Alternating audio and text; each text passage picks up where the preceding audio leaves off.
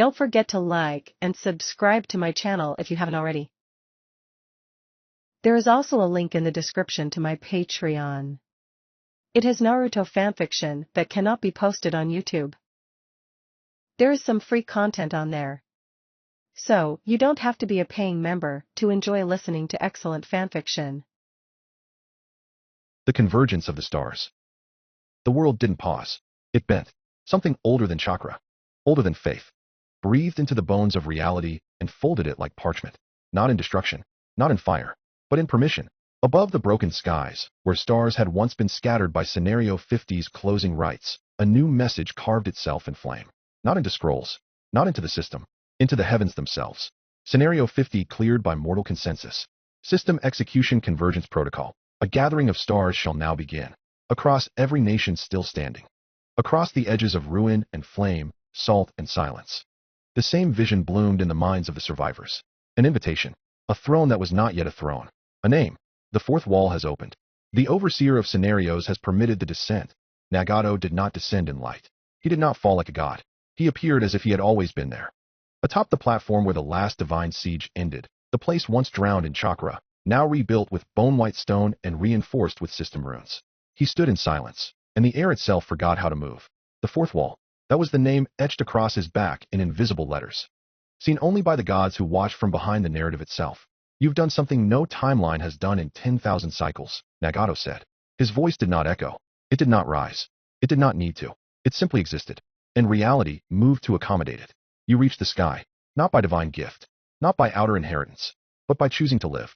He raised a hand, and the stars bowed, not with light, but with presence.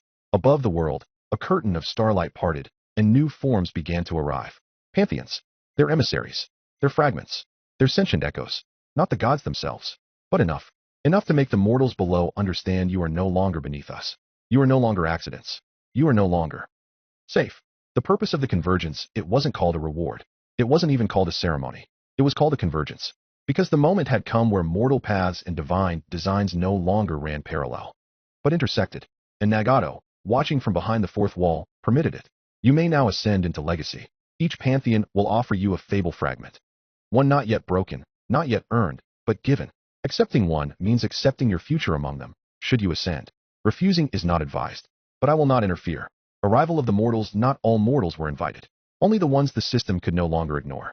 Only those who had survived not just scenarios, but narrative collapse. Only those whose fables bled into the world when they moved. From the leaf, 3 stepped forward. Sasuke Uchiha, no banner, no sponsor, no name beyond the storm. He walked in silence, and the ground cracked. The gods didn't call to him. They reached. A sword fell from the sky, shaped like a curse, glowing with Susanu's breath. A mirror whispered his name and offered him a future he never asked for. A throne of lightning sparked. Raijin's emissary knelt and said nothing. 7 pantheons extended their hands, not in friendship, in fear, because Sasuke did not ask for their gifts. He stood before them and said, "Why are you all so afraid of what I'll become without you?" Hinata Senju, she carried no blade, no scroll, no armor, only a book, bound in unknown fabric, sealed by ink no god could read. The system didn't recognize it. The divine envoys couldn't open it. But the moment she arrived, the wind stilled, because the gods remembered something they weren't supposed to. A fable that had not yet been written, a voice that had not yet spoken, and a story that would one day change everything. She is not the one who writes. She is the reason stories can still be written. Azura's mark pulsed against her spine. Threefold. A reminder that she walked with memories the world tried to forget. Minato Namikaze, he arrived without fanfare. But the sky dimmed as he approached. His sponsor. Still unknown. His timeline. Partially severed. His role in the narrative. Redacted. But even the fourth wall tilted slightly when he appeared. And Nagato nodded. Because he remembered the boy who should have lived. From the other nations, Kumo sent Darui, whose lightning had outlived 3 scenarios. Suna sent Gaara, whose eyes held the silence of a demon long gone. Kiri sent Mei, now burning with sea wrath no one could name. Iwa sent Deidara, whose explosions now left no debris. Only silence. But there were others. A girl with no name, carrying a scythe made of wind. A boy who spoke to stars, and they answered in fractured time. A creature that no longer resembled a mortal, but remembered once being one. They were the forgotten, the dangerous, the ones who survived. The gods above the pantheons did not step down. They did not speak, but their echoes moved. The iron bell of Takamikazuchi sent a forge made of sound. The temple of Indra cast a shadow across Sasuke's name. The lantern of Benzaiten flickered near Hinata and then vanished. and in the farthest constellation, the silent laughter of Inari rippled once. Watching, always watching. The emperors did not come, no sign of the heavenly demon, no trace of the Black King, because this was not yet a world worth breaking. Not yet. The stars had gathered. The mortals had been chosen. The fourth wall had been opened. And soon, the offers would begin. Hinata didn't flinch when the second stairway unfolded. The first platform had already begun to shift behind them, its brilliant skyline flickering into ritual starlight, pulsing with latent divine code as the emissaries retreated to their seated positions. The gods didn't call this a reward. They didn't call it anything. Above, the second platform opened like a silent invitation. No one spoke aloud, and no one moved toward it, until the system allowed two names through. Tier verification Senju Hinata, myth potential recognized. Tier verification Uchiha Sasuke, myth potential recognized. Access to the upper platform permitted. No other sound followed. No divine chorus. Just the quiet shift of gravity and a staircase that only two people in the entire gathering could see. Sasuke stepped forward first. He didn't glance back. Hinata followed after. The second platform didn't exist in the physical sense. No mountain reached this high. No terrain stretched this wide. It was elevated not by space, but by memory, stitched together from system permissions older than the pantheons themselves. The platform resembled a temple with no roof, its edges unfolding in arches of quiet stone, shaped into pathways that led nowhere. Around them, pillars stretched upward, inscribed with languages that no nation taught. In the center of it all were 13 figures, each standing beneath an arch not gods. Emissaries, high-ranking avatars, fragments of power, or relics built to speak on their behalf. They did not greet Hinata or Sasuke. They simply waited. The wind didn't blow. There was no sound, but presence pressed in from all sides. Sasuke kept his hands in his pockets as he approached the center. One of the emissaries, its mask carved from obsidian and shaped like a distorted Uchiha crest, took a step forward. The arch above it burned with violet light. The Temple of Indra recognizes your growth, it said. We offer you access to the first judgment blade, an inherited fable of command. Another stepped forward from a broken pillar etched in rusted steel. The arch above this one burned orange. The Forge of Susanoo offers a contract of thunder and blood. Carry the name, and no war will ever question your right to lead it. From the far end, a third emissary emerged. A mirror floated in front of it instead of a face, reflecting Sasuke's image as a child. The Court of Omoikane offers you a fable of reflection. It will show you the path of every version of yourself you did not become. Sasuke didn't respond. The offers remained suspended in the air, untouched. He glanced at the blade, the mirror, and the scroll floating near each emissary, then looked past them, toward the stone edge of the platform. Is that all? He asked. The emissaries didn't move. You offer weapons and titles, Sasuke continued. You offer control, but you didn't offer me silence. None of them spoke. He turned his back to the offerings. If I wanted to live the lives of other men, I would have accepted the cycle. I'm here because I broke it. He walked toward the edge and sat down. No one followed. Hinata stood alone at the entrance. None of the emissaries approached her. From the stone ahead, a grove of white petals drifted into view, shaped like falling paper. The platform under her feet subtly changed. Not reshaped, just softened. The lines of the system here weren't carved. They were written. A fourth emissary moved, robed in soft, colorless light, with threads of string trailing from its sleeves. Its voice was quiet. Human, the House of Benzaiten acknowledges your clarity, it said. You are invited to receive a thread of the 1,000 hands. A fable of multiplicity. Another followed. Less formal, wrapped in old paper and sealed tags. The old gate of Kusanagi offers you a token of the hidden blade. You will be allowed one edit to any divine scenario you enter. Hinata said nothing. She stepped forward, stopping just shy of the center. A breeze passed across her shoulders. One of the emissaries narrowed its eyes. You have not declared allegiance. She shook her head. I'm not here to rewrite your stories, she said. I'm here to finish mine. She stepped past the emissaries and stood beside Sasuke at the platform's edge. Below them, the rest of the convergence continued. The lower platform was glowing now. More gods arriving, more mortals being measured. No one looked up. No one noticed who had been invited higher. The sky above dimmed slightly, the stars beginning to fade back into their rightful positions. The gods hadn't spoken their final words yet, but the offers had been made, and neither Hinata nor Sasuke had answered. Minato moved through the lower platform like he was walking through a place that hadn't been built to hold him.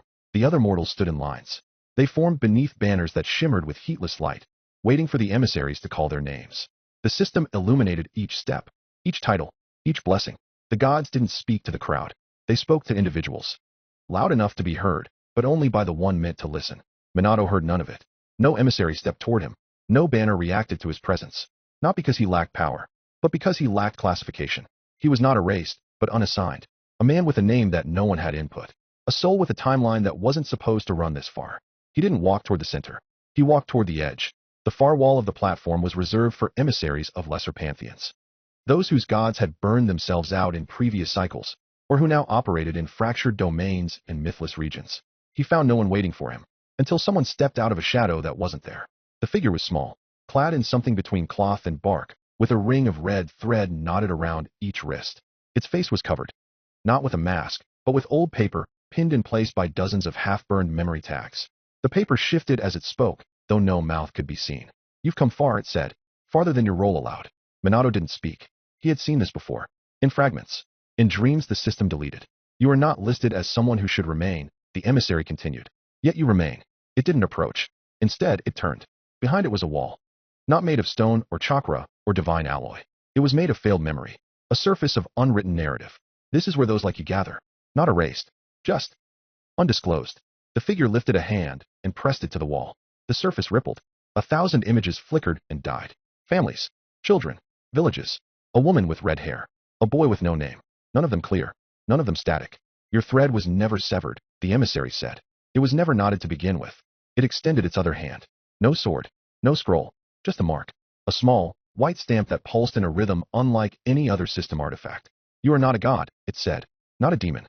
Not a child of myth. But someone has written you into the world anyway." Minato didn't take the mark. But he didn't walk away either. The figure bowed. "You have time," it said. "But not forever." Then it stepped backward. Into the wall. And was gone. Far outside of that platform. Beyond the reach of any god. Beyond the system's current boundary. Naruto sat beneath the last memory he had left. The spring didn't flow anymore. It floated. Around him, the fragments of the blade called time hung like silent stars. Each shard pulsed with weight. With loops. With death. Naruto had not spoken in days. But he had not needed to. He was not meditating anymore. He was reassembling. Not just his body. Not just his name. His existence. In the stillness of that non-place, a system line opened. Not because the system allowed it, but because he forced it. Fable path disrupted. Existential override active. Reconstruction in progress. Around him, he saw no forms. Only layers. Versions of himself layered like sediment. Some dead by trauma. Others forgotten by narrative shifts. One killed by a man in a mask. Another smothered beneath a name no one remembered. He reached into the fragments. Each one cut him. None of them remembered him. But he remembered them. "You're doing it backwards," a voice said. It wasn't foxtail. But it spoke with the cadence of something close. "Most people build themselves before they try to carry a weapon. You're carrying a weapon before you've remembered who's holding it." Naruto didn't look up. He reached forward. One of the fragments pulsed. A memory. No. Not a memory. A forgotten outcome. He saw himself in a village that never existed. Not hated. Not loved. Simply overlooked. "I don't need to remember who I was," Naruto said. "I need to remember why I stayed." The spring pulsed. Not water. Not chakra. Something older. Its name was still hidden. But it was no longer silent. And it began to rotate. Just slightly. A low, slow spiral. And Naruto breathed out. The stone around the convergence platform had become silent again. The gods no longer spoke. Their emissaries stood frozen, waiting for names to be chosen, fables to be claimed. But Sasuke wandered. He didn't follow the system-lighted walkways. His footsteps echoed through a silent corridor beneath the outer edge of the divine platform. An observation level, half-formed and barely real. That's where he found the book. It wasn't set on a pedestal or floating like a divine relic. It was just resting against the wall. Left, or forgotten, or planted. Its cover was plain, cracked like it had weathered countless storms. He touched it. It felt cold. He opened it, and the world stopped breathing. Omniscience Guide to Mortals, a compiled risk registry, as maintained by divine observers. Classified entries subject to narrative breach penalties. SSS rank. Redacted. Observation unauthorized. All known data destabilizes the structure of divine record keeping. Do not pursue SS rank the Martial King. Formerly a mortal of Konoha. Unbound by divine channels. Current location unknown. Can no longer be measured by chakra, concept, or system-level constructs. The fourth wall. Overseer of all current scenarios. Immune to sponsorships and narrative adjustment. Grants system permission. Does not receive it. The hopeless dream. Fragmented mortal. With awareness of overwritten timelines. Temporal cognition compromised. Functions as an anchor for broken versions of the world. S rank Sasuke Uchiha. Status transcendent. Denied all divine inheritance. Active ability Reijinchu. Cloak internalized Susanoo. Narrative threat rising. Refuses classification through known fables. Hinata Senju. Carrier of accumulated past life resonance. Stabilized avatar state. Domain inheritance Azura. Spiritual anchoring anomalous Minato Namikaze. Partially severed from original timeline. Sponsor unknown. Retains knowledge of unassigned eras. Potentially dangerous if allowed to remember everything. A rank Niji Hyuga. Chakra pathways approaching divine topology. Visual function beyond known bloodline limits. Bound by internal law. Resonance with Tsukuyami's observation patterns noted Deidara. Possesses a personal narrative designed to erase cause. Known to weaponize silence. Last seen speaking to a whisper that didn't belong to. This world Pakura, reanimated under divine observation. Fire attuned to emotional response. Status conditional rebirth Darui. Blade class participant. Lightning affinity aligned with order type narrative. Threat level controlled, but ascending B rank Rock Lee. Deceased. Fable earned the fire that never gave out. System note entity refused death.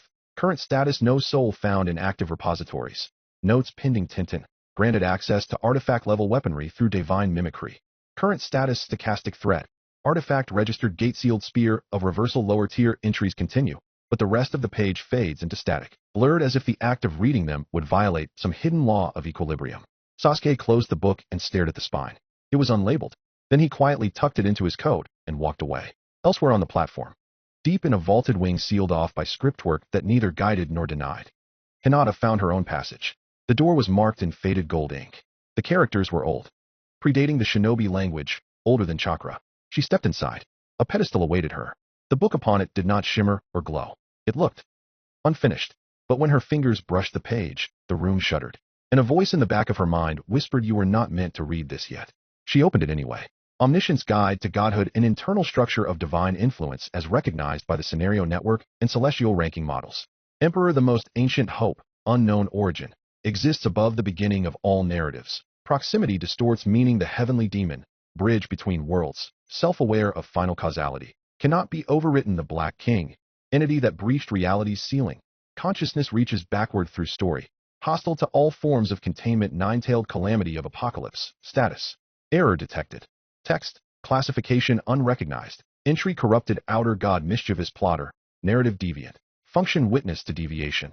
Cannot be tracked within system logs. The nameless mist that swallows law. Appears during irreversible conceptual decay.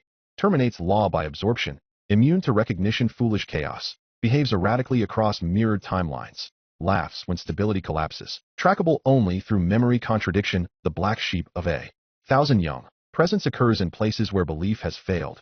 Rewrites generational identity. Presence pollutes sponsorship. Threads Yog Sothoth. Title. The gate between knowing. Exists in recursive awareness. Consciousness forms localized singularities. The eye that sees itself. Observation deity with access to narrative multitracks. Reflects potential outcomes. Sponsor to the observer myth tier. The black aspect of time. Possible anchor to Chronos. Self-contained paradox. Memory.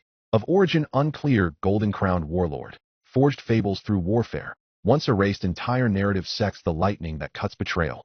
Divine bolt wielded only against those who betray. Personal truth. Severs contracts at will. The mourning matriarch of flame.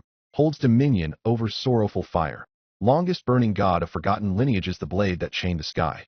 Once suspended heaven to protect a mortal. Its edge remains lodged in story itself. The one with 10,000 hands. Alters worlds through subtle correction. Manifestations often mistaken for luck. Legend tier. Indra. Authority of judgment. Cyclical inheritance through divine warfaring bloodlines. Azura. Authority of continuance. Believes all memory should be preserved through sacrificed Tsukuyami. Authority of reflection. Watches fable paths and imposes stillness. Saryuta. Recorder of ruin. Collects the names of those forgotten by the world. Kagaya. Forbidden anchor. The world still trembles where she touched it. Fable tier. Kusanagi. God of the hidden blade. Functions best when no one notices. Hachiman. The archer of resolve. Sponsors only those who refuse surrender. Takamikazuchi. The iron bell. Resounds with mortals who persist despite lost kindred. The final mercy. Allows only one grace per lifetime.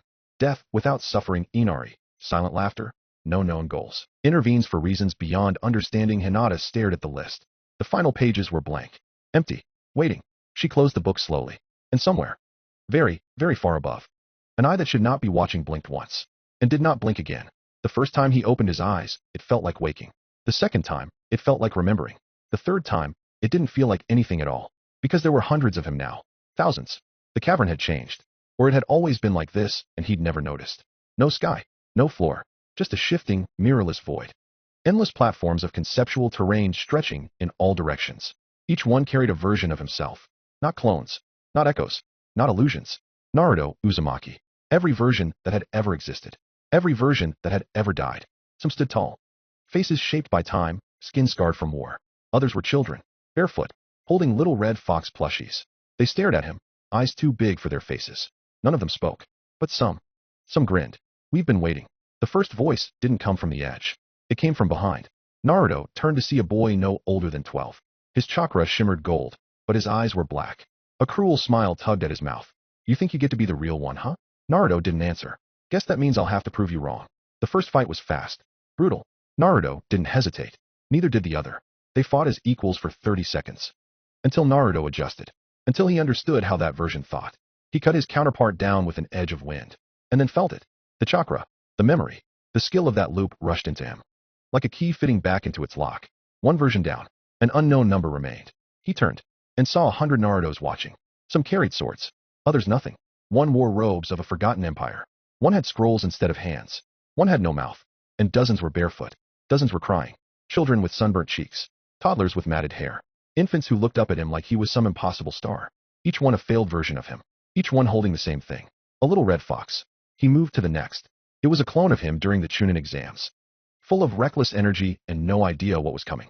He feinted left, tricked the clone into burning too much chakra, and finished it with a strike to the chest. He felt it again. The surge. Another skill returned. Another death counted. Then he approached a child.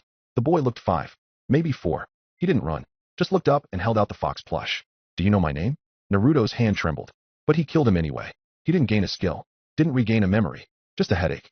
A sharp, crawling pressure at the base of his skull. He staggered, clutching his temples. The pain didn't recede. The next child was curled up on the floor, humming a song to himself. It had no words. Just a loop of soft sounds, over and over. Naruto raised his hand, then stopped.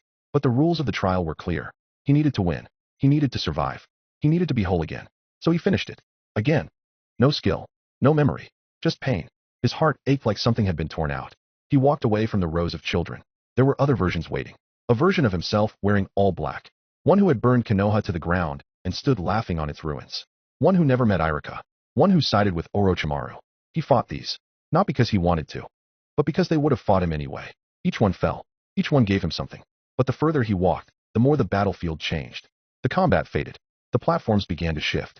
The terrain didn't just reflect the fighters. It became memories. A playground he never got to play in. A classroom where his seat was always empty. A table where 3 bowls of ramen sat. 2 eaten, 1 untouched. Then a voice came. It was his own. You're going to kill all of them, aren't you? He turned. Another him. Older.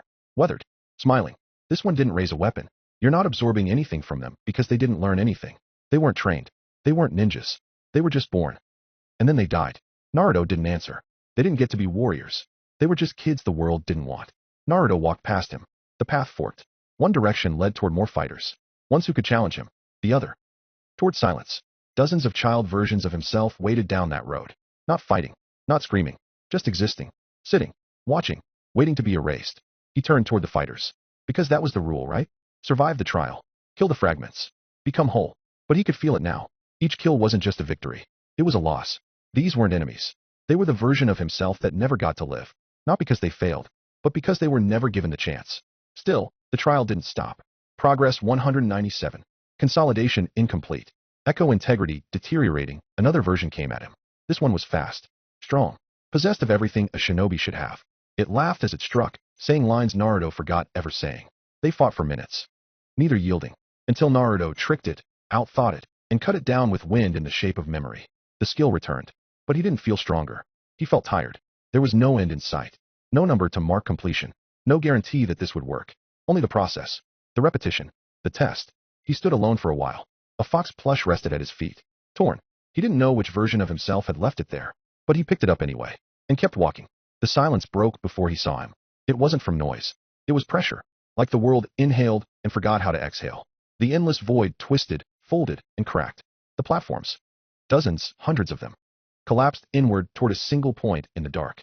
And there, standing on a bridge carved from all the timelines he had ever failed to save, was him, but older, heavier, eyes that had seen too much, clothes scorched by dozens of histories, a blade made of withered names dragging behind him like it was tired of being unsheathed, and on his chest, a faded fox emblem, painted in blood. So this is the version that made it this far. The voice wasn't cruel, but it wasn't kind either. It was tired, not with sleep, with living. You must be the monarch, then. I remember wondering what you'd look like. Naruto didn't speak.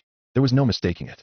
This was Naruto 1600, the one who made it to scenario 99, the one who sacrificed himself to make the world remember peace, the one who asked Obito to use him as a villain so the world could unite against him. The one who knew no one would ever remember him, but did it anyway. The space between them held no system light. Even the guides had gone silent. There was no audience, no gods, no observers, only the monarch of epilogue and eternity. And the last version of him who understood how stories ended. You're not going to talk? Naruto 1600 asked. His voice echoed with a rasp, not a whisper. A blade dragged through gravel. He tilted his head, just slightly. That's fine. I didn't talk much, either. Not toward the end. He stepped forward. I buried Sasuke 7 loops ago. Hinata. 15. Guy didn't die.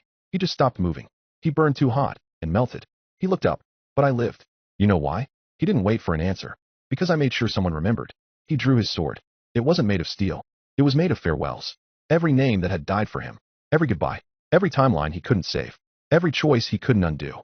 And when he swung it, the void itself bled memory. The monarch moved. They collided in silence. Fists, wind, chakra, raw story. The impact didn't shake the world. It rewrote it. Each strike clashed with divine echoes. Fable slammed against fable. Not for dominance, but for justification. Why do you deserve to be remembered? Why do you deserve to continue? What makes your story matter more than mine? Naruto 1600 was faster, stronger, more precise. He didn't waste movement. He didn't test defenses. He struck like a man who had fought every god and forgotten how to lose. And the monarch bled. Not blood, but fragments of self. You fight like someone who's still learning, he said. That's good. You'll never beat me. Another strike. Another fracture. The monarch spoke for the first time. Then why are you holding back? Naruto 1600 smiled. Just slightly. Because if I kill you, I win. And that would mean all this was for nothing. They clashed again. This time, the monarch dodged. He read the movement. Not by speed, but by storytelling rhythm. He parried with a fable. The name that engraved itself is telling its tale. The world shifted. Naruto 1600 adjusted immediately. The boy who was forgotten appears behind you. Reflection reading fails. The monarch caught a strike with wind and reversed it with plasma. But 1600 broke it mid-swing and used his foot to plant him against a wall of static. Then, quietly, do you know how many versions of me ended like this? Do you know how many times I was erased? He pushed harder. And the monarch began to see the skill. Each motion was perfect. Every chakra thread woven with post-death efficiency. There was no weakness. No hesitation. This wasn't a person. This was a god of war shaped like a man who once believed in peace. I spent 6 loops trying to become a demon king. 3 learning to be a god. 5 loops in libraries the system never indexed. He lifted his blade. And the last one? The 1600th? I asked Obito to kill me every time I hesitated. He raised his palm. You're not ready. You don't deserve it yet. The monarch shouted. Not a war cry. A rejection. He gathered wind, memory, plasma, and the unresolved grief of a boy who lived to be forgotten. And threw it all into one final strike. Naruto 1600 didn't block. He stepped into it and let it cut across his chest. But instead of falling, he reached forward and touched the monarch's heart. I wanted to die a long time ago, he said. But if someone like you exists, maybe I don't have to anymore. The world twisted. Light shattered. And the trial shifted again. The silence after the final clash didn't feel victorious. There were no cheers. No system messages. No fables triggering. No titles earned. Just silence. Naruto stood still, chest heaving. Wind peeling back from his fingertips like memory bleeding out. Across from him, Naruto 1600 remained upright for a moment. Then, without a sound, the armor vanished. The sword dissolved. The light behind his eyes dimmed. And the world changed again. The battlefield cracked. Not violently. Not like before. Not like a world ending. This time it cracked softly, like pages curling in on themselves. The void peeled away. The fractured sky unspooled like torn film, and the terrain below collapsed into a flat, endless field of white. The throne was gone. The blade was gone. Even the fables stopped whispering. There was only one thing left. A child. He stood there barefoot, ankles lost in the mist of forgotten memory. He looked no older than 6, maybe 7. His hair was shorter, messier. His jacket was torn at the sleeves. One side of his face was smudged with soot, the other still wet with tears that hadn't fallen yet. He didn't carry a weapon. He didn't need to. He was what remained. He looked up. His eyes were wide. Not like a child's, but like someone who didn't understand how they were still alive. His voice was small. It hit harder than any technique, any system line, any divine judgment. I just want someone to remember me. He took a step forward. His tiny hands gripped the hem of his shirt. Not as a god, or a weapon, or some story people read when they're scared. I don't want to be the final loop. I just want. He looked up again. Right at him. Right at the monarch. Can you tell me I matter? Naruto tried to speak. He opened his mouth. No sound came out. He reached out. But the space between them didn't close. Because he wasn't here. He was just observing. Just like all those timelines. Just like all those loops. He was witnessing a version of himself who had never been held. Do I matter? The boy asked it again. And Naruto tried. He screamed it inside himself. Yes, yes, you mattered. You matter. You always did.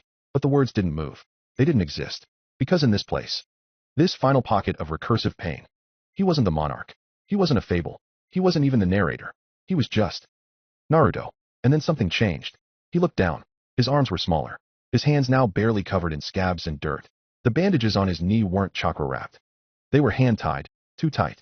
His voice caught in his throat because his throat had gotten smaller. He wasn't the observer anymore. He was a child again. A child who remembered every timeline. A child who had died 1,000 times. A child who never had someone to say his name like it mattered. The little boy across from him tilted his head. Their eyes met.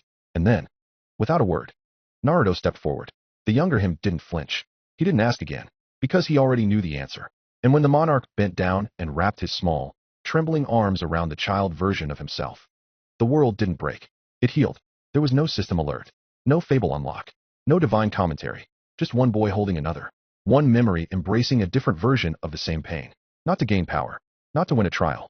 Just to say the one thing neither of them had ever heard. That they were real. The void around them began to fold inward. Not to destroy, but to reintegrate. The fragments returned, not as weapons, but as memories that no longer needed to fight. And in the center of it all, two children stood. One fading. One holding on. And in a voice only they could hear, you matter. I remember. And I will never let the world forget you again. There was no sound in the void now. Only breath. Not the breath of life. The breath that comes after death. The inhale after forgetting. The pause between identity and being. Naruto stood at the center of the collapsed memory trial. The fragments of his former selves. Warriors, ghosts, children. No longer echoed in the air. They were inside him now, not as power, not as skills, but as testament. And before him, the spring of time. It did not bubble. It did not shimmer. It didn't even reflect his image. It was still, like the memory of water, or the silence of a clock long since shattered. And then it spoke. Not in words, but in motion. The spring rippled. Once. And acknowledged him. Recognition established. Bearer Naruto Uzumaki. Status mortal undefined monarch. Warning, exuviation sequence will begin. Once begun, this process cannot be undone. He stepped forward. Not as a child. Not as a hero. Not as a Jinchuriki. Not as a god. He stepped forward as someone who had lived and died more than the world could comprehend. A boy forgotten. A name erased. A witness that remained. And the spring did not bathe him. It peeled him. His skin cracked. Not like flesh, but like narrative layers. The chakra gifted by teachers gone. The stats granted by the system erased. The buffs, the titles, the enhancements, the fable alignment stripped. Even his divine recognition began to slough off. Not as punishment, as rebirth. The wind howled. Not outside, but within. As the parts of him bound to system mechanics disintegrated. Every 10 chakra, every passive skill shadow clone efficiency, every legendary fable the wind that carves fate. Gone. What remained was Naruto. Not stat blocks. Not fable percentages. But belief. Conviction. Emotion made weapon. Loss forged into will. The monarch of epilogue and eternity. Not a title. A truth. The spring shuddered. And then rose. It did not enter him. He did not drink it. It became him. Water turned to light. Light turned to ink. Ink rewrote his bones. His cells stopped existing one by one. Each memory. Not just retained, but rewoven. His thoughts became language. His name became structure. And time whispered, you are now your own continuity. You are no longer read by the world. The world must read you. The void cracked again. Not from impact, but from adjustment. The world itself had to make room for him. Because he was no longer written into it. He was writing it back. System attempted to reassert domain. Failure. Warning, this entity is no longer bound by system restrictions. Abilities unlinked from code. Fable inheritance converted to native authority. His eyes opened. And they were not filled with fire. Not divine light. Not chakra flame. Not any power the gods could claim. They were filled with stillness. The kind only someone who had accepted all of himself could hold. The wind stirred. Not summoned. Invited. His chakra burned. But not as a system bar. His body radiated. But not with buffs. This wasn't a transformation. This was truth. Naruto Uzumaki had exuviated. And in doing so, he hadn't become a god. He hadn't become a legend. He had become something worse. Something unwritten. A monarch. Naruto stood alone. The spring of time had quieted, receding into him like a heartbeat gone still. The silence that followed wasn't empty. It was watchful. He had no HUD anymore. No system notifications. No blinking stat menus. No skill trees. Even Foxtail had gone still. Its voice waiting, perhaps unsure if it even still had the right to speak. But something called to him. A weight in his coat. He didn't remember placing it there. He didn't remember who gave it to him. But he knew its name. The tale of the utterly gutsy shinobi. He held it in his hands now. It was heavy, not in mass, but in meaning. The kind of book that shouldn't exist. The kind of story that couldn't be written by anyone the system acknowledged. He opened the first page. It was blank. He flipped through a dozen more. Still blank. But then, as if some threshold had been crossed, the ink began to bleed forward. Not from pen, not from memory, but from intention. The pages didn't form words. They formed a scene. And Naruto was no longer standing in a cave. He was standing inside a story. He saw a figure moving through the dark. Not him. Menma, dressed in travel-worn robes, cloak tattered but eyes bright. He was older now, sharper. A storm lived behind his smile. But he didn't look like someone who had fallen. He looked like someone who had been forged. The scene shifted. The convergence of the stars. The divine gathering ground where the strongest mortals were invited into the pantheons. Menma stood at its edge, but he hadn't been invited. He'd found a secret path. A broken glyph beneath the world, half written in forgotten script.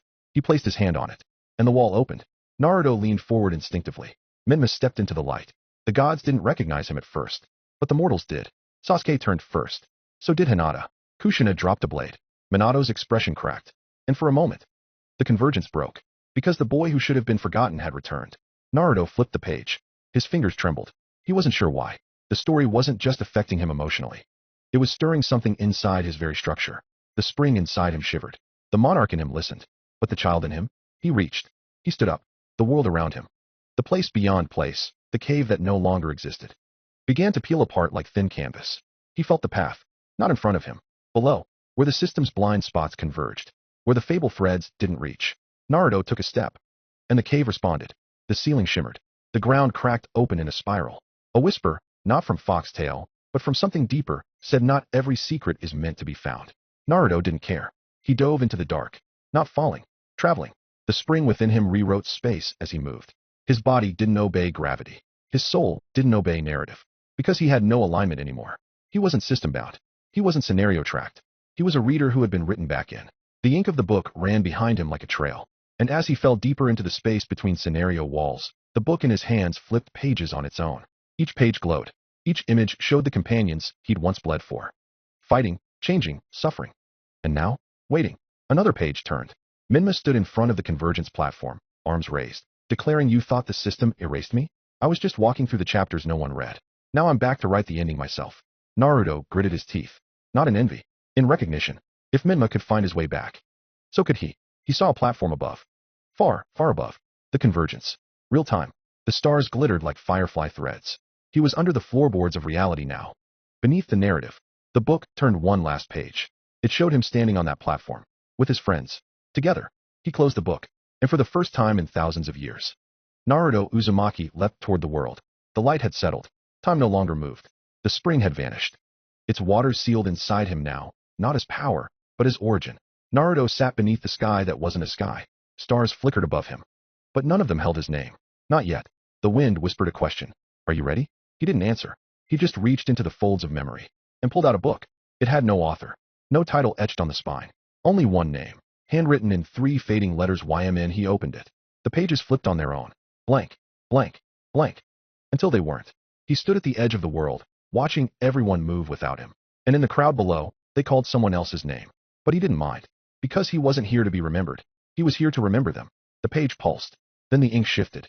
Naruto blinked and saw the convergence of the stars. But this wasn't a memory. This was now. This was a secret recording of the narrative's underside.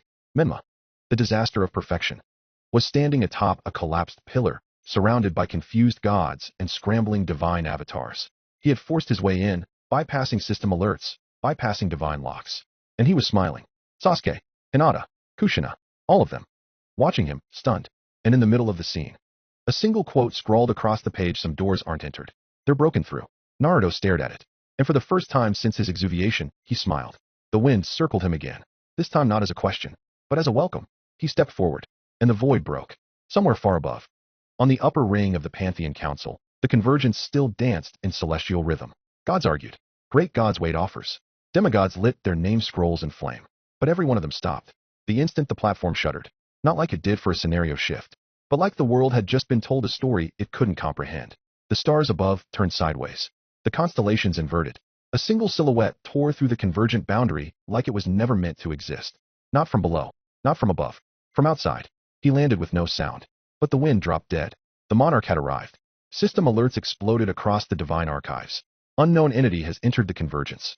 Unable to identify origin. Warning: exuviation detected. Authority signature monarch of epilogue and eternity. Traceable divinity null. Classification not yet defined. He stood still. His eyes didn't burn, but they saw everything. And the gods saw him too. One by one, the pantheons reacted. The heavens were first. A being cloaked in golden radiance descended. 6 wings outstretched. A halo not behind the head, but woven through its voice. You who have returned through your own resurrection, it said. Accept the great fable of rebirth through sacrifice. Walk as one who bore the cross of suffering and rose from the tomb of fate. A shard of the fable of Jesus Christ appeared in the air. Offered. Waiting. Naruto looked at it and said nothing. The Egyptian pantheon was next. A being of falcon shape and star-scorched metal landed in a burst of ancient script. You are one who has passed through death untouched. Join us as a bearer of Ma'at. Balance restored by blood. They offered the fable of Osiris reassembled, death and rebirth united. He didn't move. Then came the Greek gods. From behind marble mist stepped a woman whose face changed every time she blinked. Time echoes in your steps. You are kin to the one we called Kronos. We offer you the fable of Prometheus, who stole flame from heaven to give hope to the forgotten. The flame hovered. It didn't flicker. It waited. Even the Shinto gods, those who once whispered over him in hidden loops, stepped forward again. You who stood forgotten while the cycle fed others. We offer you the tale of the mirrorless shrine, once meant for another. And then, even the outer gods paused. Even the foolish chaos, the nameless mist, the mischievous plotter. All of them turned their gaze to him, not in demand, but in respect. Because this wasn't a mortal. This wasn't a vessel. This was a story that forced itself to exist. Naruto looked at them all. At the gods. At the fables. At the paths that could grant him power, dominion, recognition. He raised a hand and closed his fist. No, silence. I didn't come here to borrow power.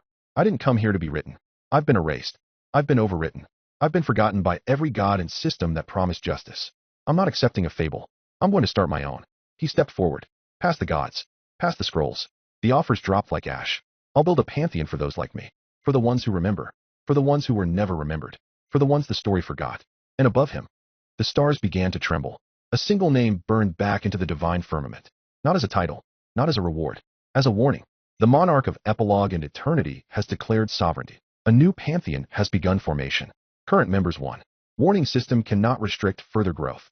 For the first time since the creation of the divine register, a mortal had claimed dominion. Not by inheriting. Not by ascending through invitation. But by making a throne from memory. And then came the name. Not whispered. Not granted. Declared. Etched across the night sky like a crack in the ceiling of heaven. New pantheon name registered Akasha. The word itself rang like a gong inside the bones of the gods. Not because of what it meant, but because of what it dared to become. Akasha. The primordial archive. Akasha. The thread beneath time. Akasha. The place where stories go when they are no longer remembered. And now, a mortal had claimed it. Divine communications surged. Myth-tier gods recoiled. Outer gods stirred in places that should not have had ears. Even among the emperors, something shifted. An acknowledgement that the balance had cracked. Voices rose across the firmament. Some screamed. Some seethed. Some simply watched. He names it Akasha. Who does he think he is? That title is forbidden. That name was sealed. He thinks memory itself belongs to him. That no one else has suffered. Arrogant. Presumptuous. Young. But the system didn't retract it. Because it couldn't. Naruto Uzumaki was no longer part of the system. He was riding over it. And still, the light grew. On the edge of the divine skyline, one by one. New stars ignited.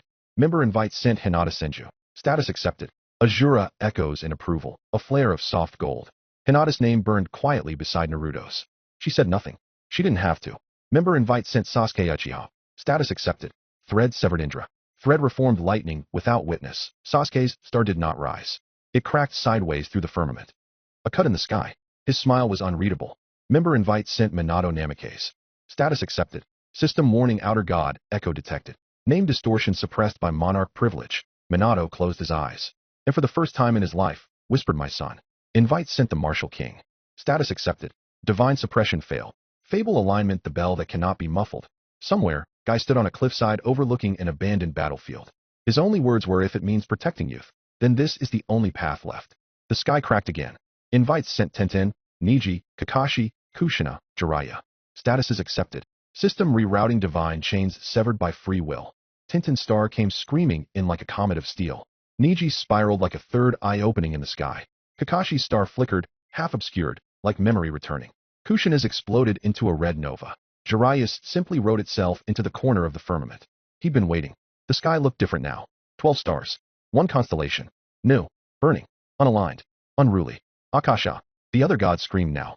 Even the supportive ones kept their distance.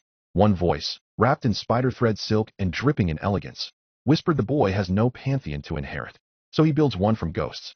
Another growled, molten with myth-tier wrath, you cannot just declare divinity and think it will be honored. A third, fragmented across 5 timelines, sighed. So the monarch of epilogue has begun his own tale. But others watched in silence, and a few tilted their crowns in quiet respect. From the broken library between stars, a presence stirred. The mischievous plotter laughed once, not mockingly, but proudly, and then a god no one remembered, one of the fabled tier from a dying world, spoke aloud, maybe we've needed a pantheon like his all along. Then came the last message. Akasha confirmed. Structure formless. Domain memory, echo finality. Alignment none. Sovereign the monarch of epilogue and eternity. Pantheon status rising. And above the heavens, where no eye had gazed for eons, a shape began to form. Not a throne, not a palace, but a library. A tower built from discarded names and broken endings.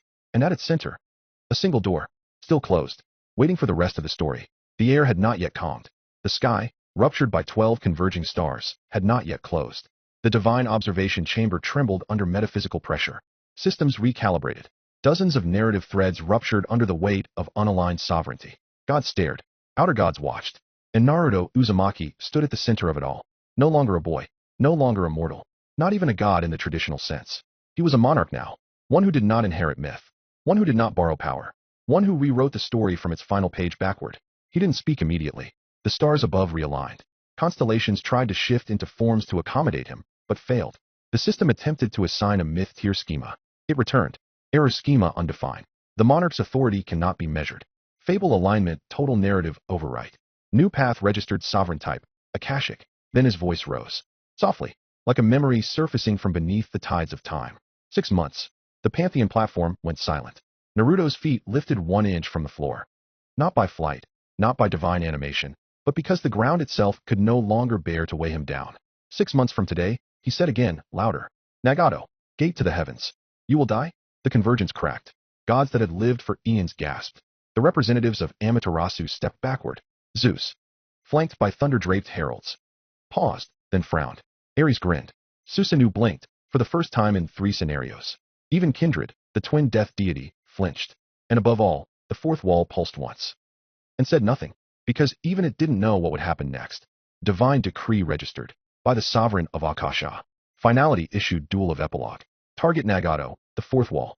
Time frame 6 months narrative time. System override divine challenge acknowledged. A scream tore through the scenario. Not from a mortal, from the system itself. And yet it could not reject the decree, because Naruto was no longer within it. He was Akasha. He was the fable. Then came the offers. Desperate, elegant, star-wrapped. The first was from the Judeo-Christian pantheon. Gilded in light and blood we offer a share of the cross. The fable of resurrection. Walk with the memory of the Nazarene. Naruto didn't speak. He just looked past them and declined. The next was from Amaterasu herself. The morning matriarch, take a sliver of my flame. Let sorrow burn in your name. My night is yours to unmake. He turned his back and declined. R.A., burning brighter than the sun, walk with me, child of time. Let day never forget you. Odin, voice echoing through ravens, be my eye. See what I see. Die, and rise again. Metatron, etched in language, write your divinity into my scripture. The tower will remember.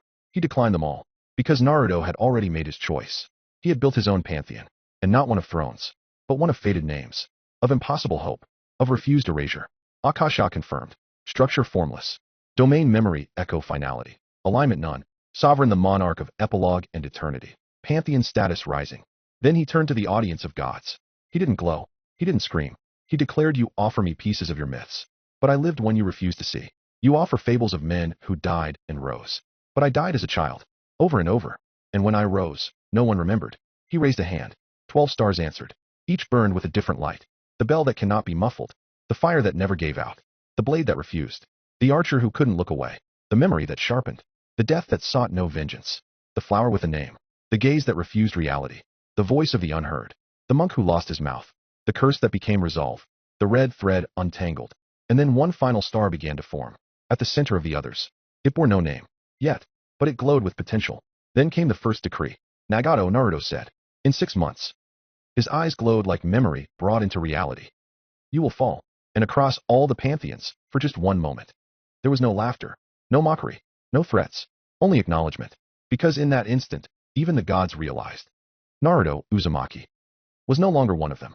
He was something they had failed to become, a god not born of worship, but of remembrance, and the story was still being written. The last bastion. He had said it, and the moment he did, the world flinched. I'll fight him.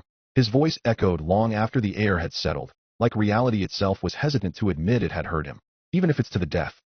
I'll be the one to stand against Nagato. The sky didn't crack. No god responded. No message arrived.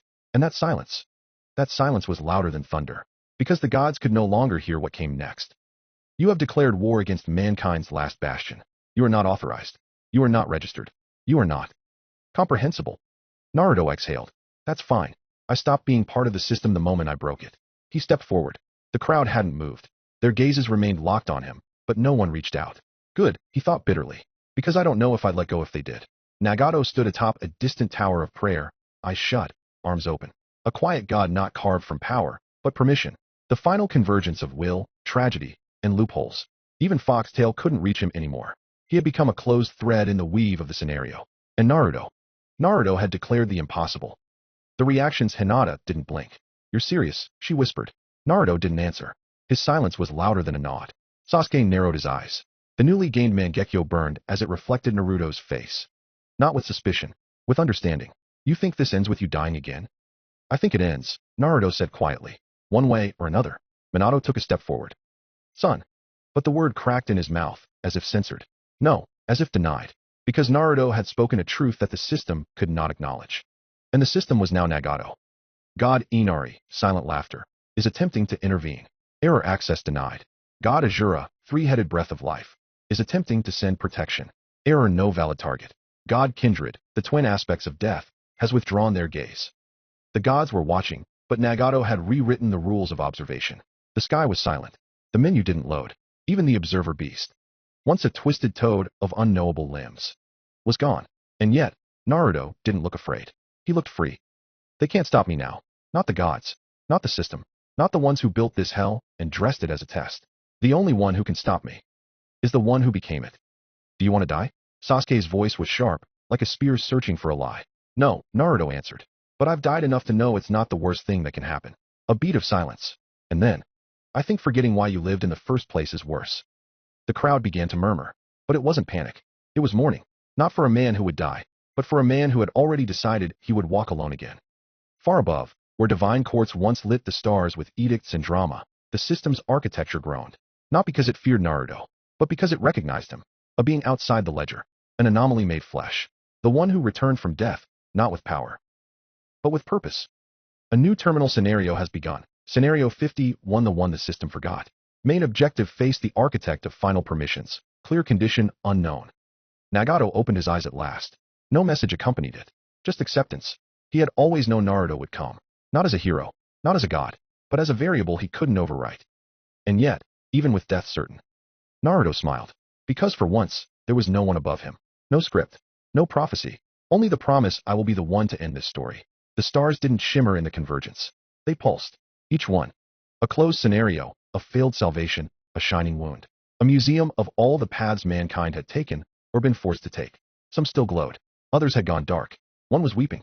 And another was beginning to open again. Not a scenario. A scar. A path no one had written. Not even the gods. Naruto stood at the center, bathed in the gravity of collapsed fables, surrounded by pantheons too stunned to speak. The pantheons that had tried to make him their champion. The heavens who offered him fragments of Jesus' resurrection. The Egyptians who whispered Horus's name. The Greeks who stretched out the fates themselves. Had all been denied. And now? Now they watched in silence as he made his own declaration. A ripple surged through the false starlight. A thread of red code parted the atmosphere. It bled reality apart. And Nagato arrived. Not like a god. Not like a man. But like a rule. Like a universal constant descending to remind the world it had overstepped its bounds. He hovered, barely moving. No aura. No divine flair. Just presence. Uninterruptible. Absolute. Terrifyingly still. The crowd instinctively looked away. They didn't know why. They didn't remember choosing to. But they couldn't bear to see him. And he didn't speak immediately. He studied Naruto. Not with contempt, but with recognition. And then, I have seen many run to their death, Nagato said softly, his voice like static etched into marble. But I have never seen someone resign themselves to oblivion.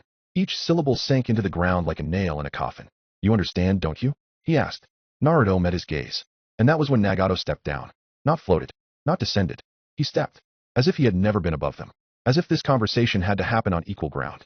And that, more than any divine message, made the world hold its breath. You think this is about me? Nagato asked, almost gently. About gods? About a final battle? He shook his head.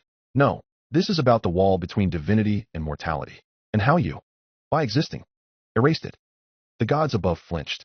The scenario itself rippled, lines of script cracking behind the stars. Nagato didn't stop.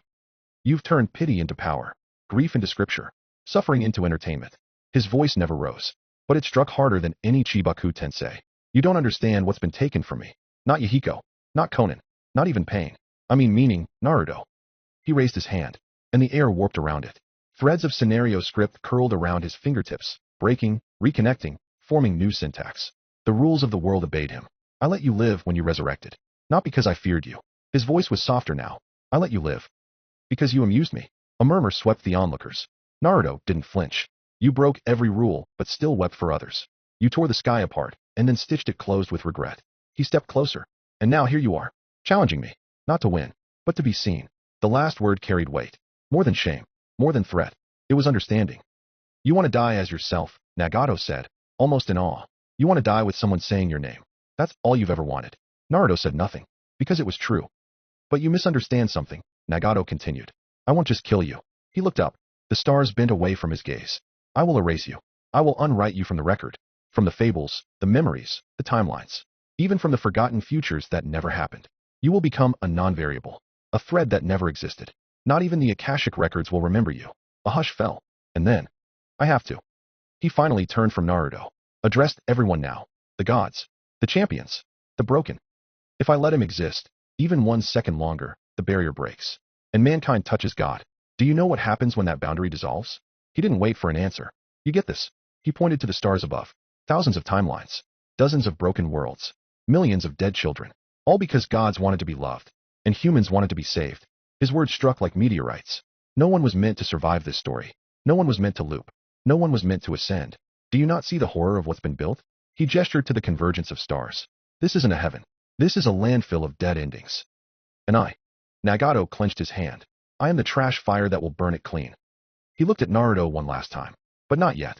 He extended a single digit. 6 months. That's all I'll give you. 6 months to gather your regrets. 6 months to say goodbye. 6 months to prove me wrong. A pause. And in 6 months, Naruto Uzumaki. He turned fully away. You will see that I'm right. The stars dimmed. The gods said nothing. And the system refused to load. Only Naruto remained, standing beneath a sky that forgot him a little more with every breath. The stars didn't shimmer anymore. They watched. Eyes without lids. Wounds pretending to be constellations. The convergence of stars had seen gods rise and die. Had seen timelines fold into themselves. Had seen fables spill blood. But it had never seen someone erase their own ending. Until now. Naruto stood in the center of it all. Not glowing. Not divine. Just unreadable. Narrative host conflict registered. Declaration unclassified. Participants 2. Clear condition unavailable. Access to host Nagato denied. Timer initialization failed. Error convergence does not recognize this challenge. Hinata's POV, he said it so simply. Like it wasn't the end of something.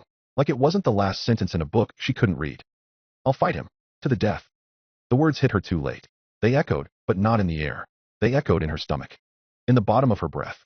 In the ache that had never healed from the last time Naruto vanished without saying goodbye. Only this time. He was saying goodbye in advance. And it hurt worse. She didn't understand. Not really. She had stood through dozens of scenarios. Had killed. Had died. Had remembered names even the gods had tried to erase. But this was something older. Not a battle. Not a declaration. A conclusion. One she didn't have the words for. She looked at him. He hadn't moved. Just stood there. Still. Book in one hand. Nothing in the other. Like he didn't need anything else. And when she looked at that book, the same book she had given him months ago, her heart tried to remember something her mind wouldn't let her. She hadn't been able to read it. Not a word. The ink had bled when she turned the page. The title had flickered when she tried to focus. She'd burned her fingers on a chapter heading once. One that said something like the day the name was erased. But none of it stayed. She forgot it the moment she blinked. So she gave it away. To him. Not because she knew why. Not because it made sense. Because it felt like it was his. Like it was always meant to be in his hands. She still didn't know how it ended up in her bag. She'd stopped asking. Some things, she had learned, were easier to carry if you didn't try to understand them. Now he held it like it was alive. And she hated how right it looked in his hands. She gritted her teeth. Not in anger. In helplessness. Why is it always him? Why does he always have to be the one who carries the unknowable? Why am I always the one left behind trying to catch up? She said nothing. Because what could she say to a boy who had already decided to die without witnesses? Crosslink blocked. Breath bound, mirror dormant. Narrative thread severance predicted. Memory retention low priority, unless remembered by another. She didn't see that message, but something inside her twisted. Like she was trying to scream into a dream. Like she was falling asleep in the middle of the ending. Please don't let this be the last time I see him. Sasuke's POV, he didn't move. Didn't speak. He understood what was happening. Because he had been Naruto's shadow. Had fought beside him. Against him. Had chased the same futures. Only to be left behind when Naruto looped past all of them. Now Naruto wasn't looping. He was walking off the page. Sasuke clenched his jaw. He had spent lifetimes trying to break the system. And Naruto had just done it with a sentence. Not through violence. Through intent. I'll fight him. In 6 months. To the death. That wasn't a challenge. It wasn't a request. It was a bookmark. The final chapter had just been scheduled. And Naruto didn't look scared. He looked relieved. Sasuke looked to the book, still clutched in Naruto's left hand, still unreadable to everyone else, still blank on the final page. Hinata stood frozen, her face locked in a question no one could answer. Sasuke didn't blame her. She had felt what Naruto was, had given him that impossible book without ever knowing what it was. And now she was watching him act like he'd read the ending. Because he had.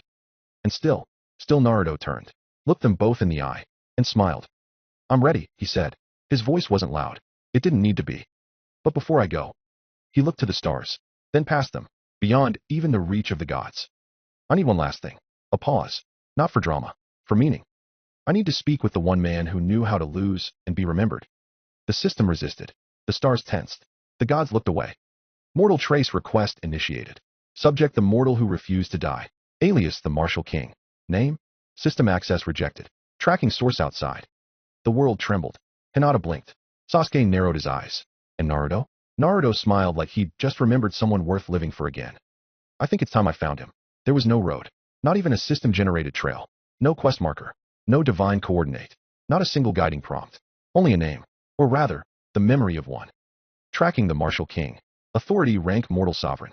Search status system override rejected. Method of navigation undefined instinct. Error user Naruto Uzumaki is not a recognized entity. So Naruto walked. Not forward. But inward. The convergence let him leave. Barely. It didn't recognize him anymore. Couldn't flag him. Couldn't stop him.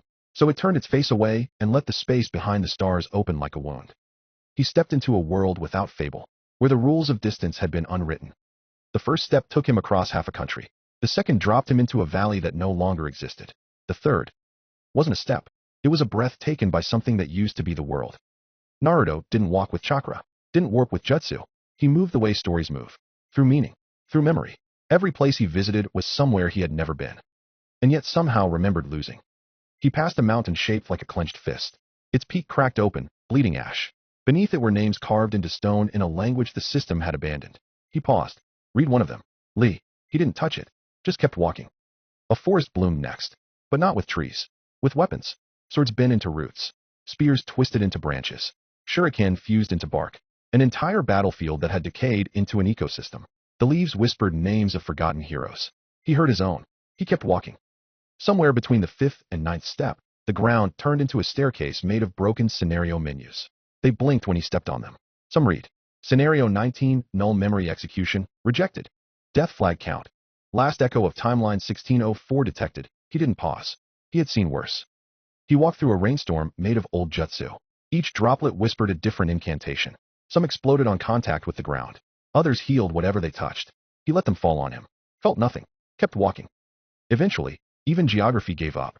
He walked across empty narrative space. A place where no world had ever been written. Where everything around him was just scaffolding. Placeholder assets the system had forgotten to erase. White voids shaped like concepts. Mountains that repeated every 300 meters. Villages made of cut dialogue boxes. Floating books with no text. Statues of people who never lived. He passed through them all. And then, he stopped. Not because he saw something, but because he felt something stop watching. That was the sign. That was the only sign he was close. The book trembled in his hand. Not violently. Like a heartbeat.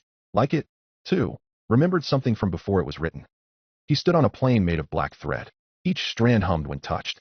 Each strand was a memory he was not allowed to recall. He stepped forward, and the threads rearranged. A staircase formed, leading upward, into a sky that did not move. You have entered the threadbound ascent. This space does not belong to the gods. This space does not belong to the system. This space remembers what the world tried to burn. Naruto exhaled and walked. The climb wasn't steep. It wasn't long. It was just wrong. He passed through pressure zones that aged his skin and then reversed it, through tunnels where the gravity looped until the stars bled sideways. He passed a river of mirrors that showed his face. But none of them matched. One was a child. One was a ghost. One was Minma. One was... He didn't look again. He walked through a shrine made of bones. They clicked when he stepped over them. Not in protest. In welcome. He was not the first to come this way, but he might be the last. Then, finally, a gate. It wasn't majestic. It was old, made of iron and silence. Above it no name, but carved in the frame. Those who burned alone may enter. He pressed a hand against it. It didn't open. It didn't need to. The world folded. The gate became a breath. And Naruto stepped through it. There was no landscape. Just fire. Old fire. Memory fire. It wasn't burning anymore. It was just existing. The kind of fire that had already consumed what it was meant to destroy. And in the middle of it, a single figure. Sitting. Not waiting. Just being. A man with white hair. A black cloak made of scars turned inside out. Eyes closed. Breathing.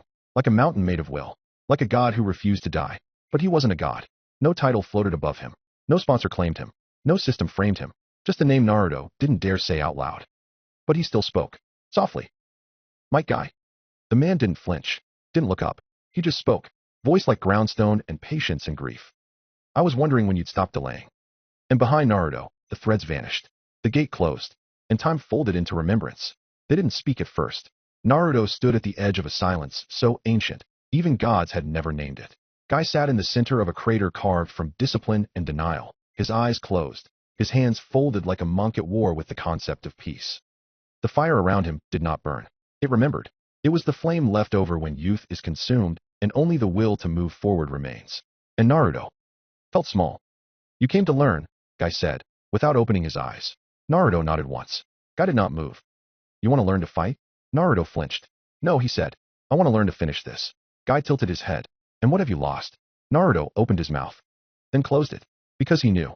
He hadn't lost enough yet. Not for this. Guy stood. The crater trembled. The fire flared. Not upward, but inward, like it was turning to face itself. And then Guy walked past Naruto without looking at him. Follow me. It began with starvation. Naruto was stripped of everything. Not by force. By expectation. The moment he agreed, the fire took his chakra. His fables dimmed. Foxtail twisted inside him, but could no longer activate. He was not allowed to eat. He was not allowed to rest. He was not allowed to use the wind.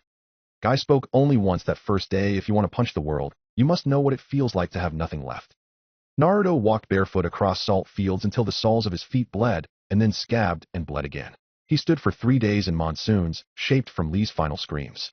He was locked inside a burning forge, and told to exhale only once every minute. Each breath was a question: do you want to keep going? Do you still think you can bear the burden? Do you understand what comes after pain? He did not answer. There was no system to record his suffering. Only his body. Only the book in his hand, now growing heavier with every form he couldn't yet name. Then came thirst. Not for water. For meaning. Guy bound Naruto's hands and dropped him into a memory-locked desert. No vision. No map. Only the voice crawl until you forget why you started. Naruto screamed once. No one heard. He bit his tongue to feel something that still belonged to him. He recited the names of his friends in reverse, just to remember why he couldn't give up. Sasuke, Hinata, Lee, Hinata again, Yamato, Sakura, Kurenai, Menma, Jiraiya, Kakashi, the frog, the fox. Names that shouldn't have meaning anymore. Names that tasted like blood.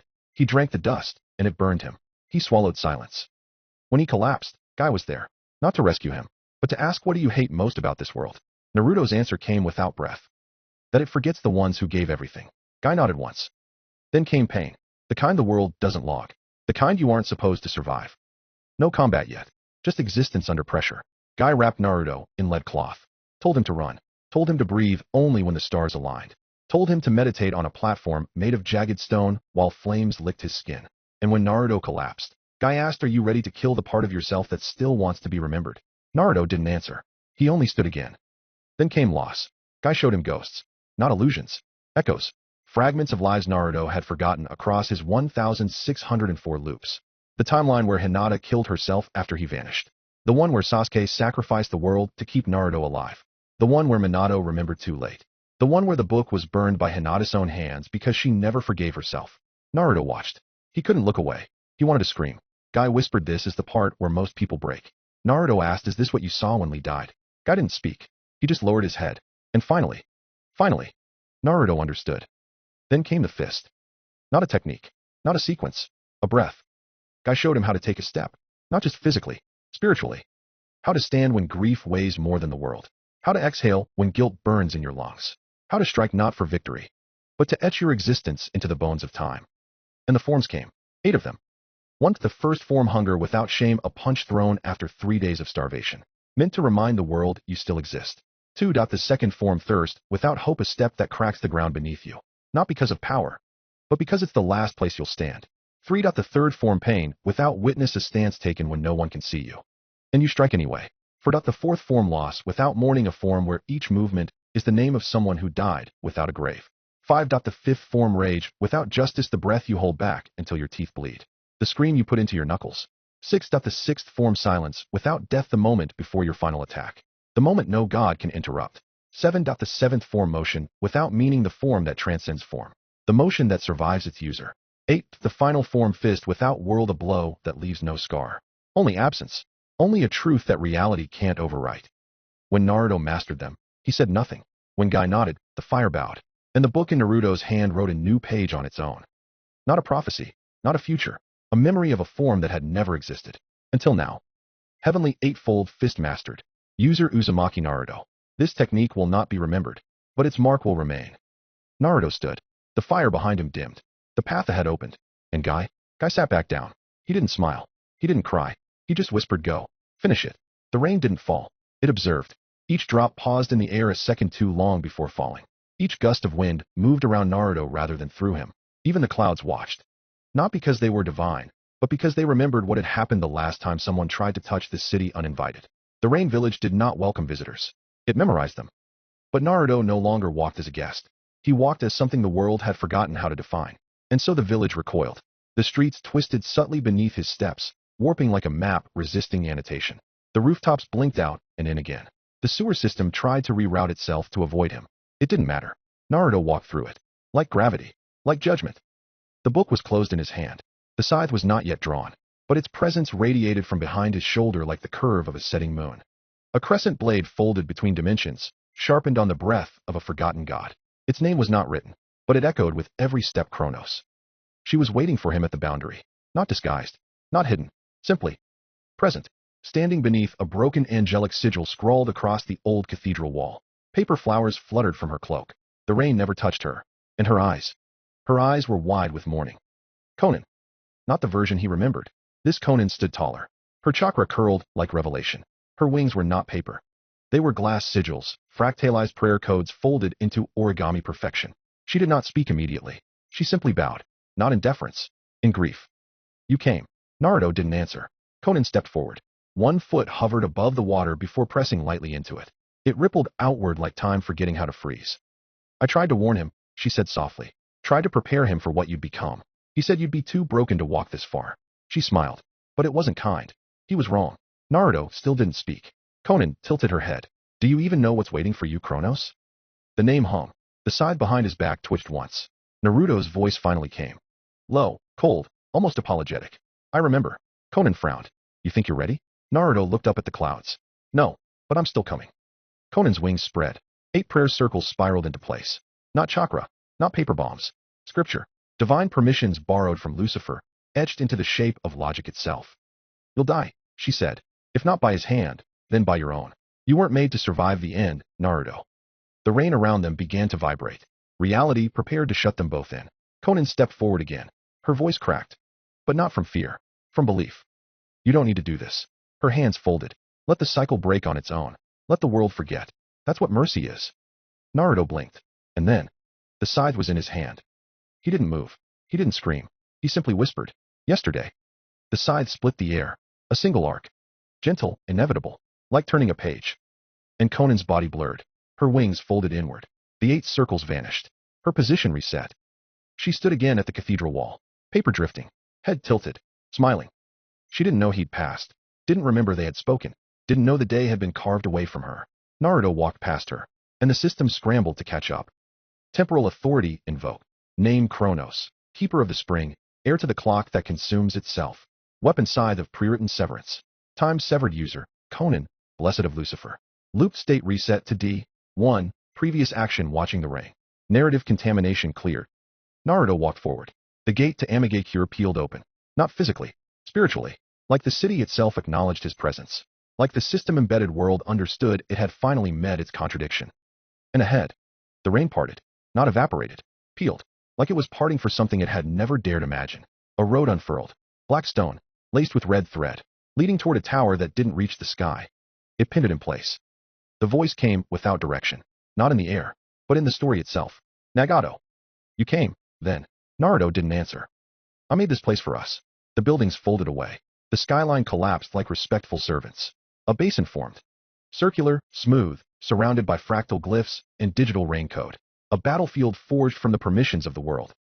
And at its center, Nagato, not cloaked in power, not glowing, just there, eyes closed, palms open, like a god willing to listen, like a god finally ready to be judged. 6 months, Nagato said, and you still chose to come. Naruto stepped onto the basin floor. The book pulsed in his coat. The scythe hummed behind his shoulder. He did not smile. He did not mourn. He simply spoke. It's time. The sky did not open. It closed. All at once. Like the world exhaled for the last time. The moment Naruto stepped onto the basin of Amigakure's hollowed-out center, every god, every pantheon, every player still connected to the system, froze. Scenario 51 initialized. Title: The fight that could not be witnessed. Participants: Uzumaki Naruto, unregistered, versus Nagato, system root host. Objective: undefined. Victory condition: unknown. Spectator view permissions granted. Broadcast initiated to entire narrative tree. The gods turned. The kings stopped breathing. The watchers leaned in. And across all realities, across all towers, across every surviving sector of existence, a boy without a god faced the one who swallowed them all. The basin had no echo, because the air refused to repeat what was about to be said. Naruto stood on the eastern edge, the scythe sheathed in a ripple of impossible time, the book bound in his coat vibrating with fabled density. Nagato stood at the western core. He did not wear armor. He wore authority. Do you know what this scenario means? Nagato asked quietly. Naruto didn't answer. Nagato smiled faintly. This isn't a death match. He raised his hand. The sky behind him rippled. Layers of system commands visible behind the clouds like exposed circuitry. This is a reconciliation attempt. Naruto's expression didn't shift. He stepped once to the right. The ground cracked. Not from pressure, but from narrative displacement. The system couldn't predict him anymore. Nagato frowned. You're outside the timeline, he said. Even the spring shouldn't have allowed this. Naruto finally spoke. I didn't come to reconcile. He lifted his hand. And the system refused to process what was inside it. Error object cannot be rendered. Subject Chronos class temporal weaponry, scythe of unmaking. Authority conflict scythe exists outside all written permissions. Nagato narrowed his eyes. And for the first time, attacked. The air shattered. Not from a jutsu, from a command. System code boiled into reality, slamming toward Naruto like a vector rewrite. Force log user equals Naruto_Uzumaki. Status null. Fate injection override. Alignment with scenario host required. Naruto flicked his wrist. The scythe blinked into existence and cut the command mid-execution. The world lagged. Scenario error.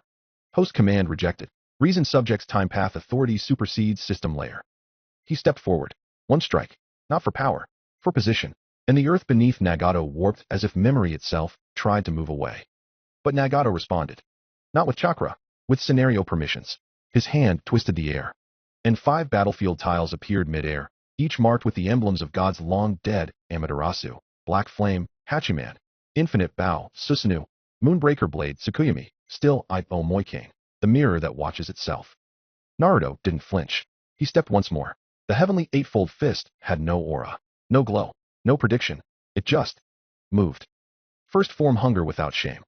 His body flickered forward, not with speed, with intention. The space between them closed before the system could record the step. Naruto struck. Nagato parried with permission itself. A wall of red script formed between them. Naruto's fist broke it. The system screamed. Scenario breach. Layer 1 broken. Nagato damage logged, 3%. Actual 73% suppressed by root access. Nagato stumbled 1/2 step back. His eyes didn't widen. He expected it. I see, he whispered. You're not fighting with power. Naruto said nothing. Nagato looked skyward. The system's architecture pulsed behind the clouds. I warned you. He raised his arms. And the sky opened. Not the real sky. The menu sky. The place behind all permissions. The architecture that held the fables in place. And from it descended fate chains. Thousands of them. Every timeline Naruto had ever failed in. Every loop. Every forgotten death. Every version of himself who had fallen short. Chains forged from his own record. They wrapped around him, locked his limbs, dragged him backward through his own failure history. Nagato whispered, "You are made of defeat. Let me return you to it." The world began to reverse. Scenarios rewound in reverse layers. Naruto saw Irika dying, Mizuki smiling, Hinata bleeding under a temple bell, Sasuke vanishing in black lightning. He saw the 1604th death. He saw the deal with the fox. He saw everything he wasn't supposed to remember. And then he broke it. Second form thirst without hope. His heel pressed into the ground. Time paused. Not just locally. Every viewer across the narrative tree blinked. Because the broadcast glitched. The video feed rewound. Then snapped. And in its place Naruto stood, chains shattered, bleeding, but upright. "Stop trying to make this symbolic," he said. The scythe twisted once. And time caught up. Nagato was already struck. System error.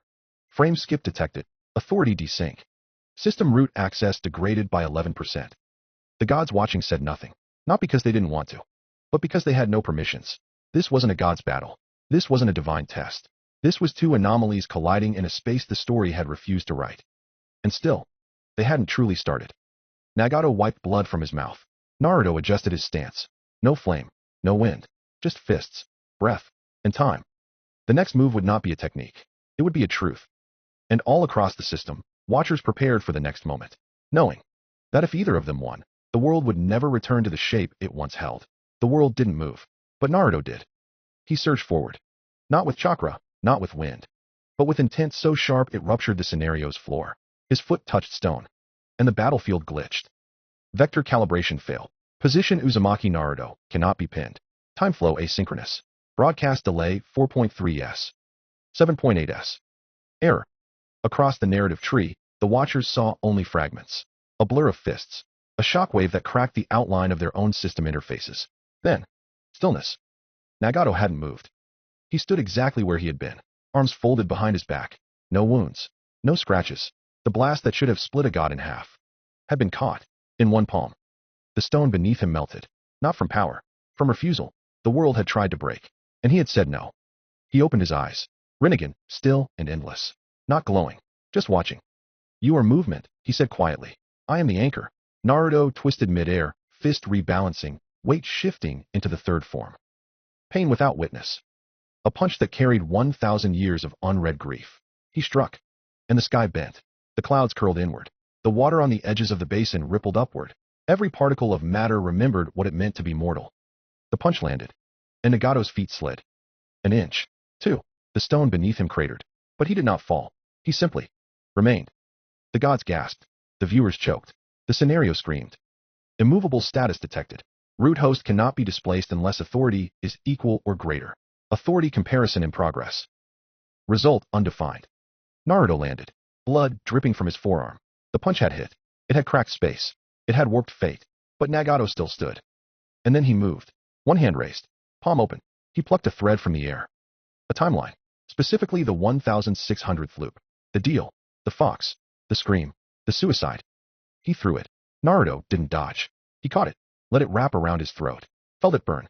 Felt the memory try to overwrite him. Felt the time of his most forgotten death crawl into his lungs. And then, he broke it. The scythe moved. Chronos answered. Time screamed. The thread snapped midair, and Naruto vanished. Reappeared behind Nagato. But Nagato had already turned. Their eyes met. One said, "I must be seen to be real." The other said, "I exist because no one else could." Nagato raised both hands. The air between them crystallized, turned into a mirror. Not reflective, reactive. It showed Naruto. But not as he was, as he could have been. The boy who never left the village. The one who married Hinata. The one who lived with his parents. The one who never needed foxtail. It was a mercy, a dream, a life that could have been. Naruto looked, and his hand burned. Mortal breakdown threshold 89%. Emotional overlap fatal. And yet, he punched the mirror anyway. Glass made of nostalgia. Shards made of memory. They sliced him open, but he smiled. "You think I'd trade it all to be someone else?" Blood dripped from his mouth. He didn't care. "I didn't come here to be happy. I came to end you." Nagato exhaled once. The mirror dissolved, but the ache remained. "You never learn," he said softly. Naruto took one step, then another, then broke into a sprint. Nagato responded with stillness. Immovable form rooted perception, the earth itself wrapped around his heels. The permissions of every scenario he had ever managed layered behind his ribs like armor. He no longer moved like a man. He moved like a command. Naruto punched again. Nagato countered with paradox. They collided, and the world buckled. The gods flinched. The system recoiled. The sky bent. And the broadcast broke again. Live feed interrupted. Scenario stability 51%. 42%. 33%. Narrative loss strain critical. And still, they fought. Naruto. The unstoppable force. The breath between disasters. The scream in a loop that never ends. The name that time forgot. Nagato. The immovable object. The last permission. The weight of the system. The administrator of oblivion. Fists crashed against commands. Scythe arcs clashed with divine recursion. Pain bloomed like static. Memory bled into reality. Time began to fracture. And through it all, neither fell. Not yet. The battlefield was no longer real. The basin had vanished into recursion. Each blow rearranged the terrain. Each movement recompiled the script. Each breath forced the system to recalculate its definition of existence. And yet, Naruto still advanced. Form after form. Strike after strike. Breath after breath. First form, hunger without shame. Second form, thirst without hope. Third form, pain without witness. Fourth form, loss without mourning. Fifth form, rage without justice. Sixth form, silence without death. Seventh form, motion without meaning. Each one fractured Nagato's armor of commands. Each one scraped a layer off his divinity. The watchers couldn't breathe, because the broadcast was stuttering. Every time Naruto struck, the screen flickered. Every time Nagato resisted, the feed muted. And now, with the final form approaching, the system began to scream. Unauthorized completion detected. Heavenly Eightfold Fist, final form charging. Intervention required. Deploy Seal Protocol Category 0, Temporal Constructs. Nagato raised one hand. The scythe vanished. Not shattered. Sealed. Folded into a dimension that no longer permitted cutting. The spring of time trembled in Naruto's chest. Silenced. But Naruto didn't falter. He didn't reach for power. He reached for form. He dropped into the final stance. Feet wide. Arms still. Breath steady. The eighth form. Fist without world. Nagato lowered his stance, ready to absorb it. He rooted himself in 10,000 scenario permissions. He closed his eyes. This would be the end. Not of him. Of Naruto. Because he had predicted every possibility. Except. Naruto turned. Not toward Nagato, but toward the edge of the basin. He looked up, where the system had carved him out, where the narrative had cut him off, where every death, every memory, every fable that could have belonged to him had been erased, where Foxtail waited in silence, behind the firewall that defined who Naruto could and could not be. He exhaled. This isn't just my fight. And the punch struck. Not Nagato. The wall. The invisible perimeter that separated Naruto from his place in the story. The divine censorship that made people forget him. The code that made every god call him undefined. The reality that made Foxtail disappear. The fist collided with absence. And the absence cracked. The system had no plan for this. Error. Error. Error. Narrative isolation protocol breached. Foxtail, return request detected. Executing restoration. The wall shattered. And from it, a name screamed. A heartbeat returned. A whisper that had once been a roar. Foxtail came back. Not as a god, not as a trait, but as a witness. The sky shook. The book in Naruto's coat burst into light, and a ripple surged outward from his body. A point of view shift. POV shift activated. Chronos turned 1600. Loading perspective Naruto 1600, the one who made the deal. The light consumed him. The battlefield rewrote itself. And standing beside Naruto now was himself. A boy, gaunt, eyes cracked from crying too long, burned scars along his arms, trembling fingers, but his gaze, still forward, still Naruto. And behind him, the battlefield glitched again. Another Naruto, then another, one with bandages, one with blood on his mouth, one with Jiraiya's coat, one with no coat at all, one still crying, one already dead, one who never learned to smile, one who never had a name. Every version of himself, whoever looped. Every Naruto who died thinking he was alone. They stood beside him. No scythe, no power, just presence. And the system couldn't stop it, because Naruto was never meant to exist alone. Nagato opened his eyes. For the first time. He looked stunned. You brought them back. Naruto didn't look at him. He looked at the other Narutos. He nodded, then whispered. Let's finish this. They stood around him, not as illusions, not as memories, but as Narutos who had lived. 100, 1000, 1604. Each wore different skin, different eyes, different burdens. But the core, the soul, was him. The system tried to tag them. It failed. It tried to label them by regression number. It couldn't, because each one was no longer a past. They were now the foundation of something new. Naruto stood in the middle, eyes wide. Heart still, the sides sealed, the battle paused, and for the first time in history, he remembered all of himself. Turn one step forward, the one who never made it past the scroll, who died with Irika's blood on his hands, who cried for a week without knowing why. He placed a hand on Naruto's shoulder. You don't have to cry for us anymore. Turn 22 followed, the one who starved in the cave, who killed Kakashi by accident, who begged for another loop. He grinned. You got further than any of us thought. Turn 73, still trembling, the one who let Hinata die, who never recovered, who tore his own throat out. I never forgave myself, he said, but maybe you can. Turn 304, the one who smiled, even as the sky collapsed. Don't be afraid to smile again, he whispered. That was always our strength. Turn 999, the one who reached the library of the dead, who saw the books, who almost remembered. I couldn't open the last one, he said, but you can. Turn 1600, the one who made the deal, the one who saw everything, the one who whispered foxtail into reality. He stepped last. No words, just a nod, and the flicker of the foxfire in his eyes. Naruto understood. He breathed in, and they walked into him. Not as ghosts, not as echoes, as selves. The first one vanished into his chest, then the next, and the next.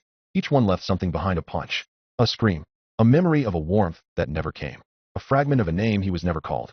And as the final one entered, the system fractured. POV merge complete. Turn sync 41604. Status unified regression line.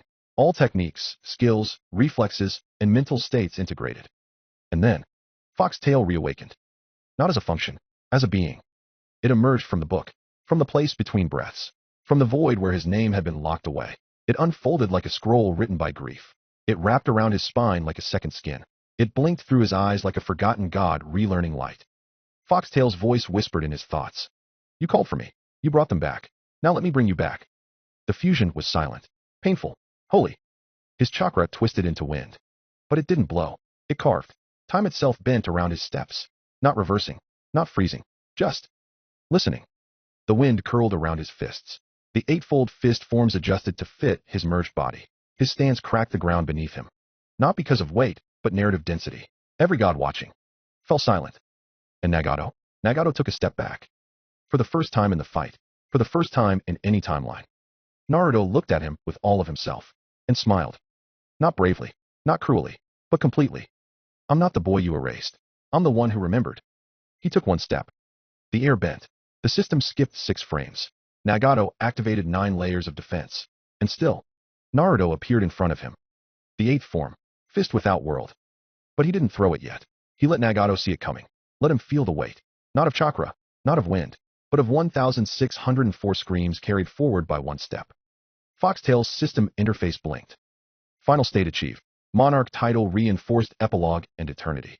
Hidden title activated the turn that could not be forgotten. And the punch came. Not yet to end the fight. Not yet to kill.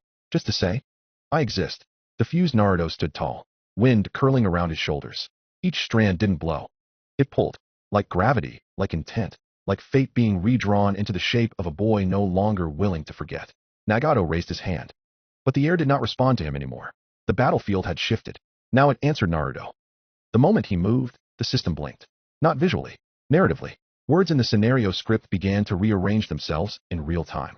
He didn't throw the 8th form punch. Not yet. Instead, he turned his palm outward. Wind coiled around it. It didn't roar. It whispered. And from it, he activated a name that had slept for far too long. Cleave.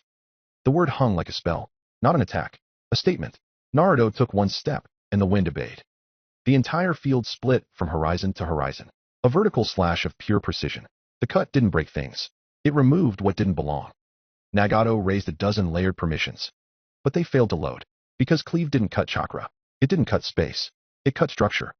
And the structure said this wall is protecting you. This platform is giving you an advantage. This code is holding the scenario together. Cleave removed all 3. Nagato stumbled. Just half a step. But the gods gasped.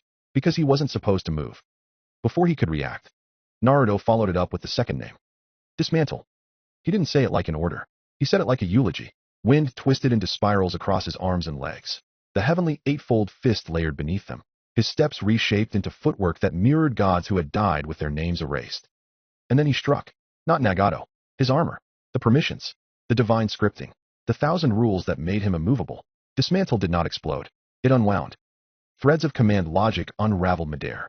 Scenario borders turned to ribbons. Status effects canceled themselves. Reality shuddered and wept. Nagato grunted, a sound the world had never heard. He dropped to one knee. The Rinnegan in his eyes crackled. Impossible. His voice trembled. Not from fear, from disbelief. Naruto inhaled. The wind obeyed. His skin began to glow. Not with chakra, with plasma. Not 10%, not 50%, 100%. His body ignited in an aura of white-blue friction. His skin blurred into light. His heartbeat thundered with every loop, every death, every friend who died too soon. Fujin formed terminal plasma, 100%. The air around him vaporized. The sky above bent inward. Last time, this had broken the scenario. This time, it broke the room Nagato was hiding in. Naruto vanished. Nagato raised his hand, but he wasn't fast enough. Naruto appeared inside the trajectory of his system defenses. A fist cloaked in 100% plasma. Foxtail behind him. 1604 screams beneath him. The eightfold fist between them. And he threw it. The impact ruptured the broadcast. For 3.4 seconds, nothing existed. Just wind, and memory, and pain. Then, the dust settled. Nagato was on the ground. Cratered. Bleeding. The left half of his chest was torn open. Damage 72%. Permissions burned. Narrative layer defense critical. And Naruto? Naruto stood above him. Breathing hard. Not smiling. Not gloating. Just hurting. I didn't want to kill you, he said. I just wanted. He never finished. Because Nagato moved. Not fast. Not flashy. Just finally. He lifted one hand. 2 fingers extended. And cut reality sideways. A single command override. Scenario authority root tier override. Target Uzumaki Naruto. Action sever. Naruto blinked. Looked down. And saw his own body. Cut in half. Mid-torso. Plasma fizzing at the edge. No blood. Just narrative static pouring out of him. He didn't fall. He hovered. Held in place by the shock. By the delay in meaning. The gods gasped. The audience screamed. But no one could move. Not even Naruto. Nagato stood. Cracking bones into place. Breath ragged. Voice like cracked iron. I told you. I warned you. You were never supposed to exist. Naruto's hands trembled. The sides still sealed. Foxtail flickering. Plasma failing. But he didn't die. He just whispered. Not yet. He was cut in half. Clean. One half of Naruto hovered midair, waist to shoulder, bloodless but unraveling. Like a memory being deleted line by line. The other half hit the ground like a discarded sentence. Narrative static hissed around him. The system read. User Uzumaki Naruto. Status severed. Death probability 99.9999%. Healing not supported. User outside system. Resurrection rejected. No divine anchor. The world held its breath. Live broadcast feed. System Tower Network. Konoha Command Center Scenario Division 6. Hinata watched with her hand over her mouth. The screen blinked static. And then came back. And she saw him. Floating. Broken. Alone. No. Sasuke gritted his teeth. A teacup shattered in his grip. Beside him, Kakashi looked down. Tintin fell to her knees. Lee's spot remained empty. Guy's name. Still missing from the broadcast roster. Suddenly flashed online. Humo. Suna. Kiri. IWA. Every alliance. Every war camp. Every survivor watching Scenario 51. Froze. Among the gods, there was silence. No cheer. No mocking laughter. Just Inari, still watching. Indra, standing. Kindred, pausing in the middle of their judgment. Amaterasu finally spoke. Is that it? And somewhere above them, beyond even the narrative tree, a laugh began. Not cruel, not amused, just knowing. Back to Naruto. He couldn't breathe. He had no lungs. He had no lower body. His plasma had collapsed. His scythe was sealed. Foxtail flickered behind his eyes, static stunned. His chakra had nowhere to go. And still, he blinked. And saw something. Not outside. Inside. His wind. His breath. It wasn't moving to survive. It was moving to remember. And that's when it clicked. Not as a gift. Not as a blessing. But as a truth. He didn't need to heal. He needed to reconnect. Life was not a gift the world gave him. It was the name he refused to give up. He clenched his hand, even though it wasn't connected. And the air obeyed. Wind curled through his torn torso like a whisper of fire returning to a candle. It didn't sow flesh. It rewrote identity. The plasma came next, flowing backward, against pressure, against entropy, against God, not as an attack, as remembrance. Naruto whispered, "You thought I died when you forgot me." His voice was broken, but louder than anything Nagato had heard. "You thought you killed me when the system sealed my name." The halves of his body began to align, not with healing, with meaning. But I didn't live because the world let me. I lived because I chose to remember myself. Wind howled. Light curled through his ribs. Time slowed.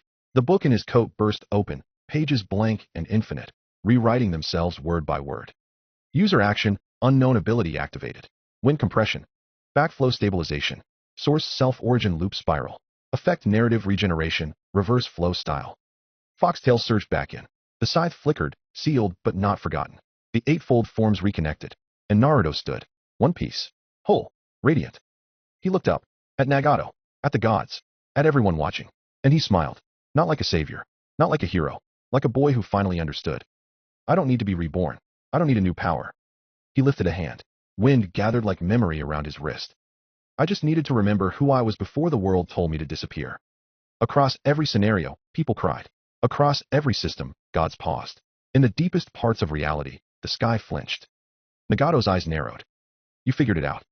Naruto stepped forward, fully formed, stronger, but not because he healed, because he refused to be a fragment. I'm Naruto Uzumaki. Wind laced across his knuckles. And I'm still here. Nagato stepped backward. Only once. But the world noticed. The scenario groaned. The system gasped. The gods, silent for so long, leaned forward. Because Naruto had not just survived the severance. He had understood it. His body glowed with memory, not chakra. The plasma sparked like poetry. The eightfold forms burned inside his bones. And behind him, wind gathered, spiraled, and unfolded. They weren't wings in the traditional sense. They were breathtaking shape. Motion stabilized by belief. Wind crystallized into destiny. Two great arcs curved from his shoulders. Feathered not with feathers, but with cleave, precision that split illusion from truth. Dismantle, unraveling that denied systems their structure. Fujin form, wind that scorched time itself. Eightfold fist, form, breath, will, repetition. Spring of time, Chronos loop folding fracture. 9 pieces of the fruit, each containing a divine inheritance stolen and rewritten into mortality. And when they spread open, the air cracked. Not with pressure, with permission. New authority registered. Monarch of epilogue and eternity, vector crown unlocked. Field expansion dominion of wind and time. Status absolute vector control. A dome exploded outward. Invisible, but undeniable. Everything inside it obeyed him. Wind bent at his will. Sound paused at his glance. Time looped under his feet. Even gravity hesitated. The rain stopped. The ground stilled. And Nagato felt his lungs stall. What? He tried to move, but his breath reversed. The air pushed into his throat upward, not downward. His body seized. His blood started flowing backward. I'm done playing, Naruto said. His wings pulsed once. The vectors in the space around him rewrote, like sacred geometry, folding itself flat. I've seen 1,604 versions of myself die. Another step. And every time, I thought it was because I wasn't enough. The wind lashed outward, cutting through the sky, removing it like it was nothing but scenery. But I wasn't the problem. You were. Another pulse. Nagato dropped to one knee. His body no longer obeyed him. Even his divine permissions flickered, bent around, mirrored. They fired inward. The world understood. This wasn't a technique. It was a domain. Inside it, Naruto did not fight. He declared. He spoke once. Wind vector inversion. Nagato's chakra veins collapsed. His vision blurred. He tried to call the system. And the system couldn't find him. Because inside Naruto's field, there was no higher order. Just breath. Just wind. Just motion. Just Naruto. Nagato collapsed fully. His knees hit the floor. His voice failed. His mouth opened. But the air refused to enter. He reached for a command. Any command. And Naruto didn't move. He just whispered. You build a world where people only matter if they're remembered. I build a world where people matter because they chose to keep going. The wings folded. Not to strike. To close the story. Your system forgot me. That was your first mistake. A final gesture. A vector twist. Not brutal. Just true. And Nagato's permissions collapsed. He fell. Not hard. Not violently. Nagato collapsed like a curtain lowering after the final act. Quiet, slow, performed to the end. His body no longer obeyed him. His commands failed to load. The system had stopped recognizing him. There were no last attacks. No final monologues. Just silence. Naruto stood across from him. Wings still open. Vectors still humming. But he said nothing. Because there was nothing left to fight. And yet, inside Nagato's mind, a voice whispered. Not words. A memory. Years ago, somewhere beneath the stars. He was 7. It was raining. Konan was asleep beside him. Yahiko had gone to steal rations. Nagato stared at the ceiling of their collapsed shelter, waiting for a dream to find him. And then, he saw her. Just once. She stood in the rain. Not touching it. Not inside it. Above it. The heavenly demon. The one who watched. The one whose presence unspooled reality like thread. She didn't speak. She didn't move. She just watched him. Nagato had cried that night. Not because she was terrifying, but because she felt like his mother. He didn't know why. He still didn't. He just knew. He had waited for her to say something. Anything. Why am I alive? Why me? Why do I remember things I never lived? Why do I feel like I've been here before? She never answered. She turned and walked away. He never saw her again. Present day. Nagato lay bleeding into the vector field, his breath slowing, his vision flickering, and still, no voice, no sign, no comfort. He coughed once, tried to smile, but it was a broken thing. He looked up, not at Naruto, at the sky. Why won't you say anything? His lips trembled, just once. I did everything you asked. I tore the world apart for you. I killed for you. I became a god for you. A pause, tears in his eyes. He whispered it. Like a child, like a curse, like a prayer. Mom. Nothing answered, and Nagato died. Broadcast feed, world reactions. Konoha Hinata dropped to her knees, hands over her mouth. Sasuke stood beside her, not crying, not breathing, just witnessing. Niji turned away, unable to watch. Tintin said nothing. Might Guy reappeared in the system for the first time in chapters, his presence listed as passive observer. He whispered something only Lee would have understood. The gods Amaterasu closed her eyes. Susanoo bowed his head. Indra stared. Inari smiled. Kindred marked a name off their list.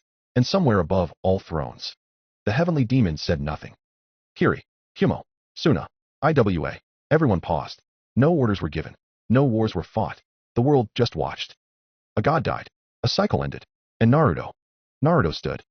He turned slowly, his wings of wind folding back into his shoulders. His scythe returned to his hand. Foxtail closed the final page of the book, and the system wept. Scenario 51 complete. Victor Uzumaki Naruto. System host Nagato. Dead. Scenario control shattered. New route anchor detected. And then came the sound. Not a voice. Not music. Just narration. Like a story long forgotten, finding its way back to the first reader. Great Fable Awakening.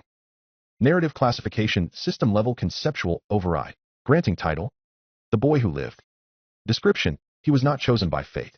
He was not remembered by gods. He was not allowed to exist. He died, and died, and died again, and still came back.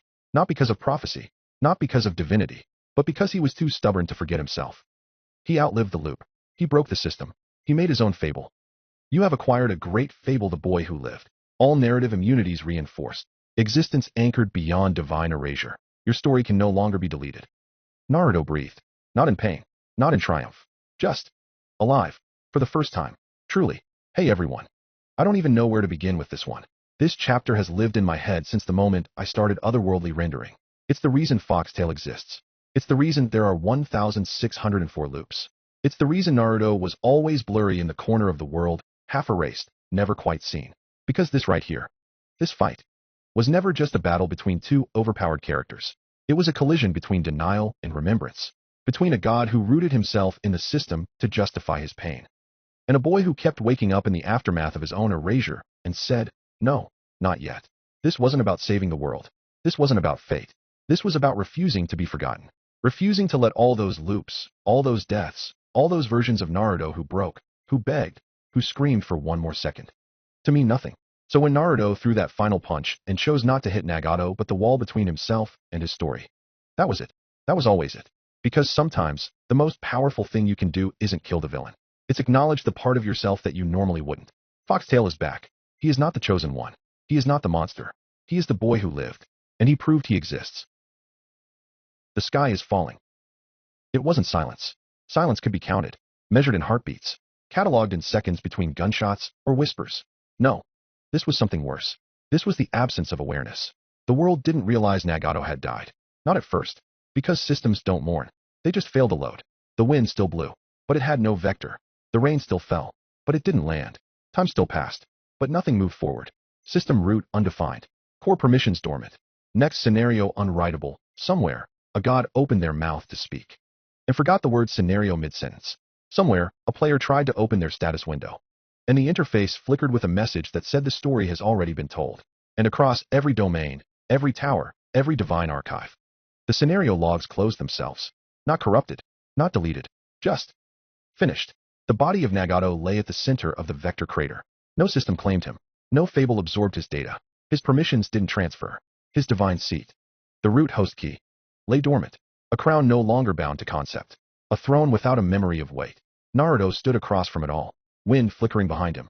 No wings now, just breath. just a heartbeat that had stopped trying to be understood. And still, the sky did not weep. Because the sky had not been written yet. He turned and walked away, not because he was finished, but because he refused to continue someone else's sentence. Behind him, the gods finally noticed the noise had stopped. Amaterasu tried to speak a divine law, but her mouth was filled with system dust. Susanoo reached for his permissions, only to find them reordered in a dialect he no longer recognized. Kindred, in both wolf and lamb aspect, tilted their heads. And for the first time since death was born, neither could determine who was next. Inari stood beneath a tree that hadn't existed until 5 seconds ago. She said nothing. She smiled once, and began knitting the names of the dead into her sleeves. The heavenly demon did not speak, because she hadn't arrived. Yet, Scenario 51 completed. Root host dead. Initiating failsafe. Failsafe not found. Reboot unavailable. This system has no master now. Sasuke stared at the fading feed, then at Hinata, then back again. He did it, he whispered, but the words felt false. Not because Naruto hadn't won, but because there was no system left to define what winning meant. Hinata looked at the static screen. Her hand rested on her chest, and for a moment, she remembered the book she once gave away. The pages had gone blank.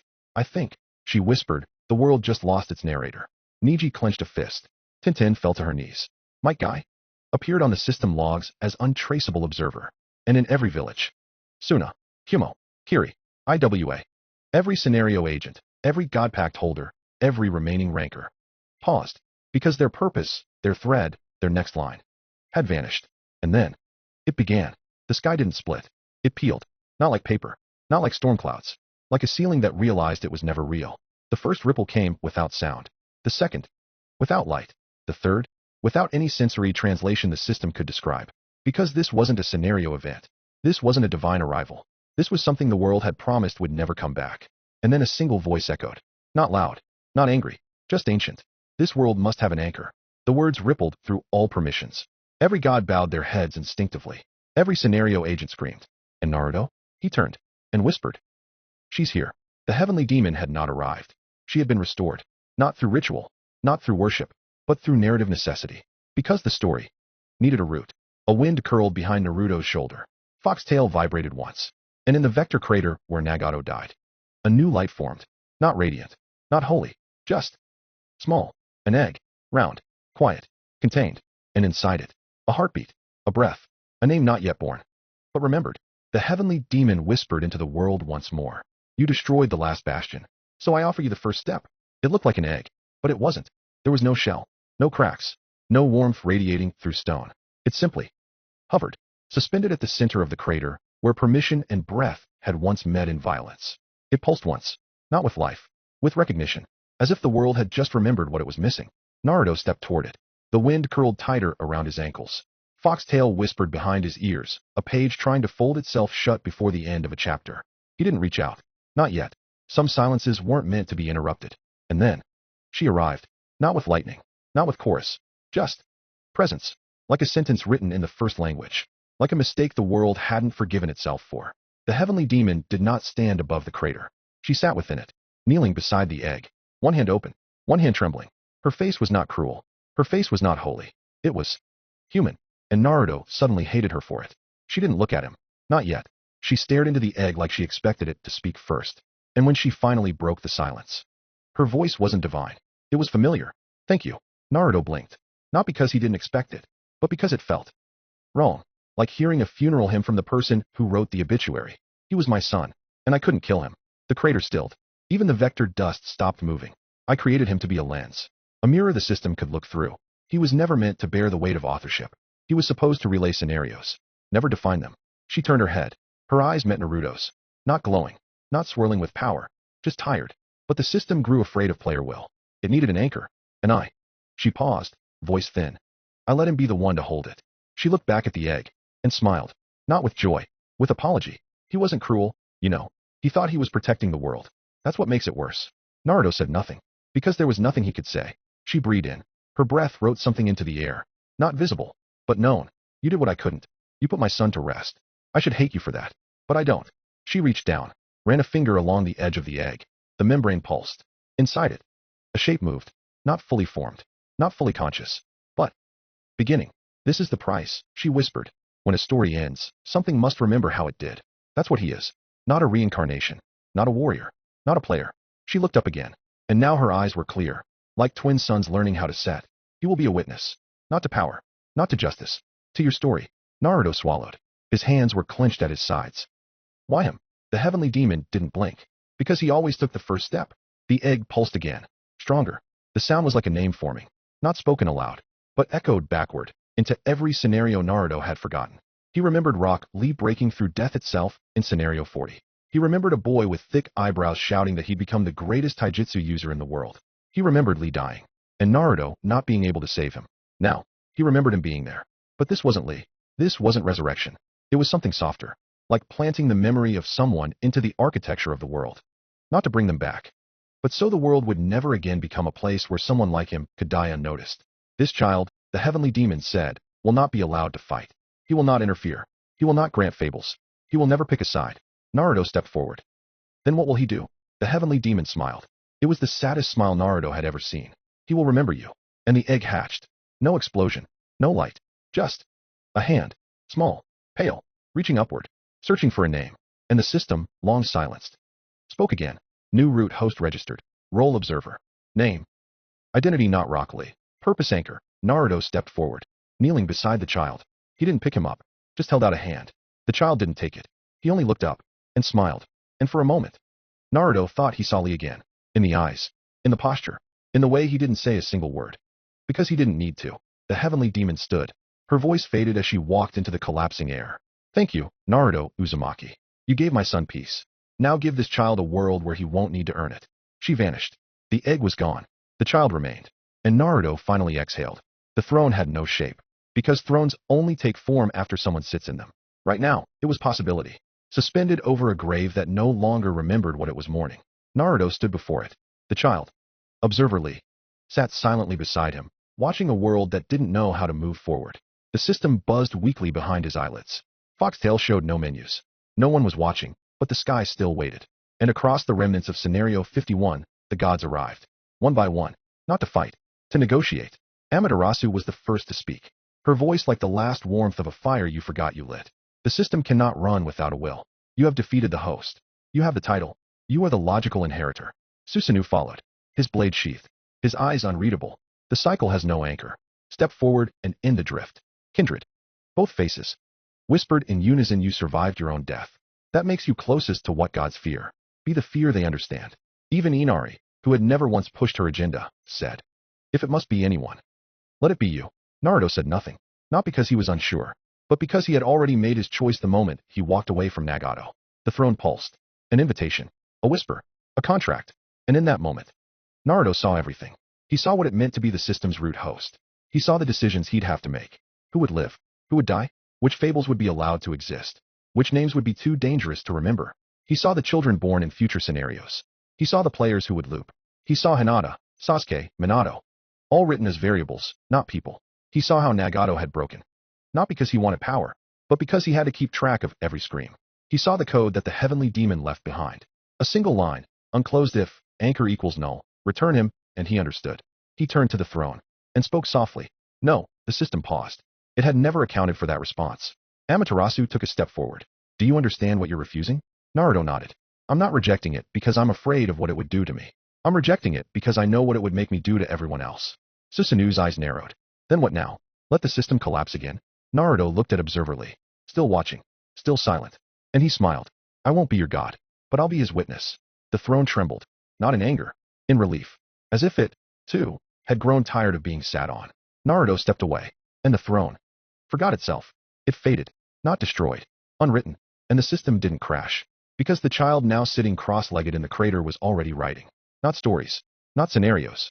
Just memories. Observer Lee blinked. And in that blink, the world stabilized. System reboot stabilized. Root host observer entity. The first step that never stops. Scenarios paused until further observation. God permission tears frozen. The gods stood in silence. No one dared speak. Because for the first time in their lives, no one was in control. And that terrified them. Naruto turned. Walked toward the edge of the crater.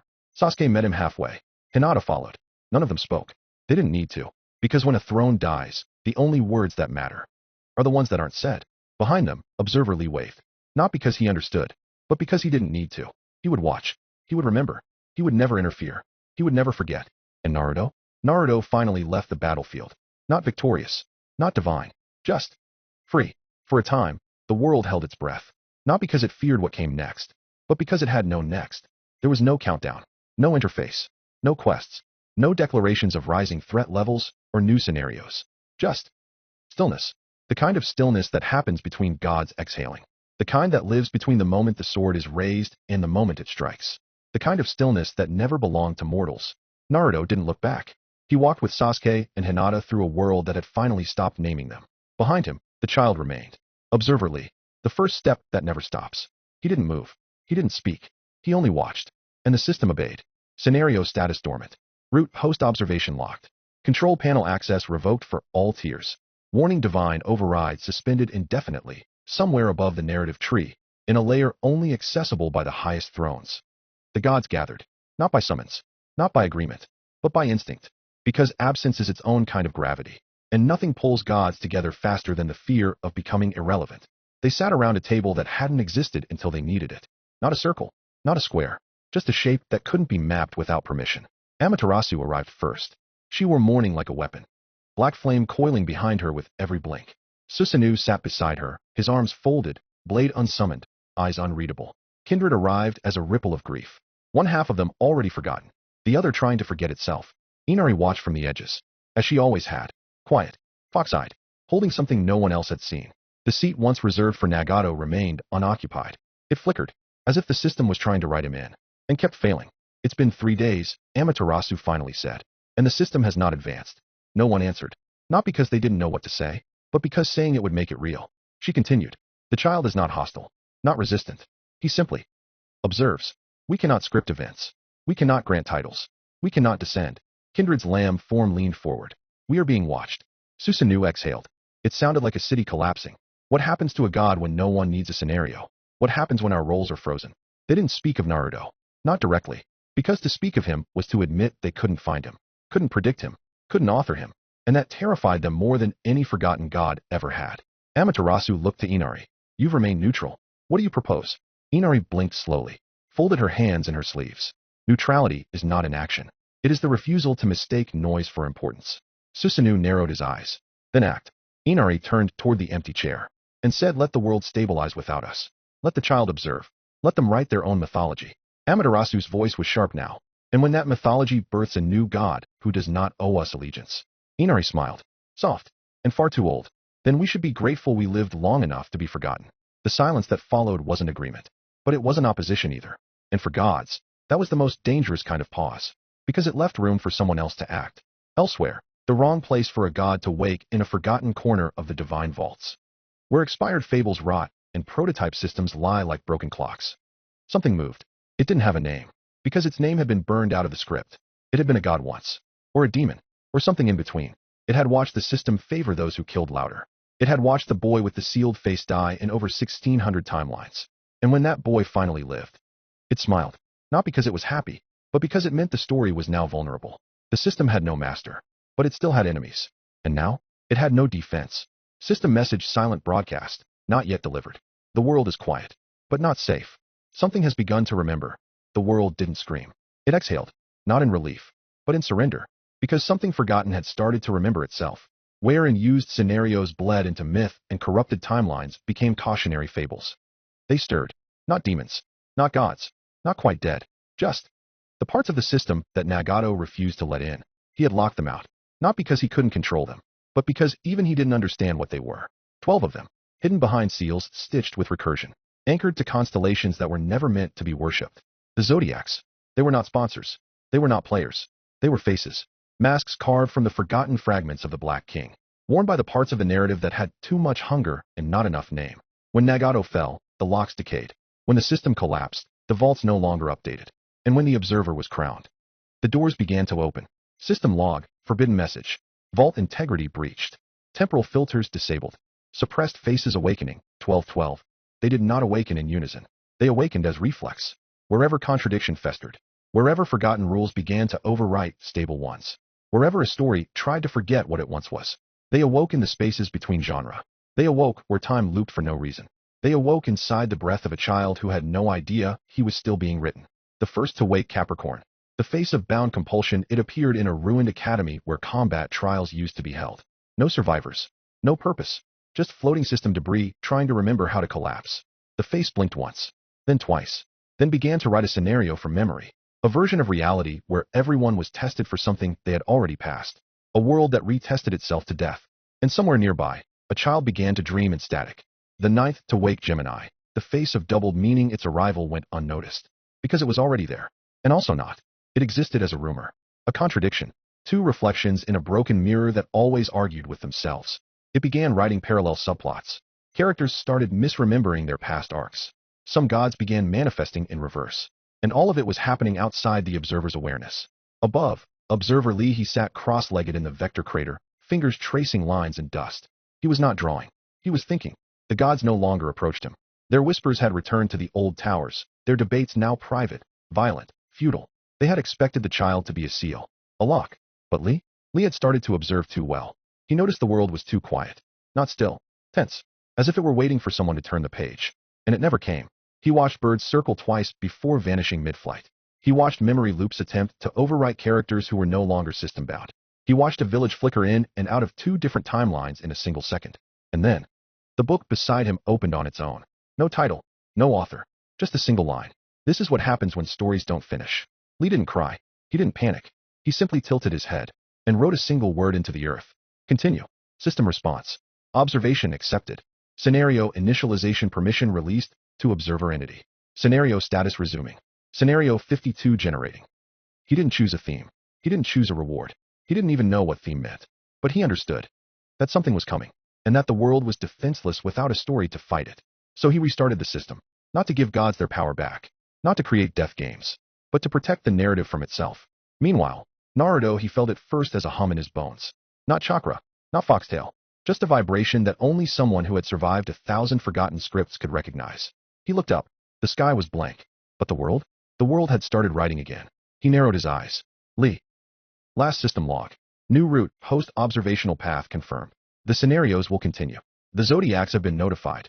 And far below, in the deepest vault of all, a final face twitched. Its seal cracking. Its name unreadable. Its title burned out. But its hunger? Memorized. The world should have been quiet. It had no root war. No scenario message.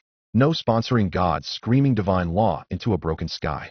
But Naruto knew the difference between quiet and intermission. This was the kind of pause that only existed before a wound remembered it could still bleed. The vector field that once held Nagato's throne was gone now. Observer Lee no longer sat in it. He stood, arms slack, eyes vacant, watching a sky that flickered every few minutes between three different versions of itself. Blue, then orange, then a color that should not have existed. Naruto felt it in the wind. Something unpaused. He stopped walking. Sasuke noticed first. Hinata didn't ask. She saw the foxtail open across Naruto's back. Pages turning without touch.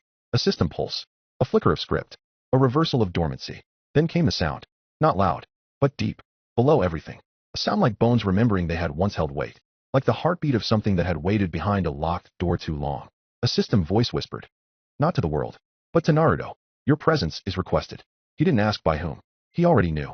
Tower of the Observer, system layer root domain. The sky bent wrong here. Because Lee wasn't writing it. He was merely holding it open.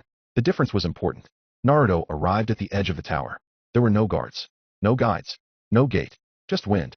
And a child standing in a white room with no lines. Lee looked up. His face unreadable. The scenarios are returning, he said simply. Naruto approached slowly. You made that choice. Lee shook his head. No, I observed it. And I realized. The story was never finished. The wind curled inward.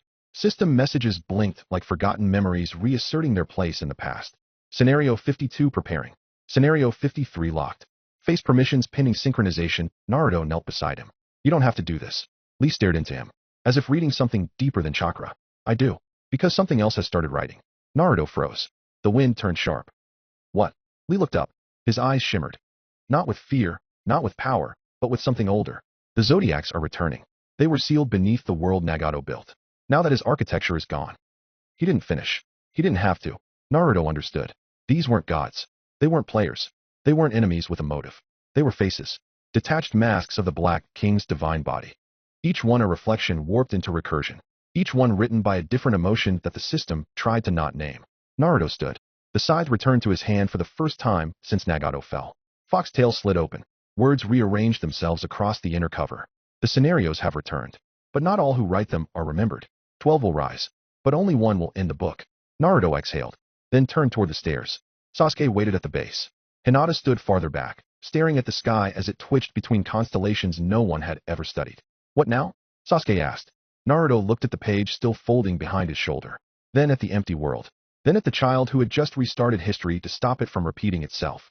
Now, we finished the story, and behind him, deep inside the system, the first face found a body, not born, not summoned, just vacated, like a memory that never belonged to anyone, but still whispered it's my turn to be seen. They met inside a chapel with no god. It wasn't a real place. There were no walls, no furniture, no sunlight, no warmth, only breath, only intention, only the imprint of belief that had never been prayed for. This was not a system-sanctioned divine channel. It was not bound to a scenario. There were no permissions, no viewers, just a stillness that did not answer to divine law. The perfect place for those who no longer belonged to anything. Naruto called it the refuge, not because it was safe, but because it was the only place left where no one tried to own what they believed in. He arrived first, scythe unsummoned, foxtail dormant. His footsteps made no sound. There was nothing in this place to echo off of. The refuge shaped itself as he entered. A round table, not of stone, but of history, formed beneath his feet. Each seat was carved from a piece of a timeline that no longer existed. Every chair held the weight of a moment lost to recursion. He did not sit. Not yet, because the others were still arriving. Hinata entered through silence. She did not blink. She wore robes that shimmered with memory. Senju cloth stitched with stories that had never been finished. Wyman was not present, but her presence clung to Hinata like a folded page waiting to be read. She did not look at Naruto, not out of coldness, out of discipline. Sasuke came next. He appeared through contradiction. One footstep landing before the echo of the last. A storm of silver law trailing behind him in the shape of a curse. He glanced at Naruto once, then took his seat. Kushina and Minato appeared together, not from a door, from a pause in the system's breath. They were no longer players, no longer fragments, just people who had survived being forgotten. Kushina was the first to speak. You could have called us before the system restarted. Naruto nodded. I didn't want to make it a command. Minato smiled softly. That's what makes it worse. Next came Might Guy, but not the man they remembered. He entered wearing his departure, the martial king of no self. His skin shone with no chakra, only discipline carved into light. He bowed to no one. He sat only after bowing to the empty seat beside him. Rock Lee's, or what used to be. Tintin arrived silently, her hands gloved, her weapons unreadable. She spoke nothing, only watching. Niji followed, still marked by Tsukuyami's still eye, but quieter now, as if death had refined the way he measured his silence. And then, Inari arrived. No footsteps, no form, just the suggestion of a fox folding its laughter into mortal understanding. She did not sit. She did not need to. 9 chairs, 9 names, none of them chosen by gods. Naruto looked around. They were all watching him, some curious, some wary, some loyal, some not. He took a breath. And finally Saturday the Zodiacs are awakening. 12 faces of the Black King, locked out by Nagato, forgotten by the system. Now they're returning. Niji spoke first. And you want us to fight them? Naruto shook his head. I want us to remember what they are. Fighting is a reaction. That's what the system trained us for. I want us to act. Hinata looked up, eyes steady, voice low. You burned the throne. You said the story was over. Now the world is asking for another ending. Why are we even here? Naruto paused. The scythe flickered behind him, but he didn't summon it.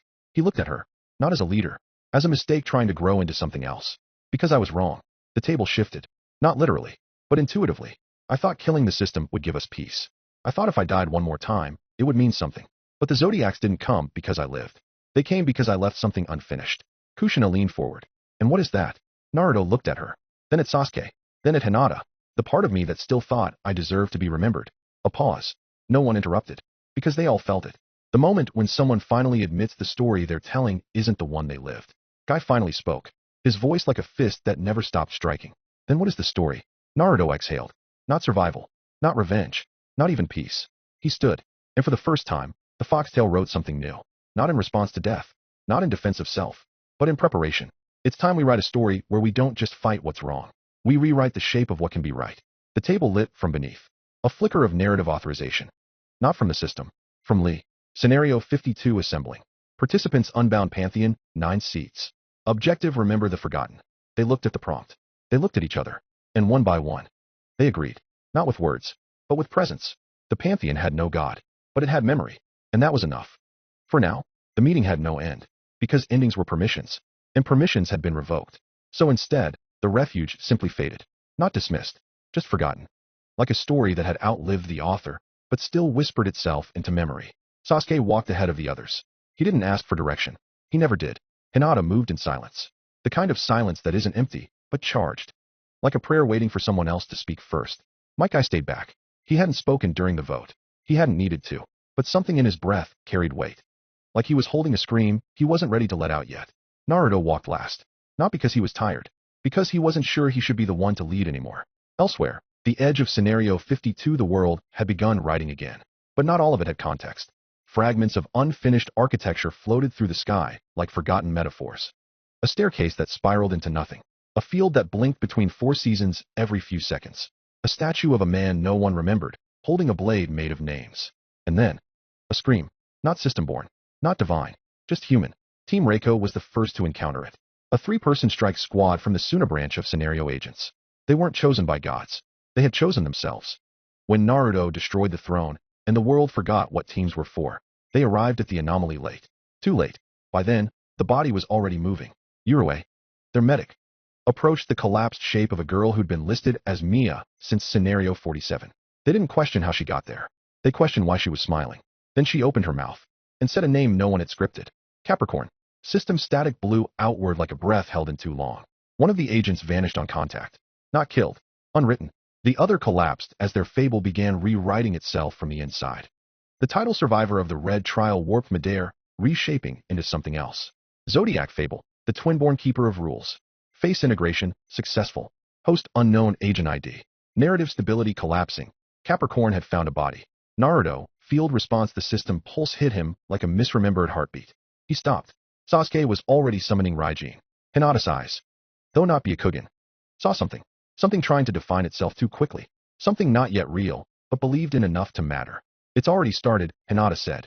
Naruto didn't respond. He opened the foxtail. A page turned itself. No title, just a phrase scratched into the margin. The first story was taken, not born. He ran. The collapsed site. 22 minutes later there was no battlefield.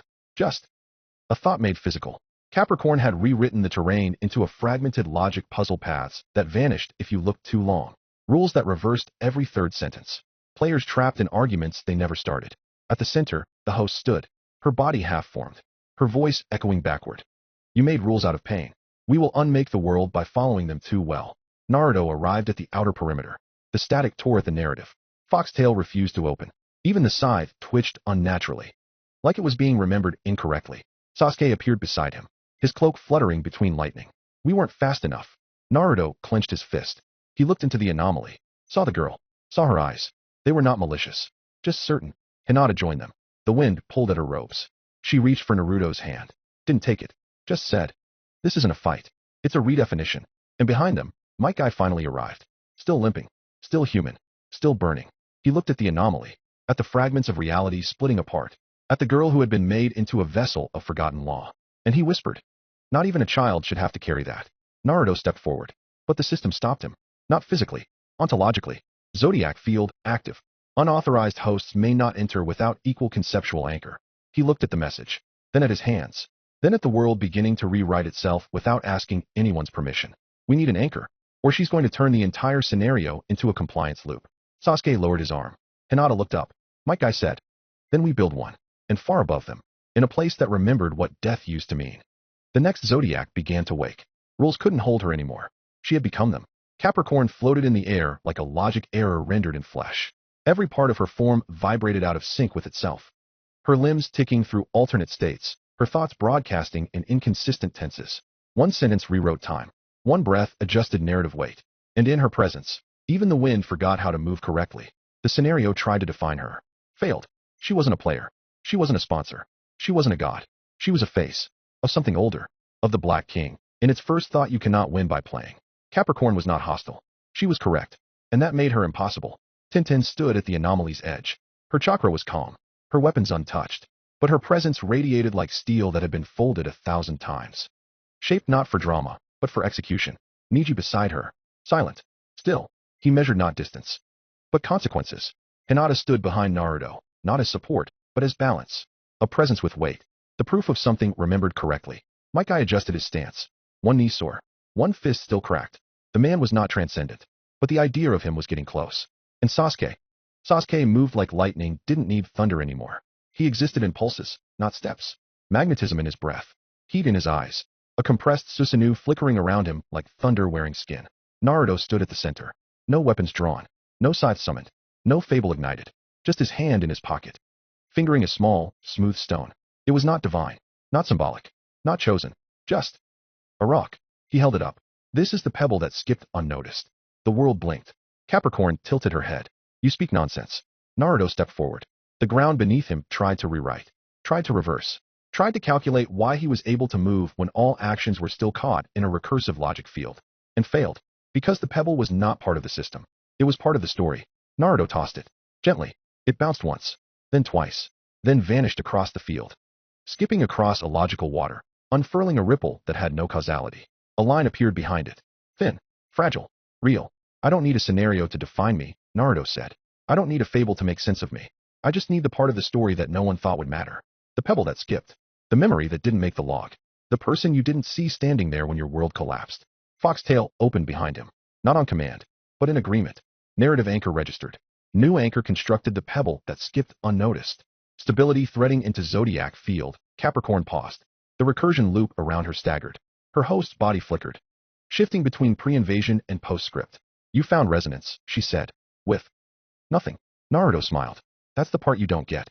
Nothing isn't empty. It's waiting. Behind him, the others stepped in. One by one, each of them bringing something the zodiacs had no frame for. Niji whispered a line from his father no one remembered, and the script around him paused to hear it. Tintin unsheathed a blade she hadn't forged yet. And it existed anyway. Sasuke sparked with thunder. Not casted. Breathed. Lightning that refused to obey linear time. He stepped once, and moved through the part of the field Capricorn had forgotten to write. Hinata simply stood still, but the air bent around her, because she had not moved. And yet, everything did. Guy took off his sandals. Not for ritual, not for battle, just to remind the field that his feet had touched dirt that no god invented. Capricorn's form began to glitch. You're not using logic. You're not even using power.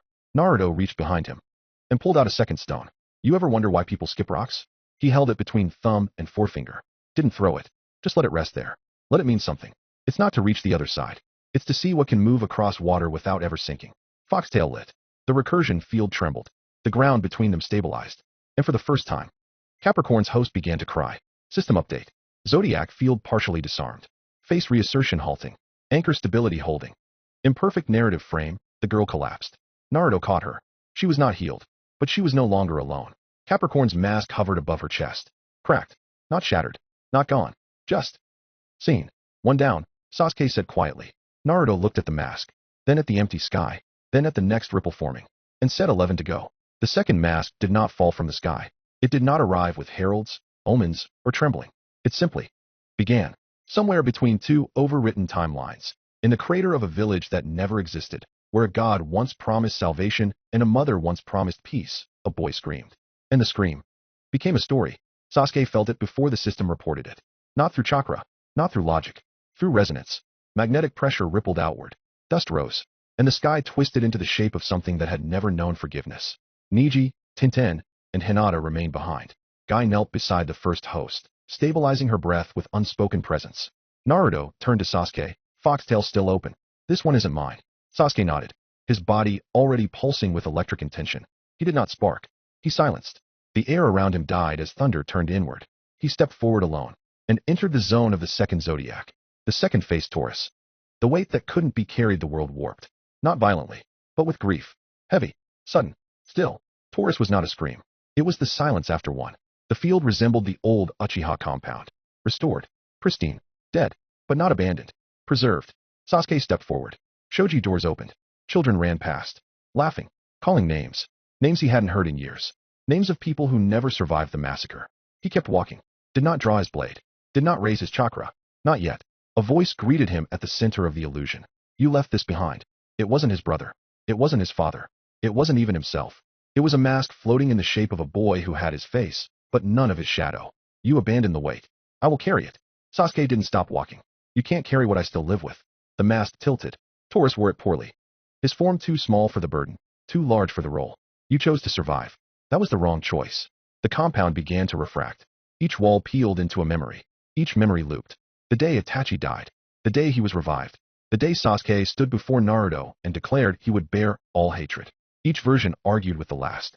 The system pulse whispered. Zodiac fable construct the burden that should not have been shared. Narrative field repression architecture.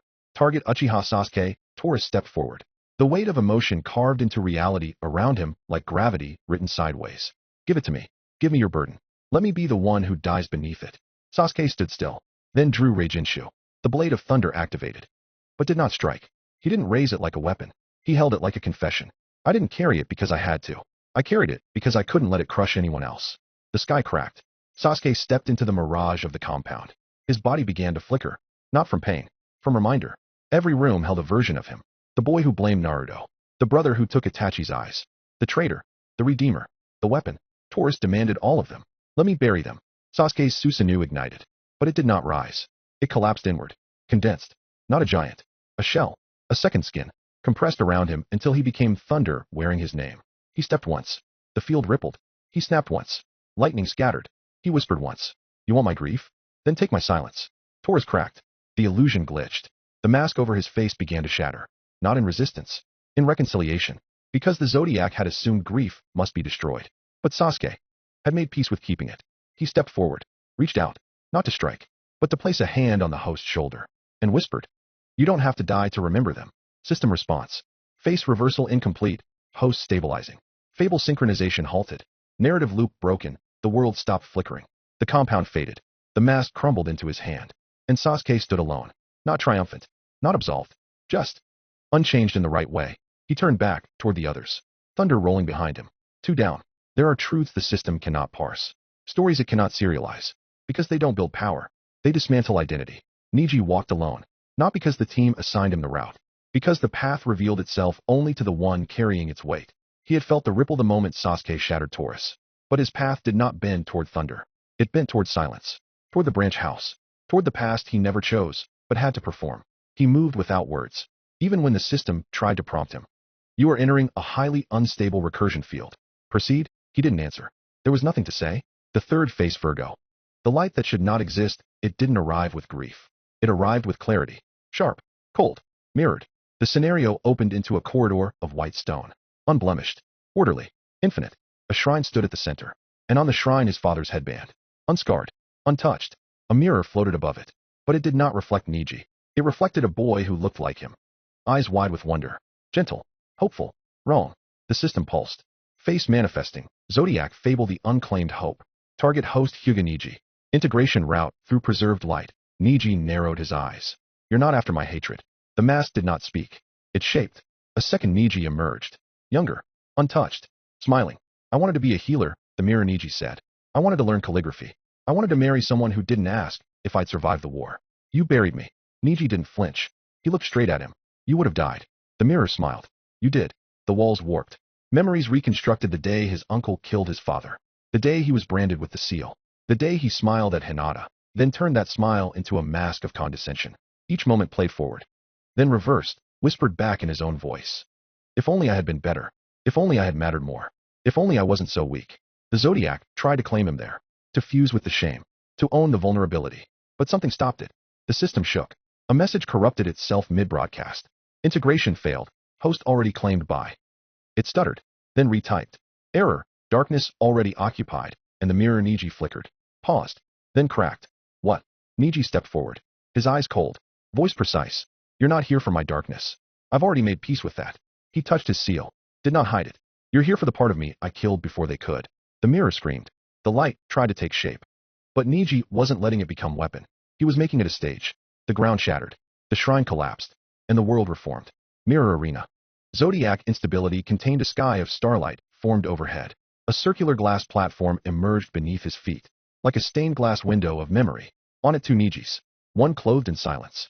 The other clothed in light. Both with their backs to each other. Neji looked up. His mirror self hovered midair, surrounded by fragments of old journals, unread poems, unopened letters, apologies he never wrote.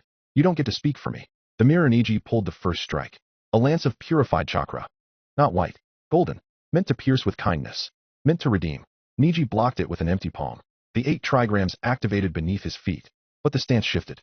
Not for defense. For acceptance. I won't destroy you. But I'm not letting you control me, either. They clashed. Once. Twice. Blows echoing like two philosophies colliding. Fists moved like calligraphy. Sweeping. Sharp. Elegant. Each attack bled memory into the air his father carrying him when he was sick. The moment he first realized the branch seal meant death.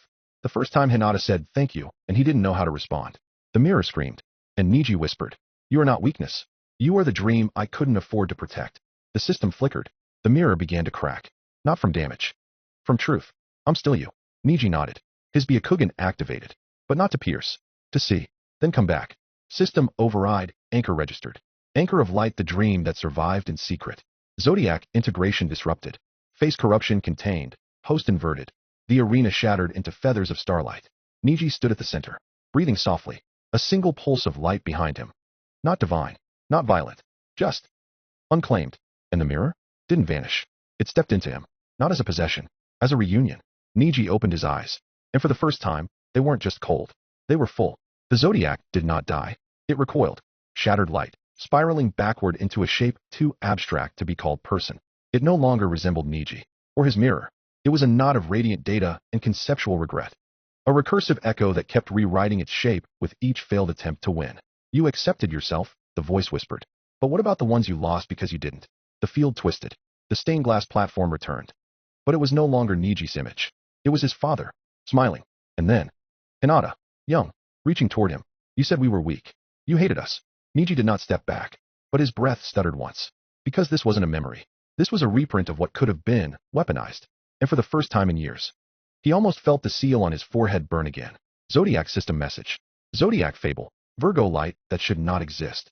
Secondary route initiated. Possession via emotional residue. Target loved one proxy. Hinata Hyuga projection. Warning host response unstable. The field glowed.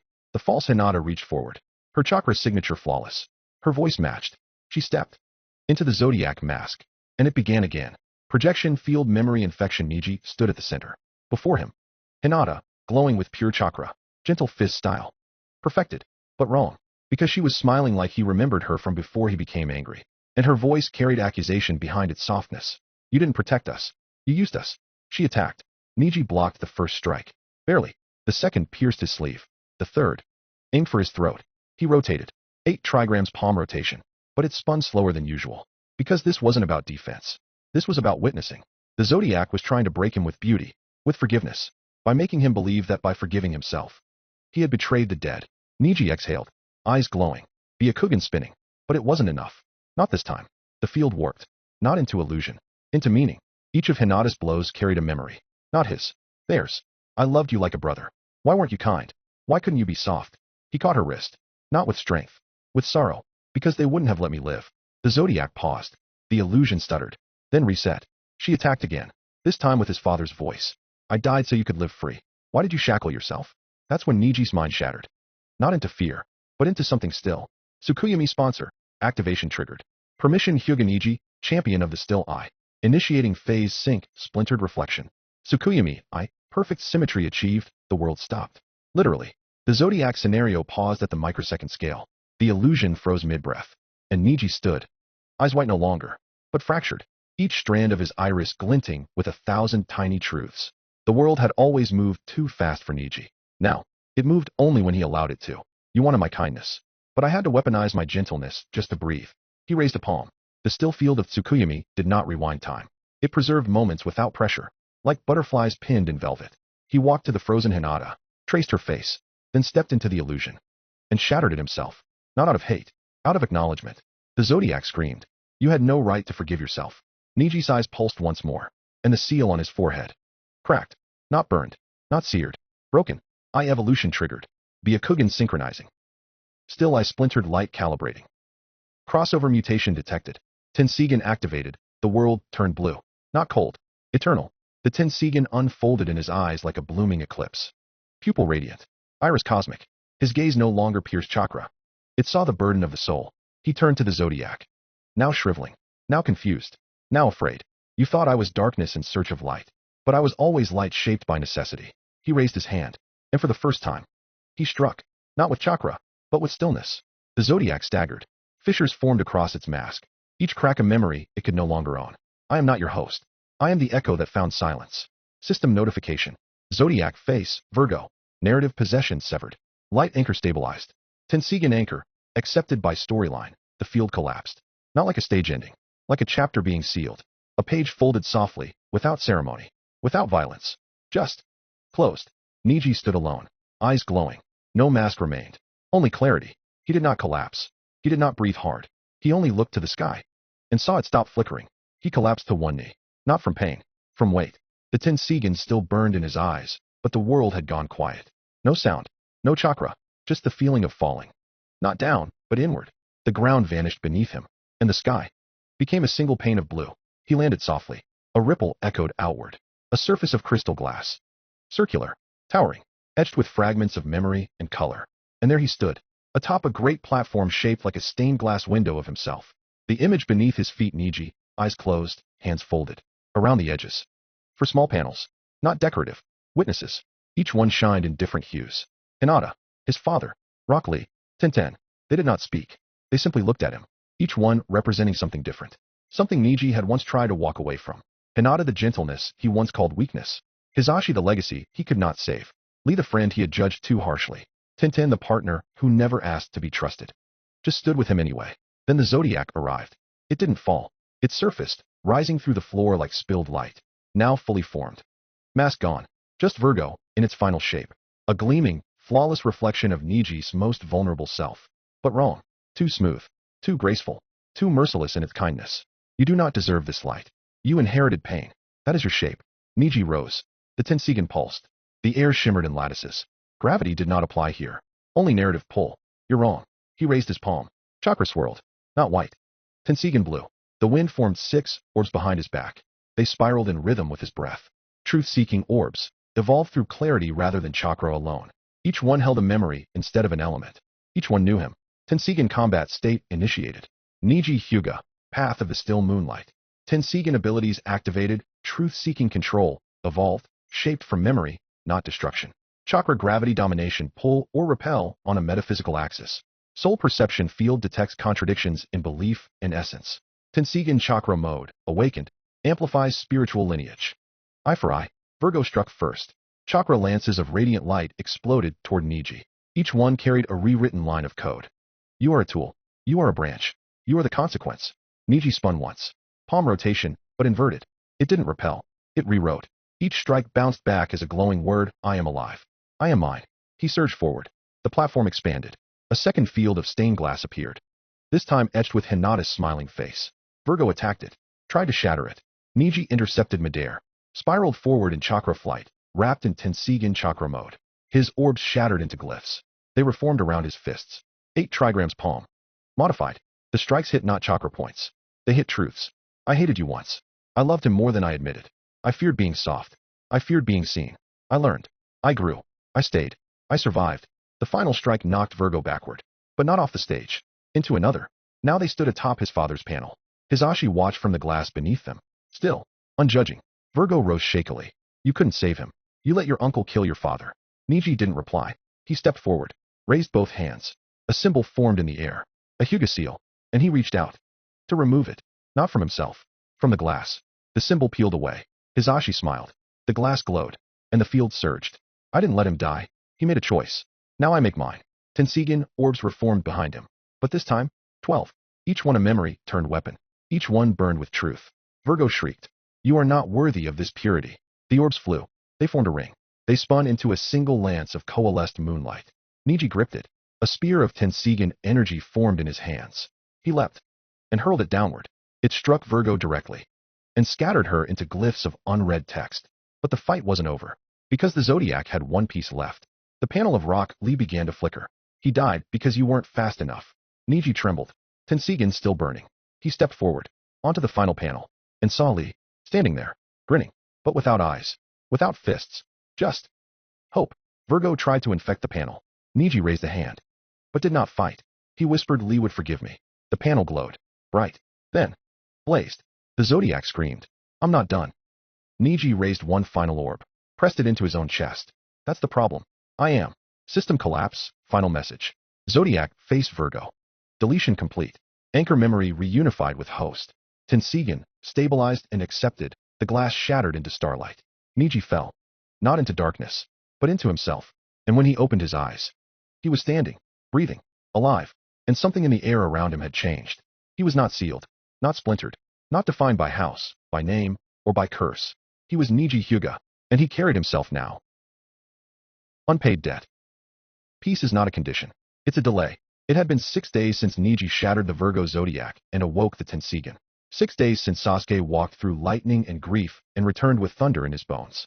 6 days since Naruto anchored the system with a pebble that skipped without being seen. 6 days since the world began pretending it was fine. Konoha had started moving again.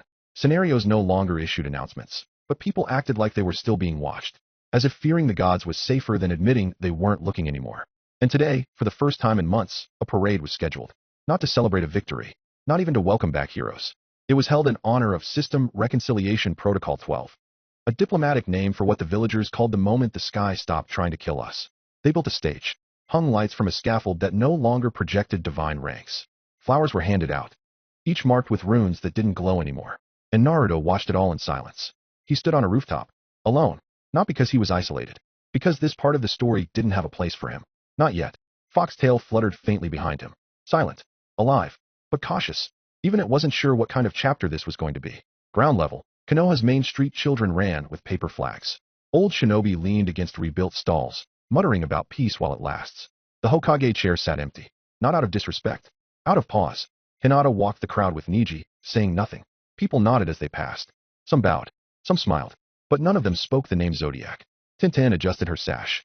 She didn't like the feeling in the air. It was too practiced, too clean, too narratively compliant. Then, at 3:47 p.m., someone stepped onto the stage. Not a shinobi, not a guest, not a system agent, not a god, just a girl, wearing white robes, her eyes blindfolded. But the sky darkened anyway. Naruto looked down from his rooftop. Foxtail snapped open, not page by page. All at once, Zodiac system breach. Face emergence authorized. This face does not need to hide, the girl smiled. Did not remove the blindfold. Did not speak. Just tilted her head toward the crowd and said, "You're late, Naruto Uzumaki." Everything stopped, not from fear, but because the name still mattered. Even now, Sasuke was already moving. Raijin began to hum. Niji-size activated. Tintin reached for her scrolls. But Naruto didn't move. Not yet. He looked at the girl and saw it. Not power, not hostility, but authorship. This Zodiac had not risen from a recursion. It had been waiting for the spotlight. System broadcast, first time since Scenario 51. Zodiac 4, Libra, the face that demands balance. Permission self-granted. Method dialogue, not collapse. She stepped forward. The stage adjusted itself to her height. The air rippled. I've seen how you survived the Black King. How you cut Nagato in half. How you walked into the void and came out holding your own name. She smiled wider. But what gives you the right to move without cost? The world held its breath. And she said, "I'm here to weigh your debt." She did not summon a stage. She was the stage. The moment Libra named him, the world shifted. Not violently, not visibly, but narratively. The parade grounds did not vanish. They rewrote themselves. Balloons stilled midair. Paper flowers crumbled into salt. Children's laughter slowed until it bent in pitch, replaying like warped tape. And suddenly, without transition, Naruto stood. In a courtroom, not a real one, not a symbolic one, a story-shaped one.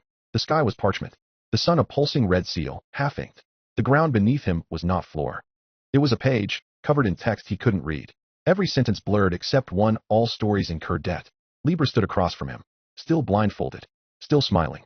Sasuke, Hinata, Niji, Tintin, and Might Guy were there too, but they were not seated beside him. They were watching, witnesses, narratively barred from interfering. The system gave no guidance. The gods did not speak. Even Foxtail refused to offer interpretation. This was not a scenario. It was a reckoning.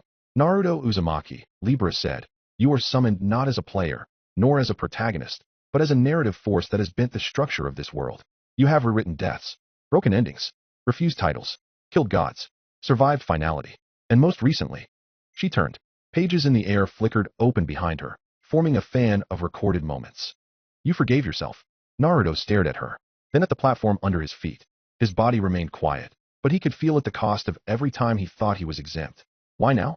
he asked. "Why me?" Libra's voice didn't rise, didn't sharpen. It simply arrived with the weight of law. Because the universe does not tolerate imbalance indefinitely. You tipped the scale too many times without understanding what rested on the other side. Narrative tribunal initiated. Trial type reckoning without verdict. Presiding entity Zodiac 4, Libra. Accused Naruto Uzumaki. Format memory reassembly and witness review. "You will not be judged," Libra said. "You will be remembered." The parchment floor glowed. A memory surfaced. It wasn't chosen by Naruto. It wasn't chosen by her. It was chosen by imbalance. Memory 1 Scenario 36. The sacrifice of Rock Lee Lee, standing within a collapsing barrier. Tears mixing with blood. The system declaring him dead. But it refused. Libra turned to Naruto. You didn't save him. Naruto flinched. Just once. He was supposed to die, he said quietly. But he didn't. Libra stepped closer. Why didn't you die for him? He didn't answer. There was no answer. Because he hadn't been fast enough. Because he had been pulled elsewhere. Because he hadn't thought Lee would actually. He turned away, and the floor shifted. Memory 2 The Library of the Dead. The book he shouldn't have taken. Naruto, holding the forbidden heart. Reading a book with his own lives detailed. Foxtail's voice echoing from outside time. Libra's hand lifted. You read what you weren't meant to remember. You carried knowledge across narratives. And told no one. Naruto's hands tightened. It was never about saving myself. It was about keeping their stories intact. And who gave you permission to decide which stories deserve to be kept? Memory 3 Scenario 51. The killing of Nagato the Scythe. The Wings of Wind. 100% plasma. The collapse of a man who had once been the last bastion. You killed someone who wanted to be God, Libra said, by using power that no one voted to give you. Naruto stepped forward now. Voice firmer. Eyes darker. Because no one voted to live. Everyone was just surviving. The page under his feet cracked. Not from guilt. From tension. Because his words didn't end the sentence. They only paused it. Witnesses called. The stage rippled. Sasuke stepped forward. Not as a friend. Not as a god killer. As witness. Libra gestured. Do you believe Naruto has disrupted the balance? Sasuke crossed his arms. Of course. Pause. That's why the world isn't ending anymore. Libra smiled. And you, Hinata? She looked at Naruto. Said nothing at first. Then. He makes imbalance feel like the start of something better. Neji spoke next. His Tensigen dimmed. Calm. He fought me before he ever learned my name. And now he walks with it. Tintin, he carries what we don't say. That's dangerous. But necessary. Guy stood. Didn't answer. Just smiled. And whispered youth always tilts the scale. The verdict that isn't one. Libra turned to Naruto. You are not being condemned. You are being understood. He frowned. Then what's the point of this? She lifted one hand. The pages froze. One final sentence appeared in midair. Every story that keeps being told. A crew's weight. She pointed at him. This is the weight you now carry. And the courtroom shattered. Not in destruction, but like a breath that had been held. And finally exhaled. Naruto stood back on the rooftop. Alone again. But the street below had changed. People remembered things they never saw. Children blinked and wept. The parade was cancelled without anyone saying why. And Foxtail fluttered open again. Not by choice. By balance. Zodiac for Libra departed. Debt recognized, not collected. New weight assigned to narrative core. Naruto Uzumaki. System warning scenarios are stabilizing through external authority. Observer permission structures no longer in control. The Zodiacs have opened bypass channels. Scenario 53 will begin in 000341. Please prepare your narrative frame. The system had stopped sounding like a machine. It now sounded like someone talking. No longer mechanical. No longer neutral. It narrated like a whisper. A broadcast. A live feed. The words didn't just appear. They appeared in the air. They moved with intent. Somewhere above the narrative tree. The observers stirred. They had once been passive. Beasts in masks. Oracles and frogs. Names without faces. But now they laughed. Observer Monkey who ate the script has joined Scenario 53. Observer Snake who dreams in cycles is observing with caution. Observer Unnamed Wolf who watched the first sunset has not yet voted. Voices began to filter into the world. Soft. Laced with static. Like radio signals from gods who never wanted to be forgotten. Let's see how these mortals perform without their instructions. Do you think the Uzumaki boy knows what a real story costs?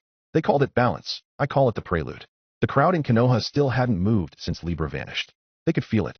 Reality was thinner now. Not broken. But porous. Like parchment that had been erased and rewritten too many times. Naruto stood beneath the sky. Not alone, but unequal. Because for the first time since the scenarios began, he wasn't fighting against the system. He was part of its broadcast. System revision announced scenario progression no longer limited by divine consent. Observer interactions permitted in real time. Divine dissension reinstated via holy territory anchoring. Causality anchors relaxed. Historical pathing mutable. Hinata turned to Neji. That felt like a law changing mid-sentence. Neji nodded slowly. His Tensigen pulsed. The story doesn't just tell us what happens anymore. It's starting to ask. Then the air cracked. Not with lightning, but with a voice. A transparent figure appeared in the sky. Gold-robed. Fox-faced. An observer. But not distant this time. Not commenting from beyond. He waved at the village. Literally. And a system window materialized above the parade grounds. Observer Fox of Wretched Symmetry will now narrate Scenario 53, broadcast initialized. Audiovisual commentary engaged. Audience count 82,471,309. Scenario title The Blade that fell before it was named Mortals of Konoha. Welcome to your next trial. Brought to you by Imbalance, Rewritten Fables, and a system that has finally learned how to enjoy itself. Naruto's foxtail opened midair. It didn't flip. It shuddered, as if realizing that even it was being read back now. Tintin glanced at the sky. Was that supposed to happen?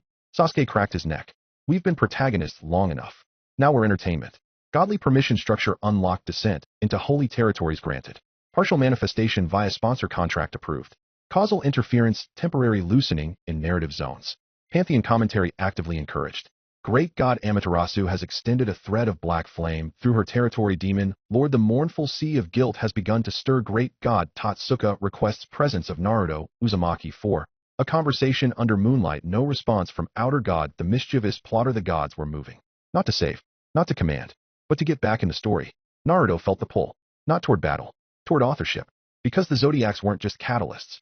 They were restarting the system in their own image. One where scenarios didn't ask for rules. They asked for audiences.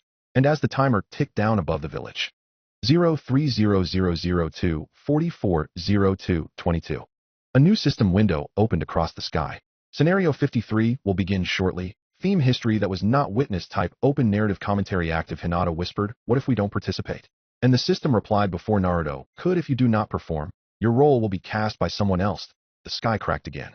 A new figure stepped into the border of Konoha's eastern ward. No mask, no announcement, just an aura of expectation. And behind them, the glint of a fourth mask. No, not fourth, fifth. A Zodiac was already waiting, not to fight, to see if anyone still deserved to play the lead. The eastern quarter of Konoha was never meant to be remembered. A small township pressed against the edge of reconstructed farmland. No watchtowers, no scenario anchors, no summoning gates. It was a quiet place, a place not worth recording, which is why the next Zodiac chose it. The scenario didn't arrive with thunder. There was no warning siren, no godly flare. It arrived with an interlude, a silence that lasted 4 beats longer than it should have. The kind of silence that exists just before the curtain rises. Then, the shrine bell tolled once. Then again, each strike not in steel, but in voice.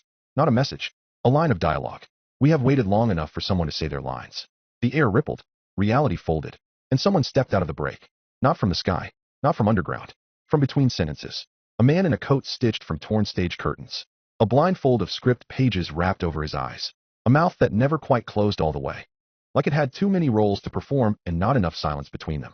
He walked to the center of the village square, turned in place, and clapped. Once, twice, 3 times. Each clap changed something. A bench became a prop. A civilian became a character. A child became a spotlight. A stage formed beneath his feet. Not built. Remembered. Because this wasn't new. This wasn't creation. This was restaging. The system responded slowly, as if uncertain if this was even legal. Then, it gave in. Scenario 53 title history that was not witnessed format unscripted performance lead role to be determined. The man bowed. His voice echoed in no direction, but everyone heard it. Even Naruto, even Sasuke, even Hinata, even the gods watching from their reclined thrones of doubt and hunger. It is time, he said, for a story to be told that no one rehearsed. Time for the forgotten cast to take the stage. Time for names to be spoken as if they were real. He removed a single glove and pressed his hand to the ground. The entire township collapsed. Not physically, narratively. The walls remained. The people remained. But the context of their lives rewrote itself. A woman screamed as she forgot her son's name and called him by his character. A man wept as his home became a war hospital and he could not remember what he was ever healing from. A child smiled as his face shifted into one worn by a dead hero from a war that never happened. Roles. Imposed. Not by violence, but by belief. Then the man turned to the sky. Not to the sun, to the reader. I am Leo, he said softly, 5th among 12, the actor who rewrote his script. I do not conquer, I perform. The scenario window opened again, not as a notification, as a billboard, streaming live, painted in gold thread dialogue and old quotes too iconic to disbelieve. Scenario 53 genre tragedy disguised as celebration. Runtime indeterminate, main character still vacant, target audience you. And then Leo snapped his fingers. A ripple passed across the ground, and Naruto was gone from his rooftop. He stood in the square now, in a costume, a robe he'd never worn, a title he didn't choose. People bowed to him, called him commander, asked him to recite a speech he had never written. And Leo watched with a gentle smile.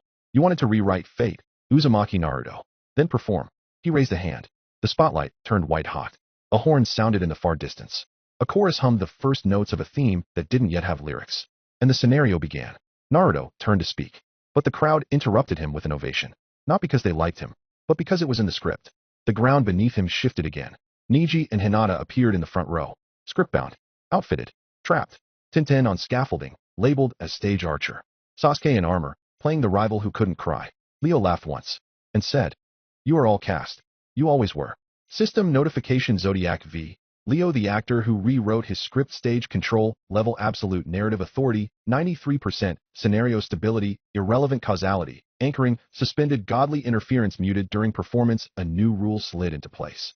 Quietly, without resistance. Those who do not play their part will be replaced by someone who will. And so the play began. And Naruto stood on a stage he didn't remember walking onto, with a script he never wrote, and a name that suddenly felt too loud to say out loud. The curtain had never risen, because it had never fallen. The world simply accepted its new shape. The township was no longer farmland. It was a marble city suspended over a battlefield. Flags fluttered from archways that had never been built. Children rehearsed war cries. Old women handed out ceremonial masks as if they had always done so. And Naruto stood at the center of it, wearing the wrong uniform. He didn't recognize his own body, not because it was altered, but because he wasn't moving it. Every gesture was a beat in a performance. Every blink was a cue. His thoughts flickered across translucent panels. Only he could see. Raise your hand now. Answer the general's question. Say something inspiring. He didn't. And the performance compensated. A phantom version of himself stepped forward from behind and delivered a line Naruto had never rehearsed. We march because no one remembers the last time we stopped. Applause. Not from the crowd. From the air itself. The system responded. Not by error. By validation. Scene coherence maintained. Audience immersion 97%. Main character stable. Authorial resistance detected. Suppressed. He tried to move. He could, but only between lines. Only between expectations. Somewhere high above, Leo perched on a floating scaffolding. He didn't watch like a god. He watched like a critic. Arms folded. One foot resting over the edge. Every smile he made became another command the world followed. You always wanted to change the script, didn't you? Leo murmured. Now try doing it when it's already started. Sasuke entered from stage left. He didn't speak. His mouth was sewn shut by red thread the audience could not see. But the system translated his silence. The rival who couldn't cry enters the fray. He was wearing armor forged from lightning. Compressed chakra plates, designed to hum during monologue scenes. He drew his sword, but instead of attacking, he bowed to Naruto, because the scene demanded it. We cannot win without you. The system wrote in subtitles that no one else saw. Because you are the protagonist of the last rewritten page. Hinata stood on the side balcony. Her role was passive. The oracle, draped in ribbons of ink that sometimes rode across her arms without permission. She mouthed words she never said. I saw this ending once. It tasted like ash. Neji knelt beside the stage. His Tensigen dimmed. His role had been set. The dead general who spoke too late. Tintin hung above the others on a wire. Literal string. Stage archer. She had no lines. But every time Naruto didn't speak, she was programmed to aim at him.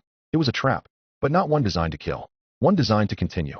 All performance is compliance, Leo whispered. All rebellion becomes a monologue if it's done on cue. Naruto reached behind him. Foxtail flickered. But it didn't open. Instead, it glitched. Character not authorized for ad-libbing. This scene has no narrator. His hands clenched. He took a step back, and the audience hissed. Not with hate, with disappointment. Because he had broken pacing. Because he had missed his mark. Leo stood now. A single word left his mouth. Reset. And the entire scene looped. Naruto blinked. And was standing at the center again. Same robes. Same light. Same crowd. But this time, he spoke without knowing it. We marched because no one remembers the last time we stopped. He blinked. Inhaled. Didn't move. And another line appeared from his mouth. The sky does not watch us. The sky waits for us to look up. Applause again. The scene progressed. Tenten aimed. Neji cried out, off script. Sasuke raised his sword and whispered something only Naruto could hear. You're going to have to die on this stage. Naruto turned to him. Sasuke's mouth was still sewn shut, but the words had come through anyway. He looked at Hinata. She mouthed again, this is not your story. It never was. Naruto finally reached up and grabbed the spotlight. Literally, he pulled it out of the air. A glowing orb, hot to the touch. He crushed it. Silence. Leo leaned forward. Impressive. Scene break. The entire stage turned black. Not destroyed. Just waiting for the next act. And in the dark, a voice whispered. Not Leo's. Not the system's. Not the gods. Just a voice that had once been small. Are you ready to say your line now? The stage was frozen. A spotlight had just shattered in Naruto's hand. Sasuke had whispered words through sewn lips. Tintin aimed a weapon she didn't remember equipping. Neji's death was written into the background music. And Hinata stood unmoving on the oracle's balcony. Ink continued to write across her arms. Names, titles, prophecies. She had not spoken since the performance began. Not because she couldn't, but because that was her role. To watch, to weep, to guide with silence. Until now, she stepped forward. One foot cracked the edge of the marble prop balcony. A god somewhere gasped. Because she was not scheduled to move. The ink bled faster. Lines scrolled across her chest. Do not interrupt. The oracle shall not act. Your turn is not written. She whispered. Not to the system. To herself. I'm done watching. And the script beneath her feet tore itself in half. The balcony exploded upward in a blast of white chakra. Hinata hovered mid-air, arms spread, ink burning away in waves of raw wind pressure. The runes that once rode across her skin curled into letters. And burned out. System warning, authority breach, detected non-protagonist, has seized narrative initiative script, hierarchy recalculating. Her voice echoed across the hollow theater. Not loud, not sharp, just inevitable. Recast. The word hit harder than any explosion. Leo flinched. Visibly. For the first time, he waved a hand to reset the scene. The props returned. The crowd flickered back into place. But something in the world refused. Hinata stepped into the center. Not to confront Leo. To confront the script. She touched the air, and a glowing page unfolded from the sky. The prompt. The scenario structure. The underlying storyline manifest. She reached into it, and ripped Leo's name out. System broadcast primary antagonist. Undefined. Zodiac v. Leo, narrative conflict, non-compliant theme shift combat, scenario classification, divine siege. Leo's smile flickered. He looked up at her. You're not even a named character. You're the girl who watched from the hallway. Hinata raised her hand. Chakra surged behind her in a spiral of rotating sigils. They weren't techniques. They were concepts. Each one a line of dialogue she had never been allowed to say. Each one now weaponized. Then rewrite me. Make me the one who stops this farce. The system hesitated. Then obeyed. Designating role, authorial inversion. Oracle to editor, special trait unlocked. Witness of false endings, unique title. The voice between acts. Authority rank, conditional, override. Active. A new stage rose from the broken marble. Hinata descended onto it. Behind her, a wind of torn scripts swirled like a cloak. Beneath her, the symbols of non-action shattered like glass. She pointed at Leo. You've performed long enough. Let's see how you do without a script.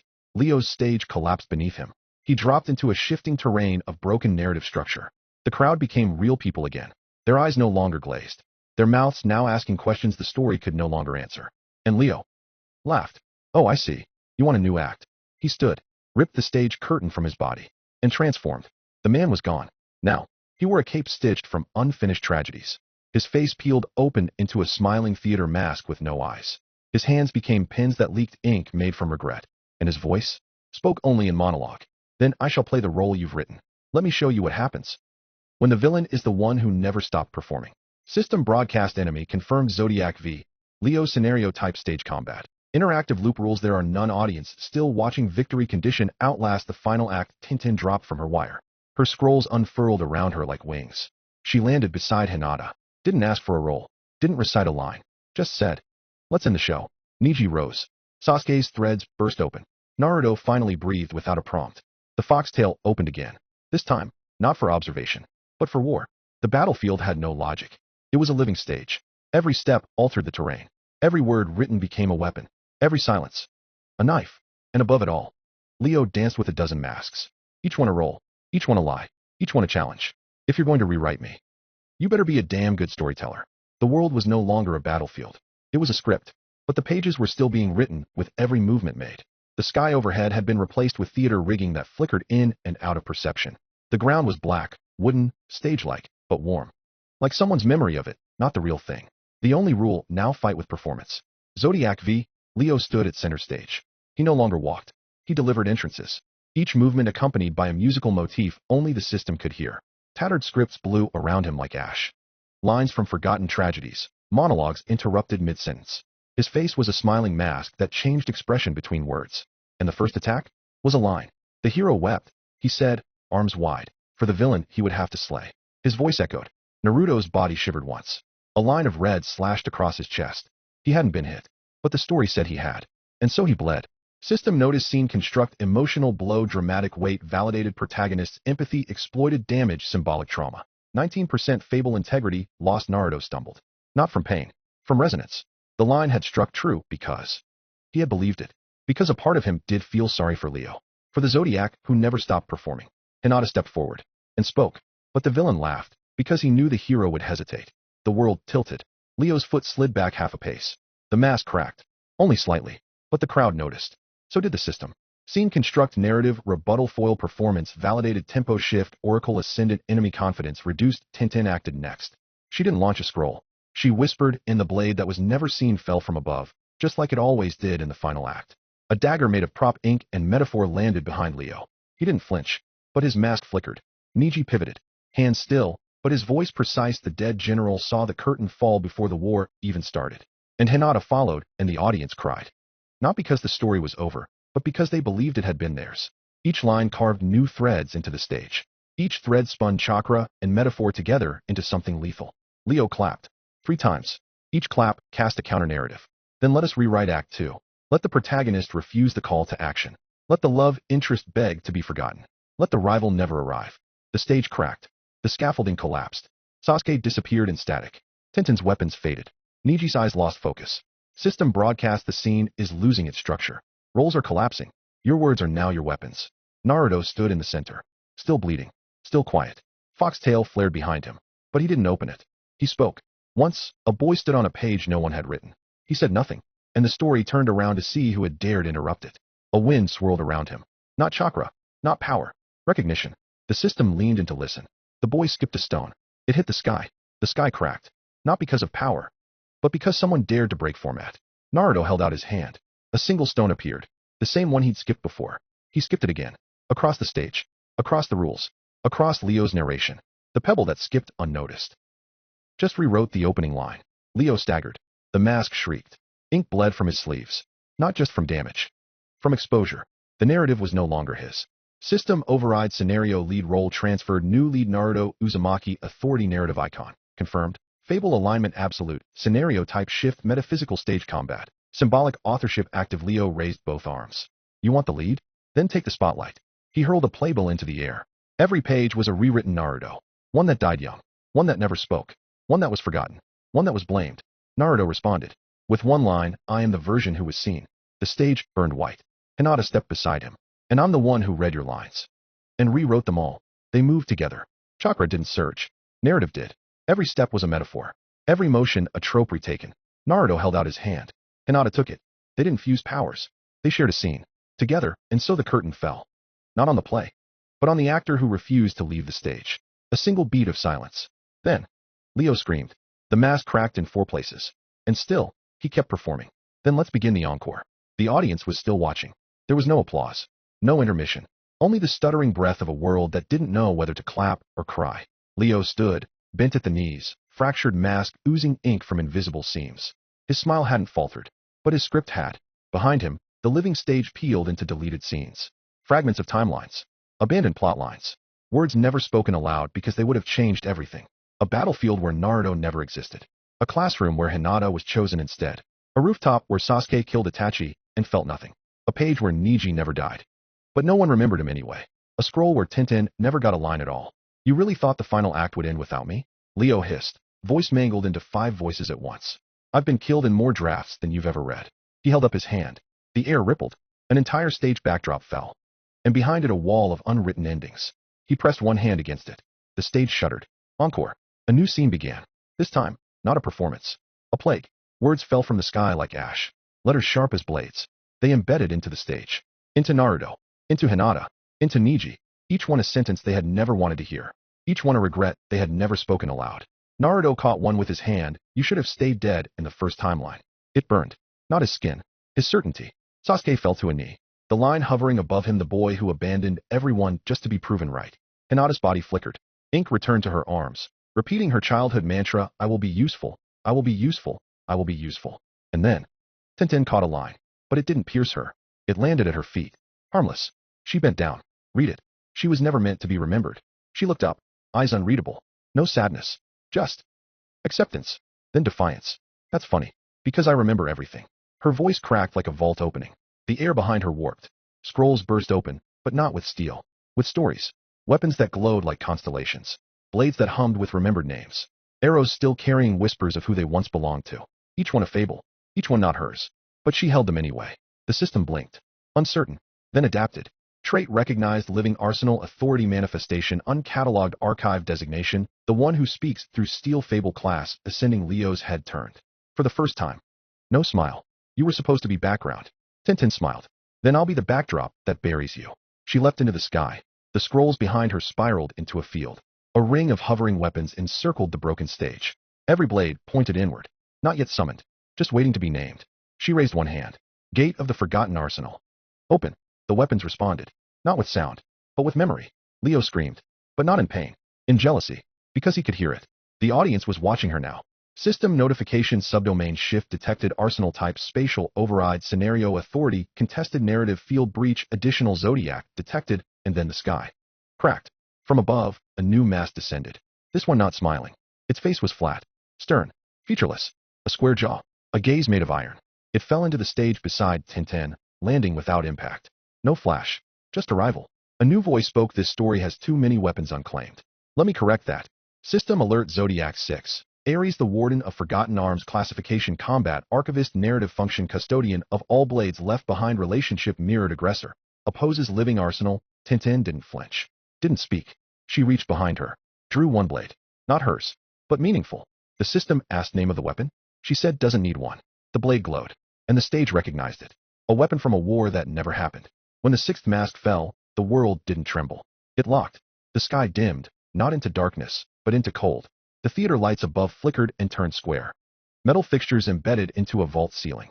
The stage beneath them solidified into concrete. No more wood. No more audience. Just two figures surrounded by a hall of blades. Tintin and Ares. The living arsenal. And the warden. The others watched from behind a barrier of flickering static. Frozen as observers. Even Hinata, Naruto, and Sasuke. Only Tintin could move. Because only she had been recognized by the field. System notice combat initiated claim duel. Armament sovereignty opponents. The one who speaks through steel. Living arsenal. Zodiac 6. The Warden of Forgotten Arms victory condition dominance of memory restrictions. Only forgotten weapons may be used. Additional note, known weapons will refuse you. Tintin didn't blink. She walked forward. Ares matched her pace. He stood like a pillar of doctrine. Broad-shouldered, armored in engraved slabs of copper and iron. Face marked only by a vertical brandway, the kanji for containment. His voice came like a chisel dragged across bronze. You do not know the names of these weapons. You do not know their history. You are not permitted to wield them. Tintin raised a hand. The first blade answered her. It drifted down from a forgotten shelf in the vault. Wrapped in a cloth no one had ever dared unfold. She did not unwrap it. She simply took it into her hand. I don't need to know their names. They know mine. She stepped. The concrete cracked. Scrolls unfurled behind her, not by chakra, but by recognition. Each one unspooled into void space. An interior dimension of infinite armament. Each blade suspended in stasis. But now, they moved. Dozens of them. Hundreds. A circling storm of forgotten steel. Axes dulled by disuse. Spears without banners. Kunai without inscriptions. Blades without origin stories. All of them drifting like a chorus of ghosts. Ares stepped into the fray. Did not draw a weapon. He didn't need to. The floor beneath him rose. A museum wall of confiscated weapons erupted behind him. Each locked in glass. Labeled. Numbered. These are not yours. He raised a hand. The vault obeyed. A halberd snapped free of its mount and flew to him. He caught it. Its inscription read Kusanagi Type B. Prototype retired. Tintin didn't flinch. She launched her first attack. A silent sweep. Not a strike. A dance of steel that spiraled from her scrolls and arcs and rings. Ares parried with bureaucracy. Each blow he blocked was annotated. He called out unregistered. Misused. Uncalibrated. Illegitimate. Illegitimate. Illegitimate. Tintin's hands bled. Not from wounds. From holding too many stories at once. Each sword that struck demanded a moment of acknowledgement. A moment of being remembered. But she didn't let go. She kept summoning. She whispered names that had no place in history books. The blade, carried by a boy in the Third War, who never came home. A dagger forged by a girl who died before her clan gave her a name. A spear dropped on the battlefield and never found again. Each one surged forward. And the vault shook. Ares snarled. You are violating containment protocol. Tintin grinned. I'm breaking the lock. Her scrolls ignited. Not with flame. With color. Each weapon now gleamed. Not with chakra, but with narrative light. They were becoming more than steel. They were becoming stories. System update. Unique skill awakening. Arsenal transmutation. New authority. Treasury of those who were left behind. Field expansion. Blade soul projection. Subdomain access. Arsenal reality marble. In progress. Ares lunged. His halberd struck the ground. The impact shattered a wall of blades. 300 weapons disintegrated instantly. The field buckled. Tintin dropped to one knee. But his echo. An echo of every person who had ever drawn a blade and never made it into legend. Ares stood across from her. His armor hissed with containment runes. His halberd trembled. Because this place was not built for him. This was a world that had refused to forget. And she began to speak. Not as an attack. As an invocation. I am the girl without a clan crest. I am the support that was never meant to lead. I carry what no one else would carry. A ring of blades ignited behind her. Each one thrumming with a voice. A name not known, but felt. My body is not a weapon. It is a library of rust. It is a scabbard for sorrow. It is a battlefield where every forgotten soldier still screams to be seen. The wind howled. The sky pulsed. Ares raised his halberd. You dare mock the sanctity of steel? Tintin smiled, eyes glowing with silver and grief. This is no mockery. This is the stage you locked away. This is my unlimited blade works. The ground burned. A seal of narrative authority spread from her feet. It wasn't chakra. It wasn't divine power. It was acknowledgement. A million unnamed swords hummed in recognition. And then began to sing, not with music, with stories.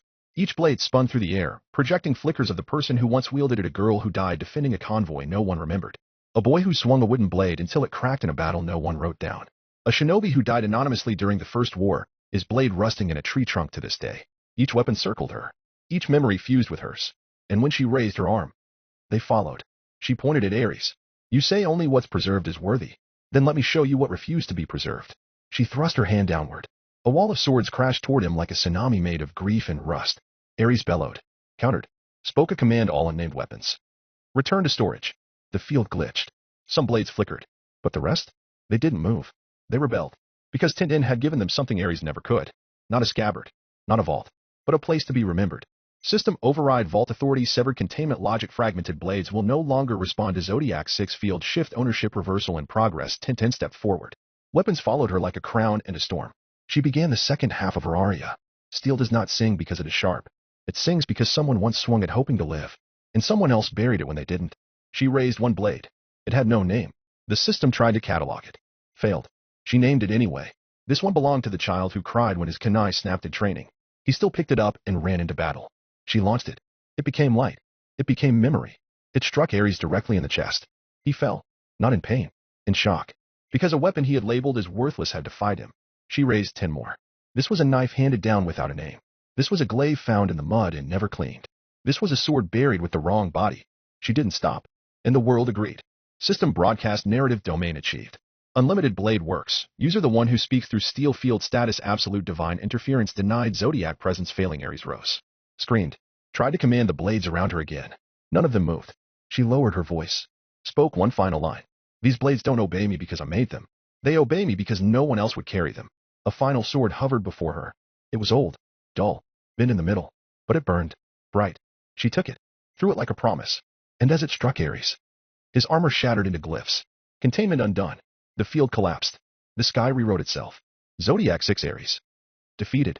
Not through power, but through acknowledgement. The vault was gone. But the blades remained. They didn't vanish. They waited. For the next time they were needed. And Tintin stood alone on a fading stage. Not holding a weapon. Just a scroll. Open. Empty. Ready. Ares' containment armor cracked, his glyph shuddering, but he stood. Blade embedded in his chest. Knees buckled. Hands trembling. But his voice? Steady. You wield too many. You remember too much. You were noise. He raised his halberd. It had fractured. But still pulsed. Not with power. With refusal. All things must be archived. All stories must be filed. Tintin didn't answer. She didn't need to. Because the sky behind her rippled. Her arsenal. The vault of the forgotten storm. Reassembled. And from it emerged the blade she had not drawn yet. A singular sword. She gripped it. 2 hands. Held in reverence. And stepped forward. This one doesn't need a name. But if you must call it something. She raised the blade overhead. The world responded with wind. Dust coiled into pillars. The sky cracked. Call it the light they never saw. She brought the sword down. One arc burning golden. Like a memory that refused to fade. The strike cut through the stage. Through Ares' halberd. Through his glyph-marked armor. Through the domain itself. The system screamed. Field breach designated noble phantasm. Unnamed. X-class. Effect conceptual rupture status incalculable collateral accepted. Ares staggered back. But did not fall. He dropped the remnants of his halberd. And summoned another lock. This one not forged of chakra. But of forgotten rules. A cage of red lines swirled around him. You think performance is strength. But you are still a placeholder. Tintin gritted her teeth. Reached into her vault again. And drew. A crimson lance. Spiraled. Serrated. Cursed. Its shaft burned with lines of inevitability. Its head pointed through certainty. She gripped it backward. Prepared to throw. The system reacted. Trying to stop her. It couldn't. He balked. She threw. Not at his chest. At his ending. The lance curved midair. Ignored defense. Ignored logic. It struck. Directly into Ares' final anchor. And the warden fell. His mask breaking. But not yet gone. Not yet erased. Because he still stood. Still breathing. Still trying to label her. As background. She looked up. The storm quieted. The arsenal dimmed. Because the last blade hadn't been drawn yet. She stepped into silence. Drew it slowly. From a vault not hers. But the world's. A sword that hummed with contradiction. That gleamed like the moment of creation itself. The blade that held a world-ending truth. One never written. One never carried. Until now. The system paused, not to log it, to listen. Tintin held the sword in one hand. The vault opened behind her like wings. Each weapon stilled. The wind died. Only the sword gleamed. She began to speak. And the world listened. Looks like you settled the score. Then I'll do the same. I'll perform this final blow. Not as a legend, not as a god, but as a parting gift from someone who never got her ending. The sword ignited. Reality bent. Let me tell you of the beginning. Heaven and earth did not part because they wanted to. They split because something cut them in half. She took one step forward, and the sky flickered with static. She lifted the sword, voice rising. Nothingness congratulated creation, because it thought it had been spared. But my blade of rupture was not born from glory. It was born because someone had to carry it. Ares began to shout, but the system muted him. This was no longer his scene. Tintin spoke the final line, voice steady, unflinching. Mortar of stars. Heaven's hell is the eve of creation's celebration. Now, you shall die, and be silent. Enuma. Eilish. The blade tore outward in a spiral of collapsing concepts. Not just cutting, undoing. Color left the world. Sound folded in on itself. And Ares was erased. Not slain. Not broken. Removed from the register of relevance. The vault began to collapse. Tintin sheathed the sword. No scabbard needed. No applause given. Just stillness. And then, the blades behind her bowed. 1,000 weapons lowering as one. Not to a god. Not to a wielder. To the one who carried them. Yours unlimited blade work system message. You have killed Zodiac V Leo.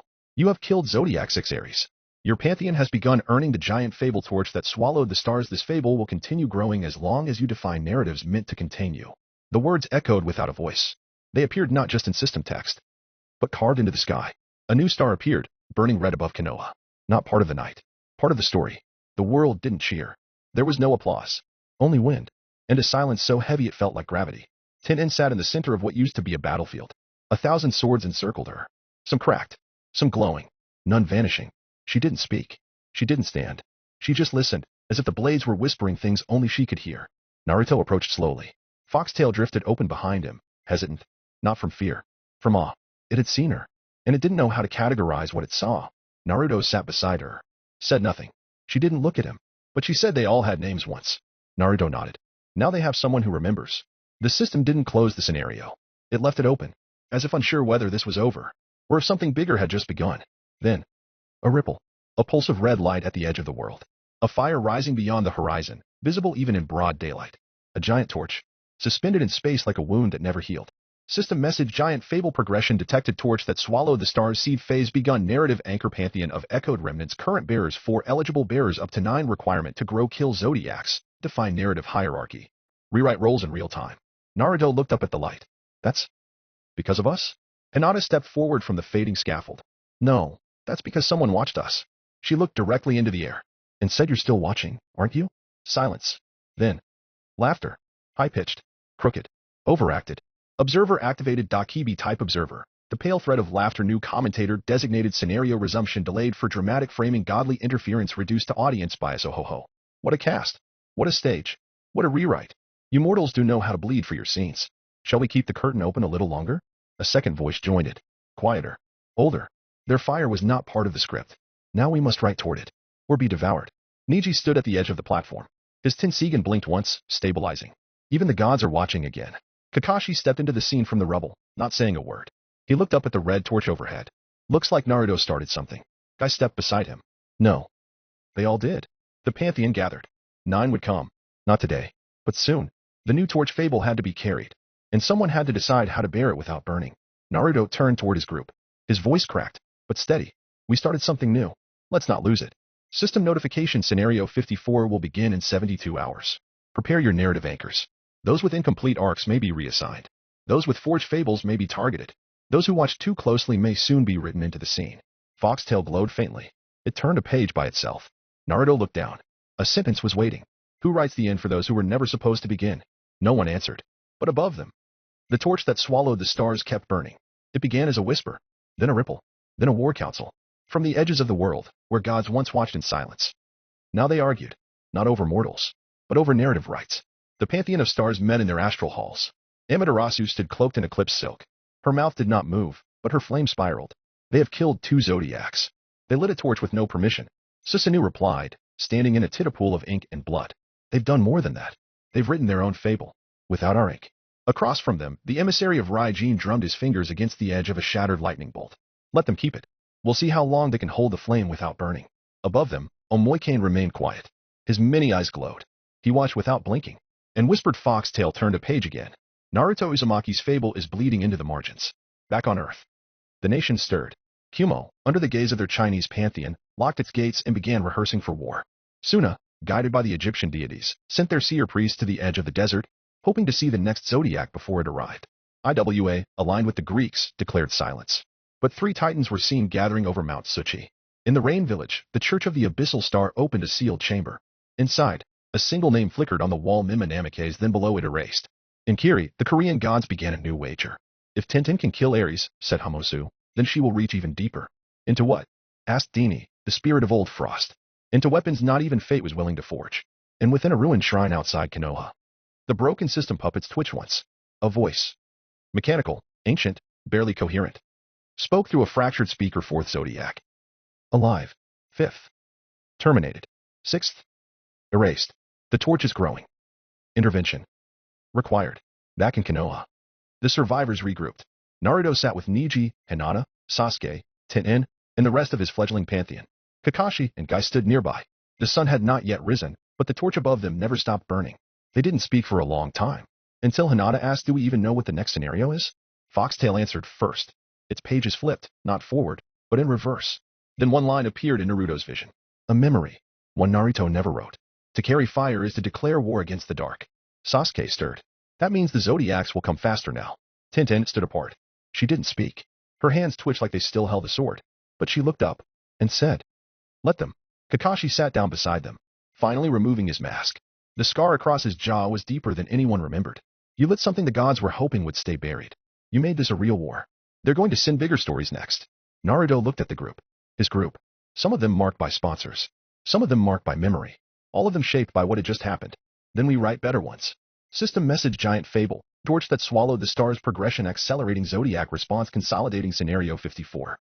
Title. Pinning. Estimated activation 64 hours. Pantheon status. Akashi share 100%. Members 99. Pantheon traits. Narrative reversal, authorial inversion, emotional recursion, fable affinity resonance. Then the observers began to speak again. This time, not in private. Live. A holographic veil opened above the village square. Observer typed Akibi class, mid-rank. The pale thread of laughter descended. Wearing a smile. Antlers made of typewritten paper. And now, brave mortals of the flame. A question. How do you plan to end a story that hasn't even decided its genre? He laughed, then bowed. Scenario 54 will begin soon. We do hope you're ready to audition again. The stars above Konoha were no longer stars. They were eyes. Watching. Waiting.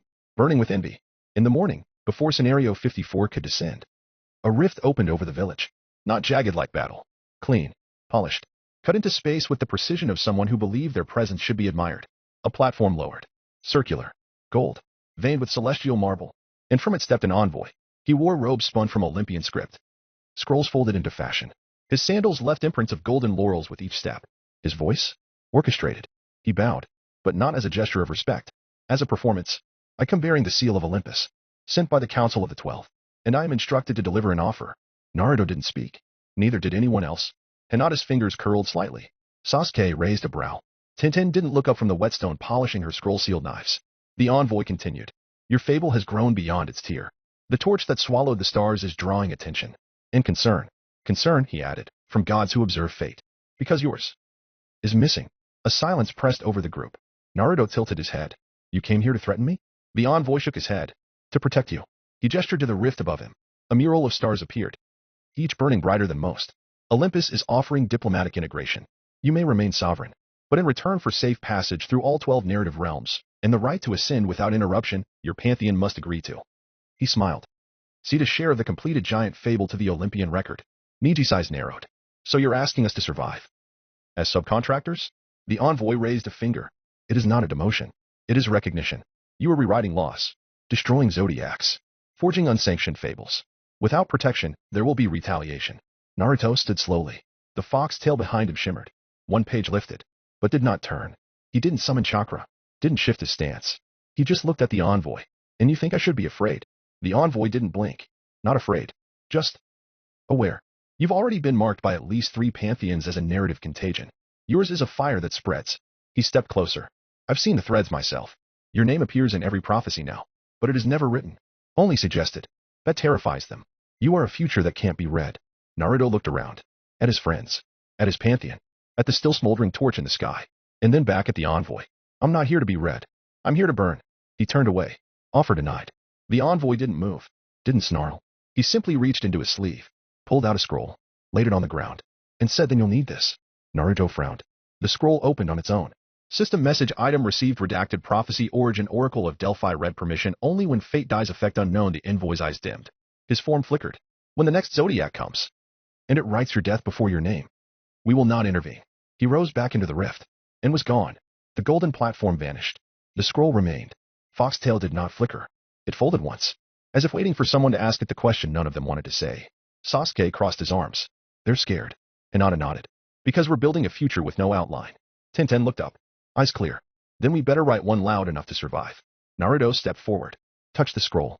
And smiled. Let them keep their prophecies. I'll build something they can't read. System message giant fable. Torch that swallowed the stars status accelerating enemies alerted 4 additional zodiacs warning Pantheon is now considered a destabilizing myth. New title pending monarch of a world. Without song the world had begun to rearrange itself again. And somewhere. In the archives of Olympus. A god broke a mirror. Because Naruto Uzumaki had chosen to burn alone. A world without song. There was no battle. No trumpet. No new mask in the sky. Just silence. And a system that refused to close the curtains. System message Zodiac kill count 1112 expected completion delayed final Zodiac detected. No signal. Narrative incompleteness registered. The torch still hung overhead. Burning red. It had grown again. Larger than any moon. And this time, even the gods stopped pretending it wasn't there. In Olympus, their constellations dimmed. In the court of shadows, the thrones of silence flickered. In Konoha, on a rooftop barely standing, Naruto tilted his head and whispered. Why hasn't it come? Sasuke stood beside him, arms folded. Because we already lit what it was trying to protect. Hinata watched the torch. The 12th was never a zodiac. It was the story refusing to end. Foxtail opened. No glitch this time. No flicker. It flipped to a blank page and stopped. A single line wrote itself. Slowly there is no final mask because you already swallowed the sky. And then, the ground began to shine. Not with fire. Not with chakra. With recognition. The Pantheon gathered. Each one marked not by divine symbols. But by narrative burn scars. Sasuke. Hinata. Niji. Tenen. Rock Lee. Guy. Kakashi, Minato, Kushina, all of them bearing the cost of a story told too many times. All of them standing in the crater of their own rewrite. System message final Zodiac absence confirmed system thread convergence detected. You have completed the requirements to unlock giant fable, torch that swallowed the stars. And then the torch spoke. Not in voice. In impact. It flared. The stars blinked out. Constellations rearranged themselves across the sky. Not by hand. By narrative necessity. Because the sky had to change to reflect the truth. The world did not belong to the gods anymore. It belonged to the story that refused them. One by one, the names of the Pantheon etched themselves into the heavens. Not titles. Actions.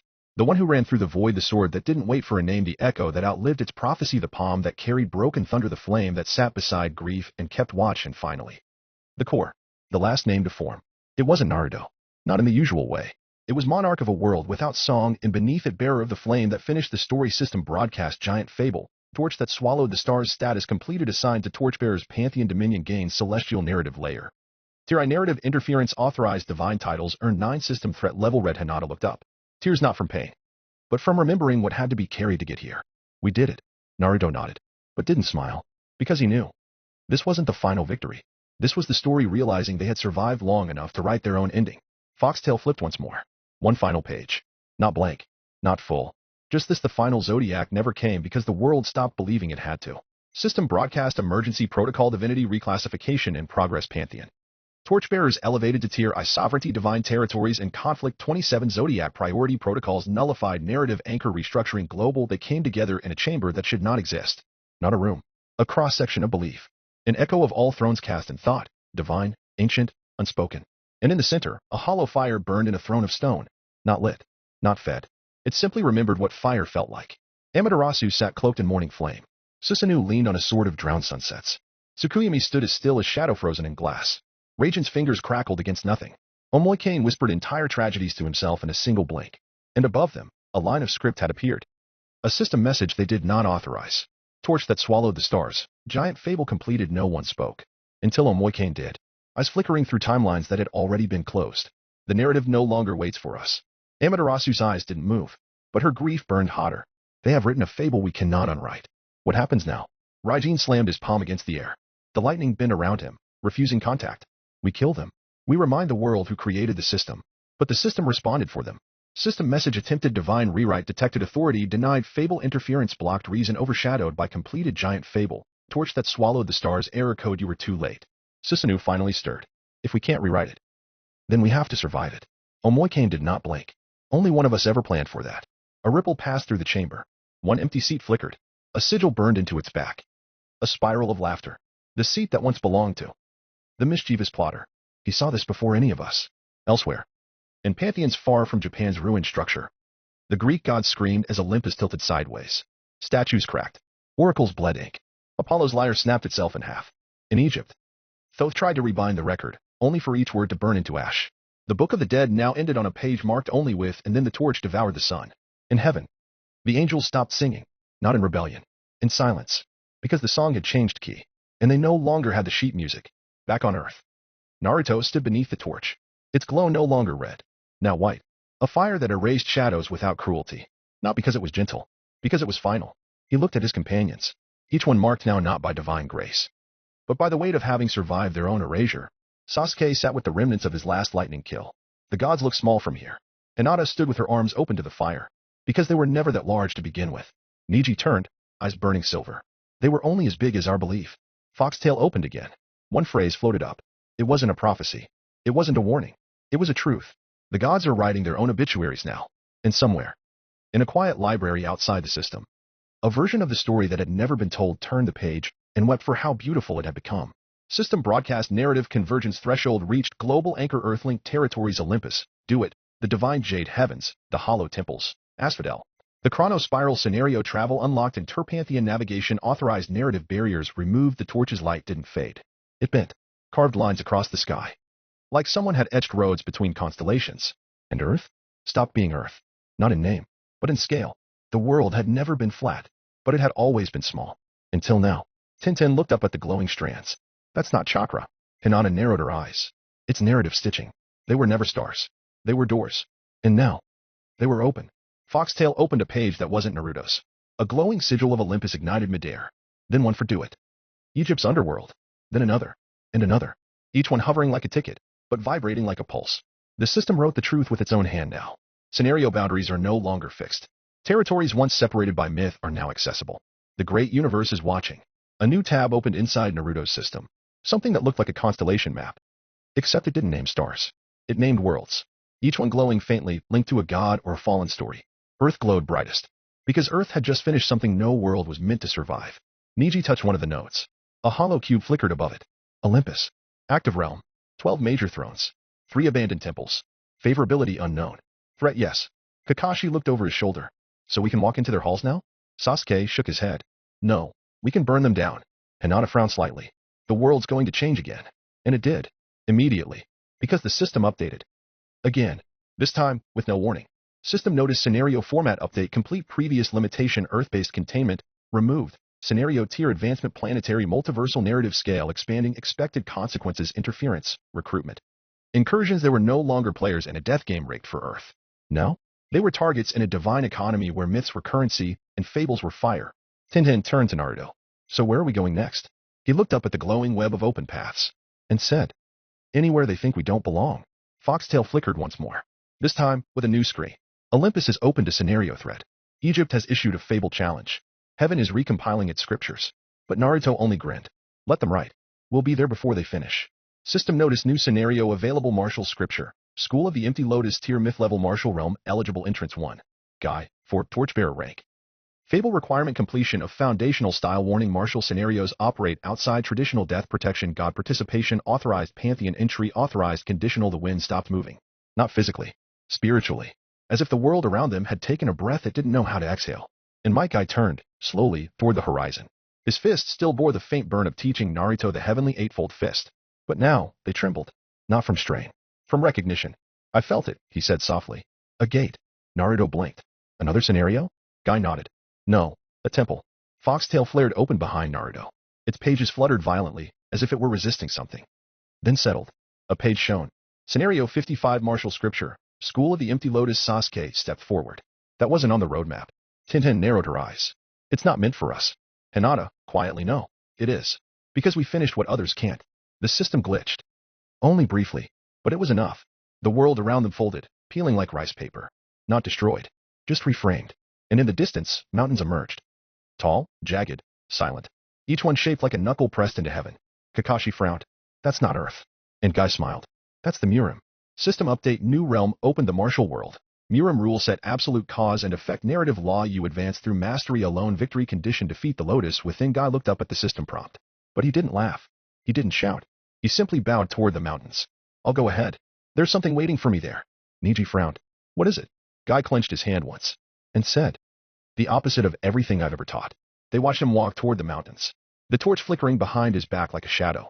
But this time, it was his own fire, not Naruto's, not anyone else's. Foxtail opened again. A side page scrolled into view. Designated path. Might Guy, exaviation scenario triggered. Martial cord detected. Incomplete counterstyle identified. The school of the empty lotus. As Guy reached the edge of the scenario, the world unfolded. Not violently, elegantly, like a scroll opening in reverse. He stepped through and vanished. Scene shift. Location. The empty lotus range of monasteries stood carved into the cliffside, painted in pale silence. Its stone was so old it had forgotten sound. And from within, a figure watched Guy's approach. White robes, bare feet, a walking staff that had never struck anything harder than wind. The monk's voice echoed before he opened his mouth. Another flame who thinks movement is strength. Guy bowed, didn't answer. The monk stepped aside. Come, let the lotus consume what burns in you. And so began his exaviation. It was not a trial of strength. It was a purification of motion. He was told to forget his stance, to move without impact, to strike without target, to breathe without goal. Days passed, or perhaps moments. Time did not float here. Only stillness moved. And as he meditated beneath the final lotus blossom, floating on water that rejected reflection, he whispered, I taught him to burn. Now I will teach myself to endure. His fists didn't close anymore. They opened. System update. Martial style fusion detected. Heavenly eightfold fist. Empty lotus formless core. Result fist without flame. Status martial completion. Pinning exaviation. Approaching back on Earth. Naruto stood silent.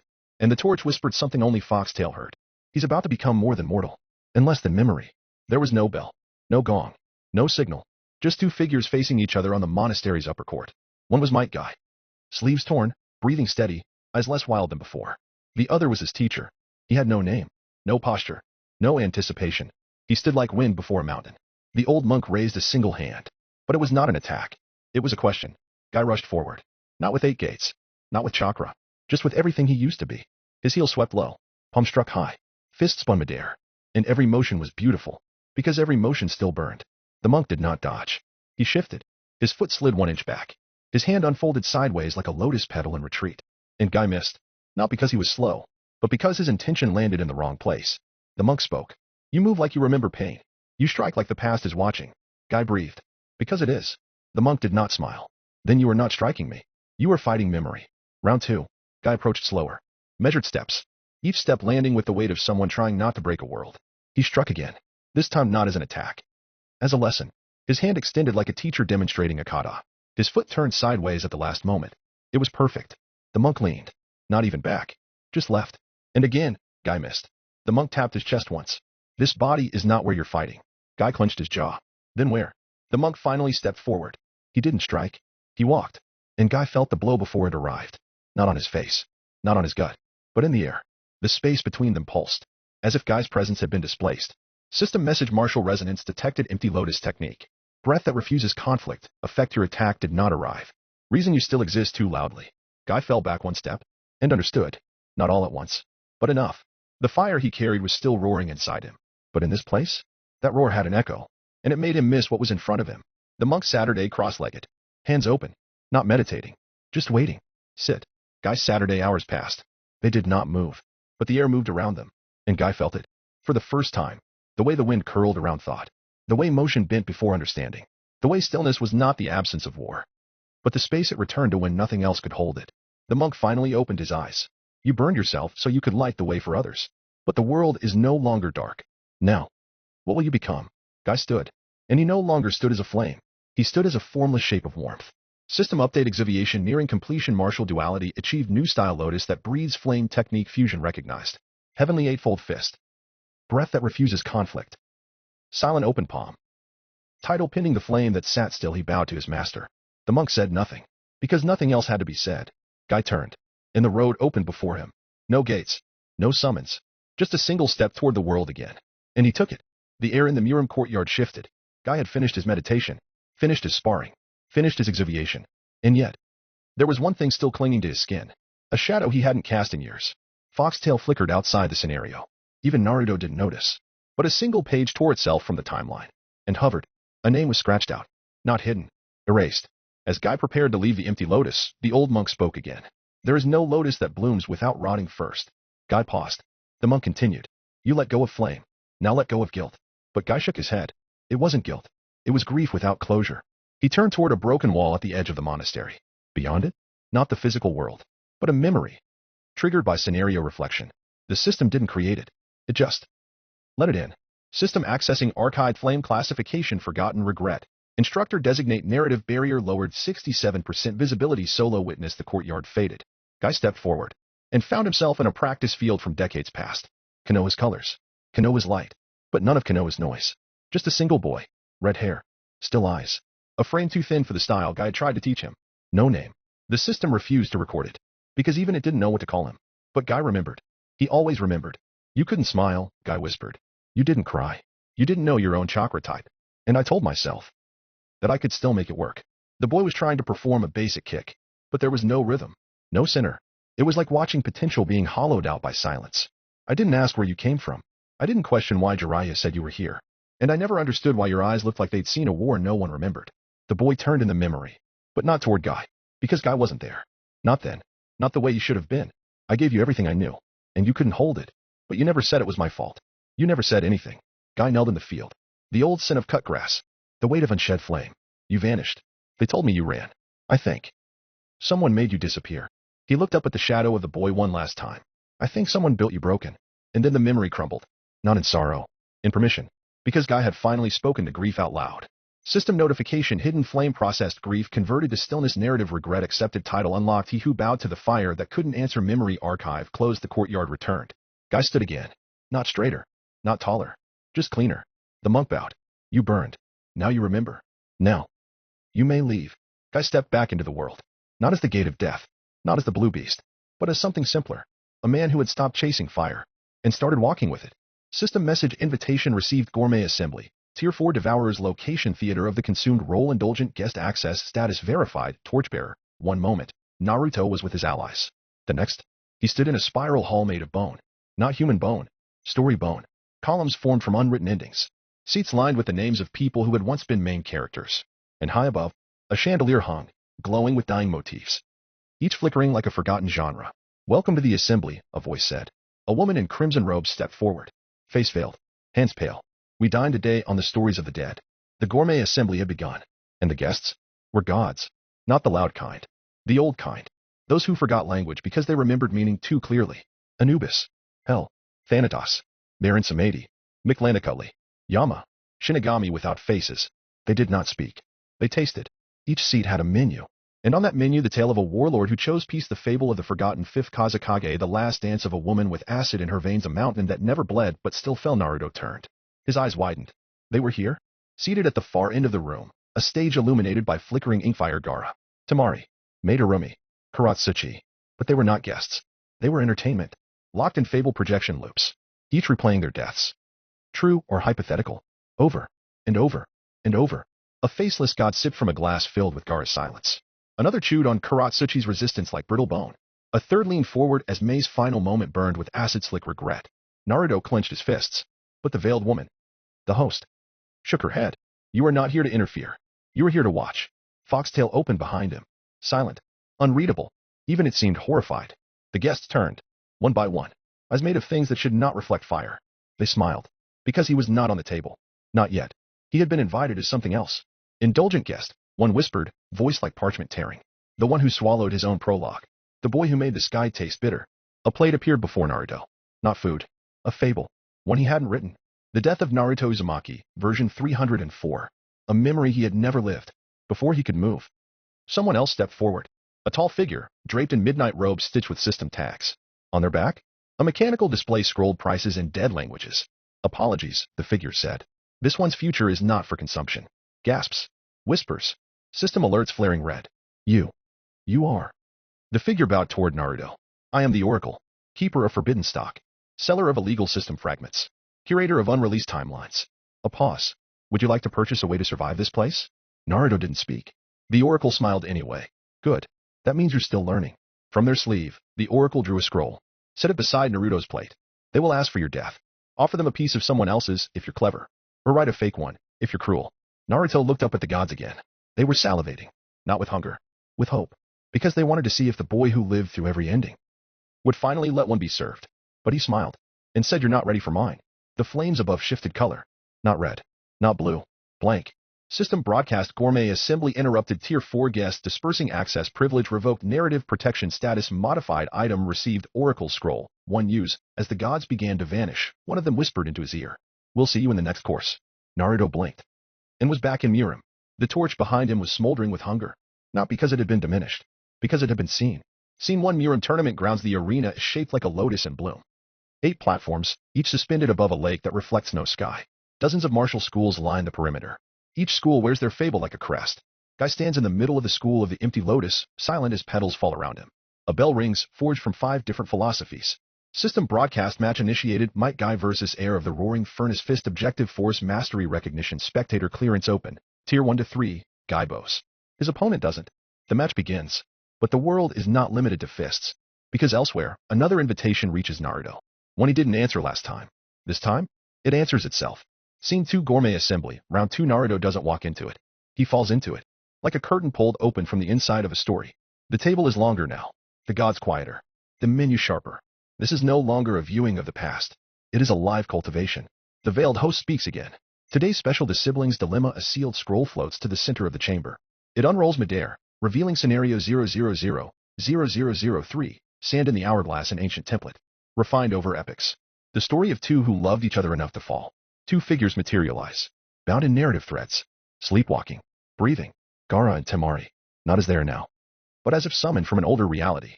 Wearing the Sand Village's old uniforms. Their eyes uncertain. Their bodies unfamiliar with the gods who leer down from gilded balconies. Hell raises a glass. Let them walk. The scroll ignites. And the sub-scenario begins. They wake up in a desert city split by war. 2 factions. 2 oracles. 1 prophecy. Only one of them may live. Only one of them may leave. System broadcast live gourmet cultivation scenario initiated participants Gaara. Temari scenario type existential duel sponsor slots 3 objective choose who survives. Bonus condition break the script. Naruto's chair feels heavier than before. He watches as the gods lean forward with their forks ready. Not made of steel, but of intent. Anubis smiles. Sibling scenarios taste especially strong. Baron Samedi tips his hat. Bitterness and guilt go down smooth. Naruto clenches his jaw. He sees it. Gaara refusing to attack. Temari crafting barriers to protect him. The system turning more hostile each time they try to shield each other. Conflict avoided. Flavor decreased, moral clarity detected. Spice suppressed, artificial sweetness suggested, and then, it happens. Temari kneels. She begins channeling a spell to end herself, to let Gaara fulfill the scenario's script. And Gaara rushes to stop her, tearing at the sand as the world demands he let her die. The gods applaud. Beautiful. What a bouquet. Perfect tragedy. Naruto stands. The flames behind his eyes do not flicker. They ignite. System prompt: would you like to intervene?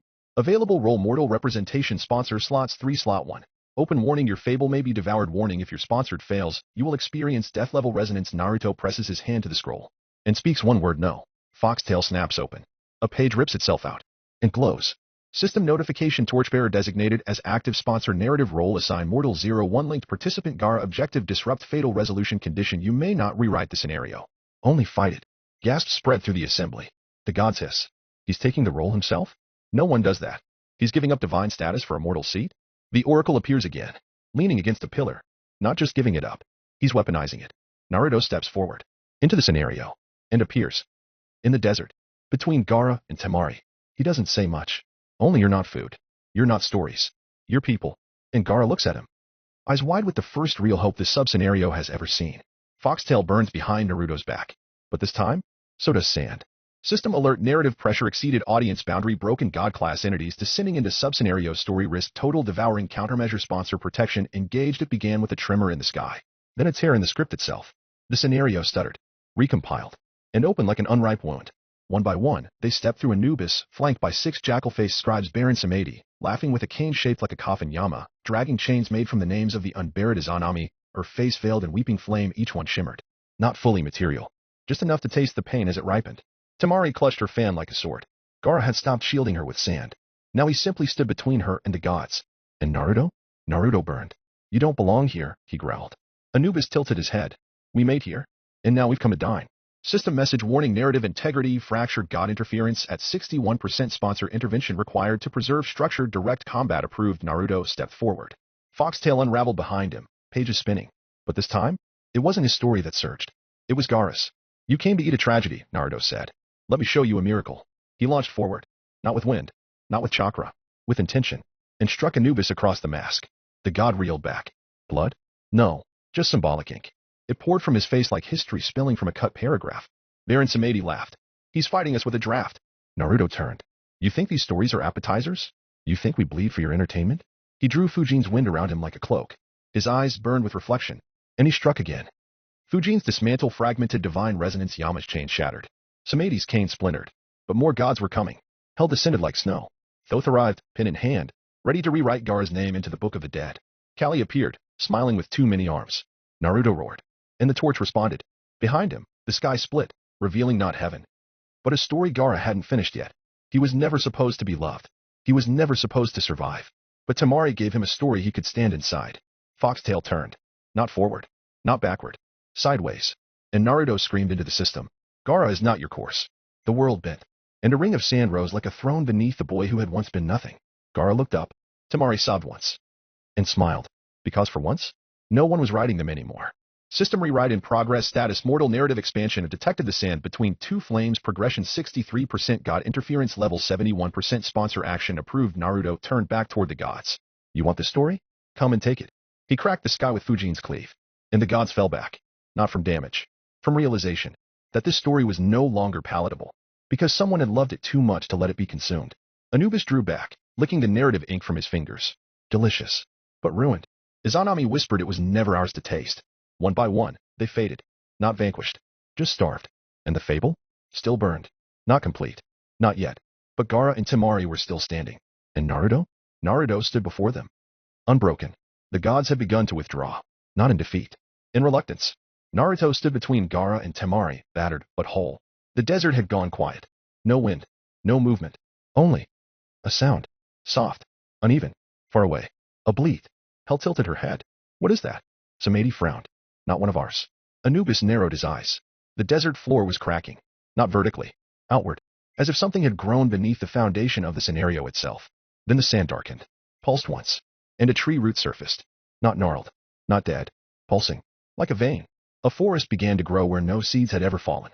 And the bleeding came again, closer, this time wet. Yama cursed and stepped back. One of the lesser gods, unnamed, faceless, a devourer of middle fables, scoffed and approached the tree lean. Just flavor feedback. Leftover echoes. I'll cleanse it.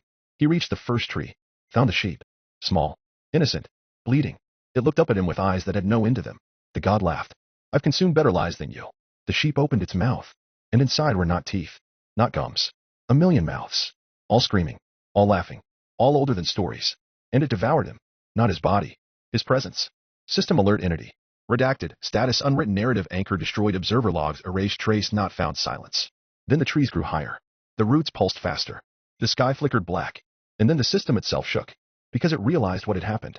System override detected. Scenario anchor broken. Control reassigned. Black go to the woods with 1,000 young. Domain extrinsic reproduction of narrative parasites. Territory type outer god sovereignty. Scenario authority nullified. Gourmet association. Evicted. Izanami stepped back. This was a domain? Hell's voice trembled. This was never a sub-scenario. It was a seed, and it had bloomed. The sand turned to loam. The sky turned to pulp. The gods began to retreat, not out of shame, out of fear. Naruto shielded Gaara and Temari again, breath shaking. What is that? The oracle reappeared behind him, pale. One of the 12 that feed on concepts. She who is not death, but the garden planted after. The trees moved, not with wind, but with birth. And from within them came figures, not monsters, not demons. Young, infant gods, crawling on all fours with stories carved into their skin. Naruto's foxtail shook. Pages scattered, each one screaming in different voices. Do not record. Do not acknowledge. Do not invite. The forest had risen. Gaara stood near Temari, shielding her from the wind that now howled in unnatural syllables. Naruto kept his back to them both. His foxtail trembled violently, trying to flip pages but finding none written for this. Because this wasn't a scenario. It was a birth. A single bleat echoed again. Low, wet, impossible to place. It echoed across trees that hadn't existed hours ago, now fully grown, pulsing with sap that smelled like spilled ink. Another one of the gods hadn't left. A minor devourer. Mask cracked, pride intact. He stepped toward the sound. Flavor potential enlisted. Possibly exotic meat. I'll log it and return. He vanished into the woods. A moment passed. 2, 3, and then a snap. A scream that was not a scream. And the sound of something chewing. System alert entity. Masked gourmand. Tier 2. Status devoured. Cause of death. Identity inversion. Log recovery failed. Voice print terminated. Fable digested. Naruto turned. Temari whispered. What was that? Then they saw it. Not walking. Not crawling. Sliding. A sheep. But not one that belonged in any story.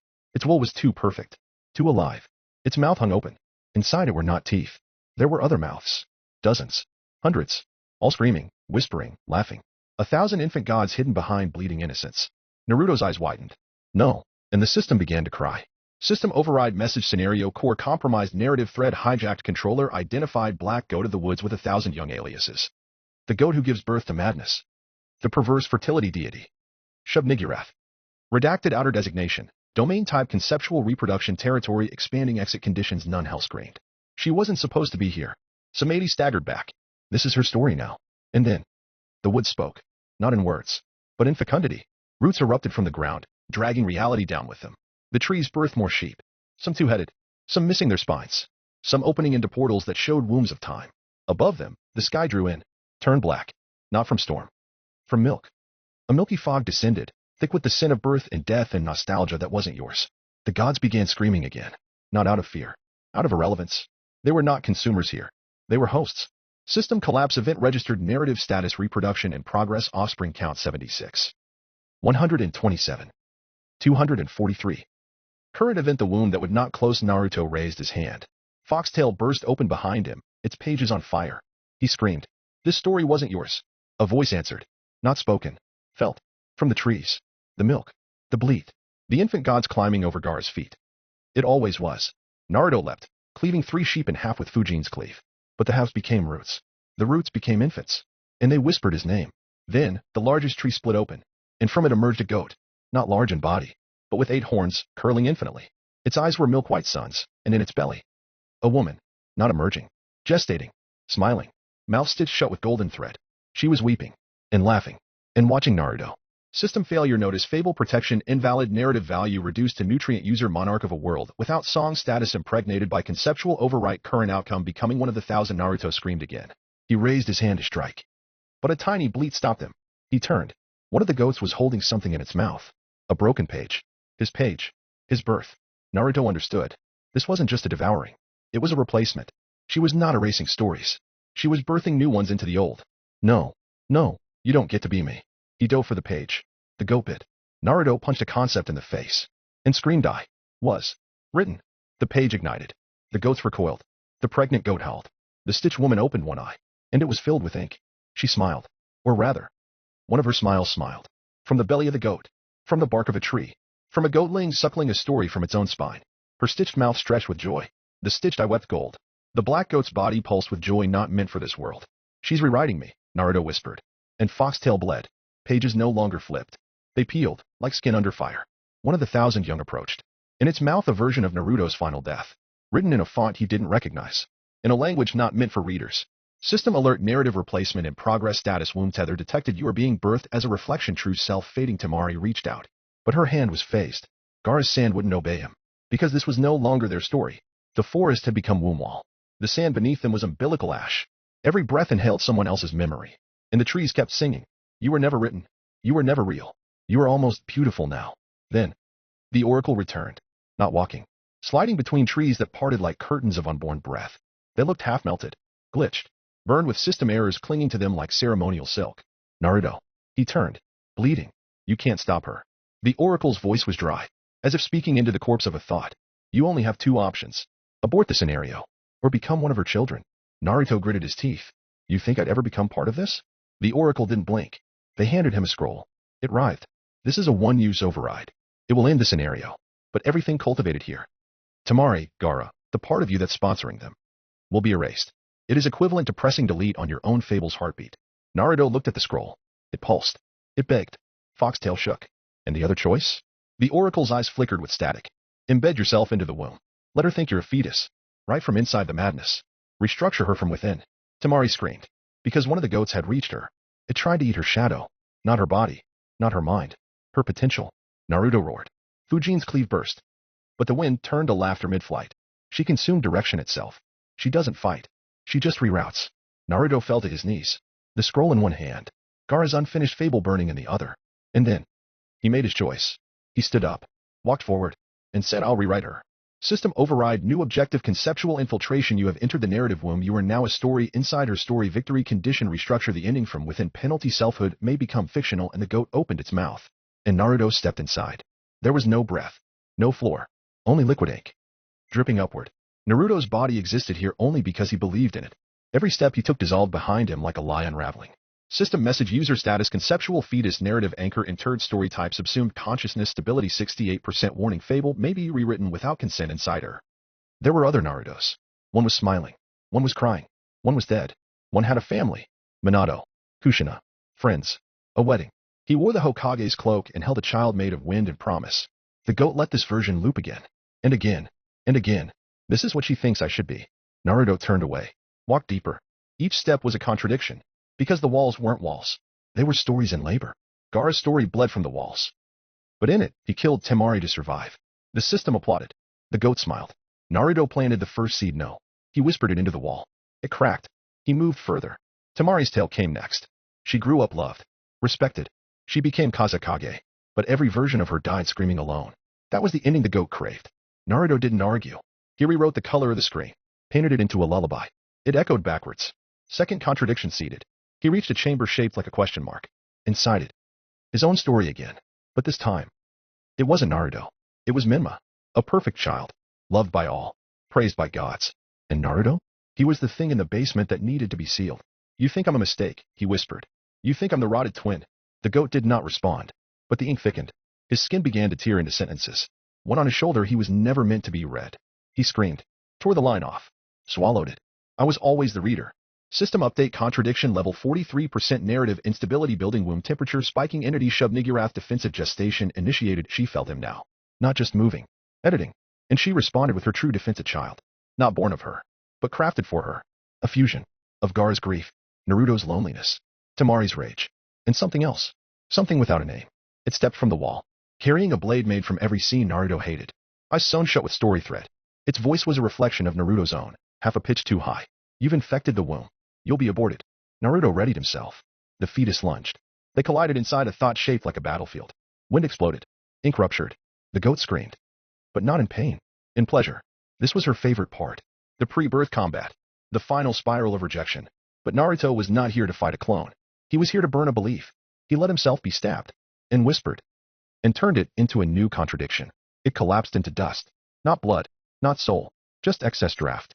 System message, narrative womb, structural ruptures, detected contradictions, 73%, implosion timer, 4 minutes, and still. He walked toward the last door. Behind it, the stitched woman, still weeping, still laughing, still not yet born. And Naruto? He held in his hand a new page. Blank, but burning. You mistook me for a story, but I am the reader. And he stepped through the door. The room wasn't a room. It was a page still being inked. And the woman at its center was a contradiction too strong to be cut. Not alive, not dead. She sat inside a transparent orb of milk and story lining, bound in veins that pulsed with fable fluid. She looked up as Naruto stepped inside.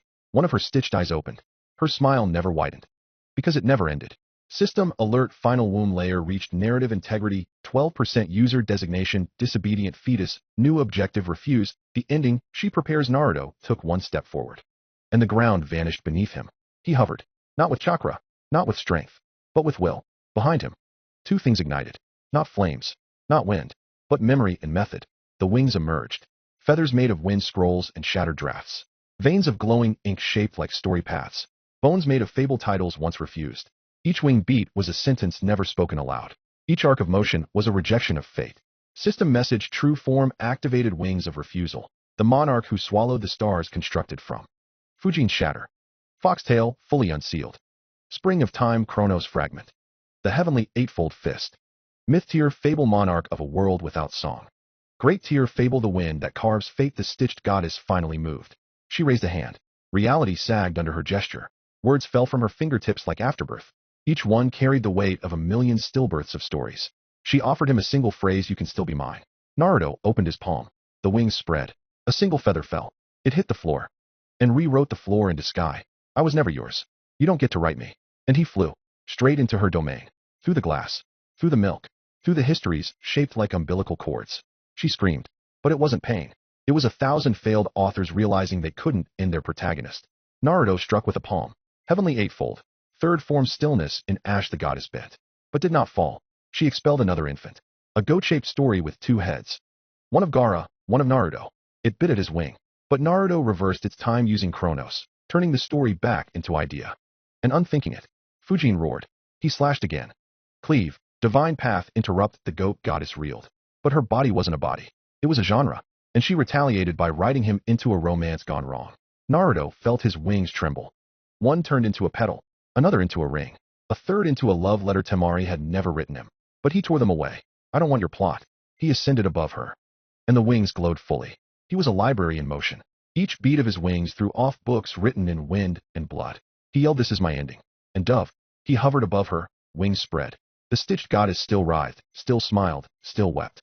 Around her, the goats shrieked fables they hadn't finished chewing. And Naruto held out his hand. The wind stopped. The system stopped. Everything in her womb paused. Not because he froze it. Because he inverted the vectors. System message authority detected vector sovereignty, local space. Force control engaged directional override momentum structures. Inverted time force application shifted the milk reversed. The ink undripped. The vines pulled away from Gaara and Temari. Because Naruto told them to move backward. The infant gods howled as they were tossed across non-existent space by gravity they could no longer obey. You were pushing, Naruto whispered. I'm pulling now. Shub-Niggurath opened her arms. 1,000 goats leapt forward. Not with bodies. With intent. Each tried to ride him into submission. He raised one finger. Deflect. And they scattered like metaphors denied by an editor. Then she tilted the world. The womb warped. Not metaphorically. The floor now had no down. And still, Naruto stood. Because he was not standing on terrain. He was standing on intent. System alert user vector field dominance 94% current conceptual momentum ascending refusal narrative counterforce detected. Shub-Niggurath bled from her eye. She opened her mouth and spoke in truths. You're not fighting me. You're fighting the idea that stories must end. Her goats reassembled into something new. A structure. A reverse tower. A spiral of pre-written endings, all leading back to him. She was shaping a conclusion he couldn't dodge. Naruto whispered, vectors don't just move things. They change shape. And he flicked his hand. The ending turned sideways. The reverse tower collapsed on itself. The fable she prepared to force-feed him bounced, redirected. The page that said Naruto dies here was flipped and shredded by its own weight. She screamed. But she didn't slow. You invert me? I am every story that was ever written backward. And she grew. Her limbs unfolded. Her belly stretched. The stitched woman was no longer sitting. She was rising. Not like a giant. Like a law. The entire womb shook. Naruto flew again. She hurled conceptual decay at him. What if no one remembers you? He turned it into what if forgetting me leaves a wound. She threw gravity shaped like a nursery rhyme. He used Fujin to cleave it mid-rhyme. Then, she roared, and the goats around her retracted. Merged. Became armor. A black shell of goat bone and ink steel formed around her body. 8 horns curled toward the heavens. Her voice broke all metaphors. You are not a story. You are a noise before birth. Naruto bled from his wings. Still flying. Still rewriting. Still resisting. Then I'll be the last breath before birth. I'll be the vector that never finishes falling. And he flew straight for her chest. Wings blazing. The final clash wasn't loud. It was quiet. Like paper folding into origami. Like a breath before grief. Naruto's wings were torn. His vector field collapsed. Foxtail burned like a funeral pyre. Each page screaming the final lines of unfinished fables. And still, he dove. Into the chest of Shub-Niggurath. Through the stitched mother. Through the 1,000 names. Through the goats still in utero. She reached out. Offered him the crown. Be my son. Be my seed. Be the fable that never ends. And Naruto smiled. One last time. I don't need a crown. I'll be the silence after. Then he exploded. Not in flame. In narrative contradiction. He overloaded the womb with all he was the witness. The boy who lived. The wind that carves fate. The vector that refused gravity. The flame that sat still. The mortal who scammed oblivion. The one who lay grief to rest. All of them ignited. All of them bled into the root of her. And she screamed. Because he wasn't killing her. He was ending her sentence. The stitched mouth tore open. The horned goats shattered into premature metaphor. The womb collapsed into silence. And Naruto. Naruto was gone. Not erased. Not devoured. Not consumed. Just lost. System final report scenario concluded. Subanchor cleave Shub-Niggurath banished to pre-narrative form devourer count 0 victor unknown narrative warning identity loss exceeded recovery threshold memory displacement absolute protagonist converted to outer class entity beyond the story. Beyond the end. Beyond the gods, beyond the torch, drifted something that should not have survived. It had no name. Not anymore. Not Naruto. Not the fox. Not the witness. Just a drifting, shapeless body of narrative flame. A world without song. He did not breathe. He did not think. He did not know himself. He simply existed. As the aftermath of a story too loud to be remembered.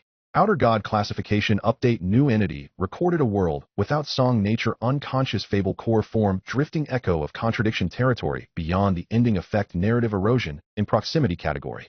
Cannot be sponsored, and the stars? They turned away, because even they didn't know what to sing for something that had given everything. Just so others could write again. Back in the scenario. The woods had burned. The goats had died stillborn. Temari and Gaara awoke beside a torch that flickered gently, as if mourning something it couldn't name. Foxtail did not open, because the reader was gone. There was no form. There was no voice. Only drift. A mass of narrative flame. Cooling. In the dead space beyond the world. No song. No page. No self. Only fragments monarch. A child that wept for a future. A torch that didn't want to burn anymore. Foxes don't grieve like people. And then, tension. Somewhere in the void, a sentence tugged. Not written. Yearned. The story of a girl who was once protected. The story of a boy who never became Hokage. The story of a wind that didn't stop blowing, even after its source vanished. They floated toward him, not as stars, as grief. Because grief remembers what the mind forgets. The void responded. It thickened. It turned warm. And Naruto, not Naruto, the unwritten shadow of him, began to vibrate, like an instrument before its name is spoken. Then, a voice, warm, smirking, sad. You always forget that I'm a thief too. And from the fog stepped a grin, a paw, a tail curled like a trick unspoken. The trickster, the fox, the redacted one, the one who was laughed out of heaven, the mischievous plotter, Kurama, but not. Older, wider, less beast, more narrative paradox. He walked across the void like it owed him rent, sat beside the drifting mass of flame and bone, and exhaled. So, you really did it, huh? Broke her teeth. Broke yourself. The flame didn't answer, but it pulsed once. He reached out, tossed something inside. Not chakra, not fable, a lie. You're not gone. You're just hidden. The void stuttered, and then it folded. Because the mischievous plotter had a power Naruto never asked for. He could stitch together the pieces the world wanted to forget, even if they weren't real, especially if they weren't real. And now he began to stitch. One feather from Naruto's wings. One word from Foxtail. The breath he left behind inside Gaara's fable. The scream Temari swallowed. The broken page the goat never chewed. He sang as he worked. Not words, just tone. A lullaby for monsters. A hymn for forgotten children. A hum that sounded like wind hitting old window panes. And the flame began to take shape. Not a body, a shadow, a center. Then, a voice. Not Naruto's, not Foxtail's. Something deeper. Designation found. Outer God stabilized. Echo self, recovery 4%. Would you like to wake him? The plotter tilted his head. Let him sleep a little longer.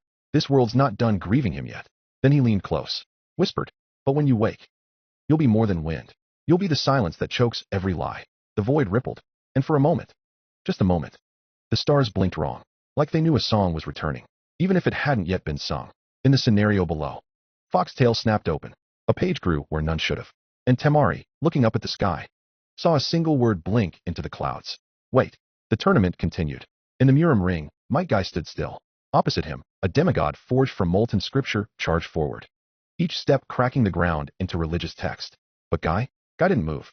Not out of confidence. Not out of fear. Because he felt cold. A wind passed. Not chakra. Not technique. Just a pressure that whispered you have outlived something important. On the edge of the stands, Hinata Senju clutched her robes. Her heart raced. Her vision blurred. She blinked once. Twice. Then, wept. Tintin turned toward her.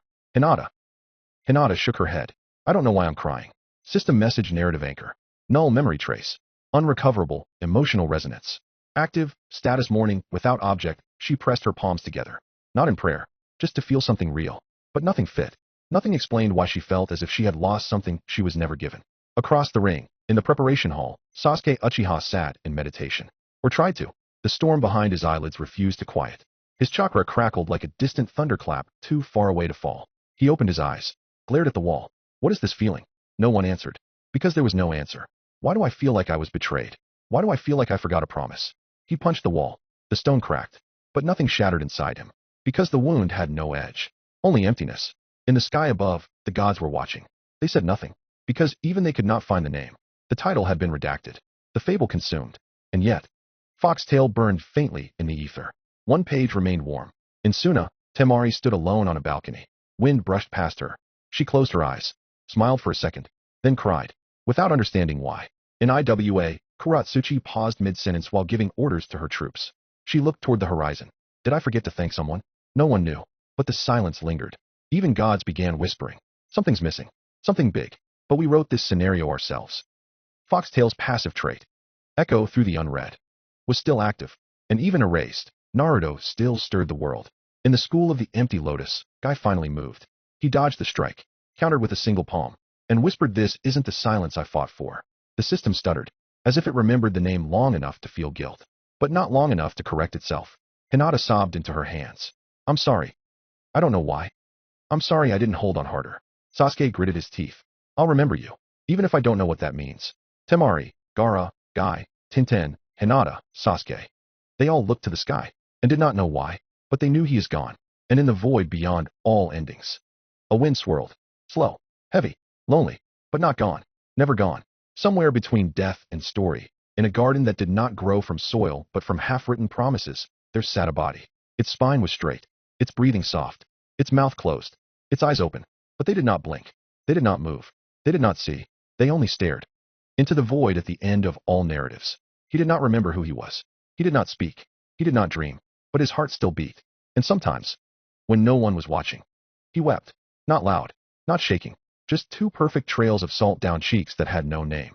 Sitting beside him, on a rock shaped like a forgotten vowel, was a tiny fox, barely the size of a teacup. Its tail swayed in infinite slow motion, like a clock too tired to tick. This was the mini plotter, model 982. The 982nd attempt Kurama had made to make himself smaller, to make his mischief gentle. Mini 982 wore a crown made from sentence fragments. Its fur shimmered with sarcasm. Its paws were stained with ink from rewriting stories not meant to be told. But right now, it was holding a napkin and dabbing Naruto's cheeks. "Stop that," 982 whispered. "You're going to rust your thoughts." Naruto didn't react, didn't turn, didn't blink. His mouth was still sealed with silence. His wings, shattered and furled, rested across his shoulders like broken metaphors. "You can't even frown anymore, huh?" The little fox sighed. "You used to cry like a storm." 982 hopped down from the rock, trotted into the blankness, returned with a book. The title was burned out, but the dedication inside said, "To the boy who swallowed endings." 982 opened the book and read aloud. Not stories, not poems, just pieces. A moment with a friend, a sentence from an argument, a joke that never landed, a silence that never healed. Naruto didn't respond, but the tears kept falling. "Yeah," the fox whispered. "You remember, even if you don't know who you are." In the far horizon, the void rippled, like something old was watching, but it did not interfere, because even gods knew this wasn't the time for thunder. This was the time for mending. 982 curled up at Naruto's feet, placed one tiny paw on his hand, waited, not for healing, not for clarity, just for a blink, a twitch, a fragment, a whisper of a name. And for the first time in what could have been forever, Naruto's lips parted, but no sound came, just the shape of a word never given. And more tears fell, because somewhere in him, a song still played, even if he couldn't remember the tune.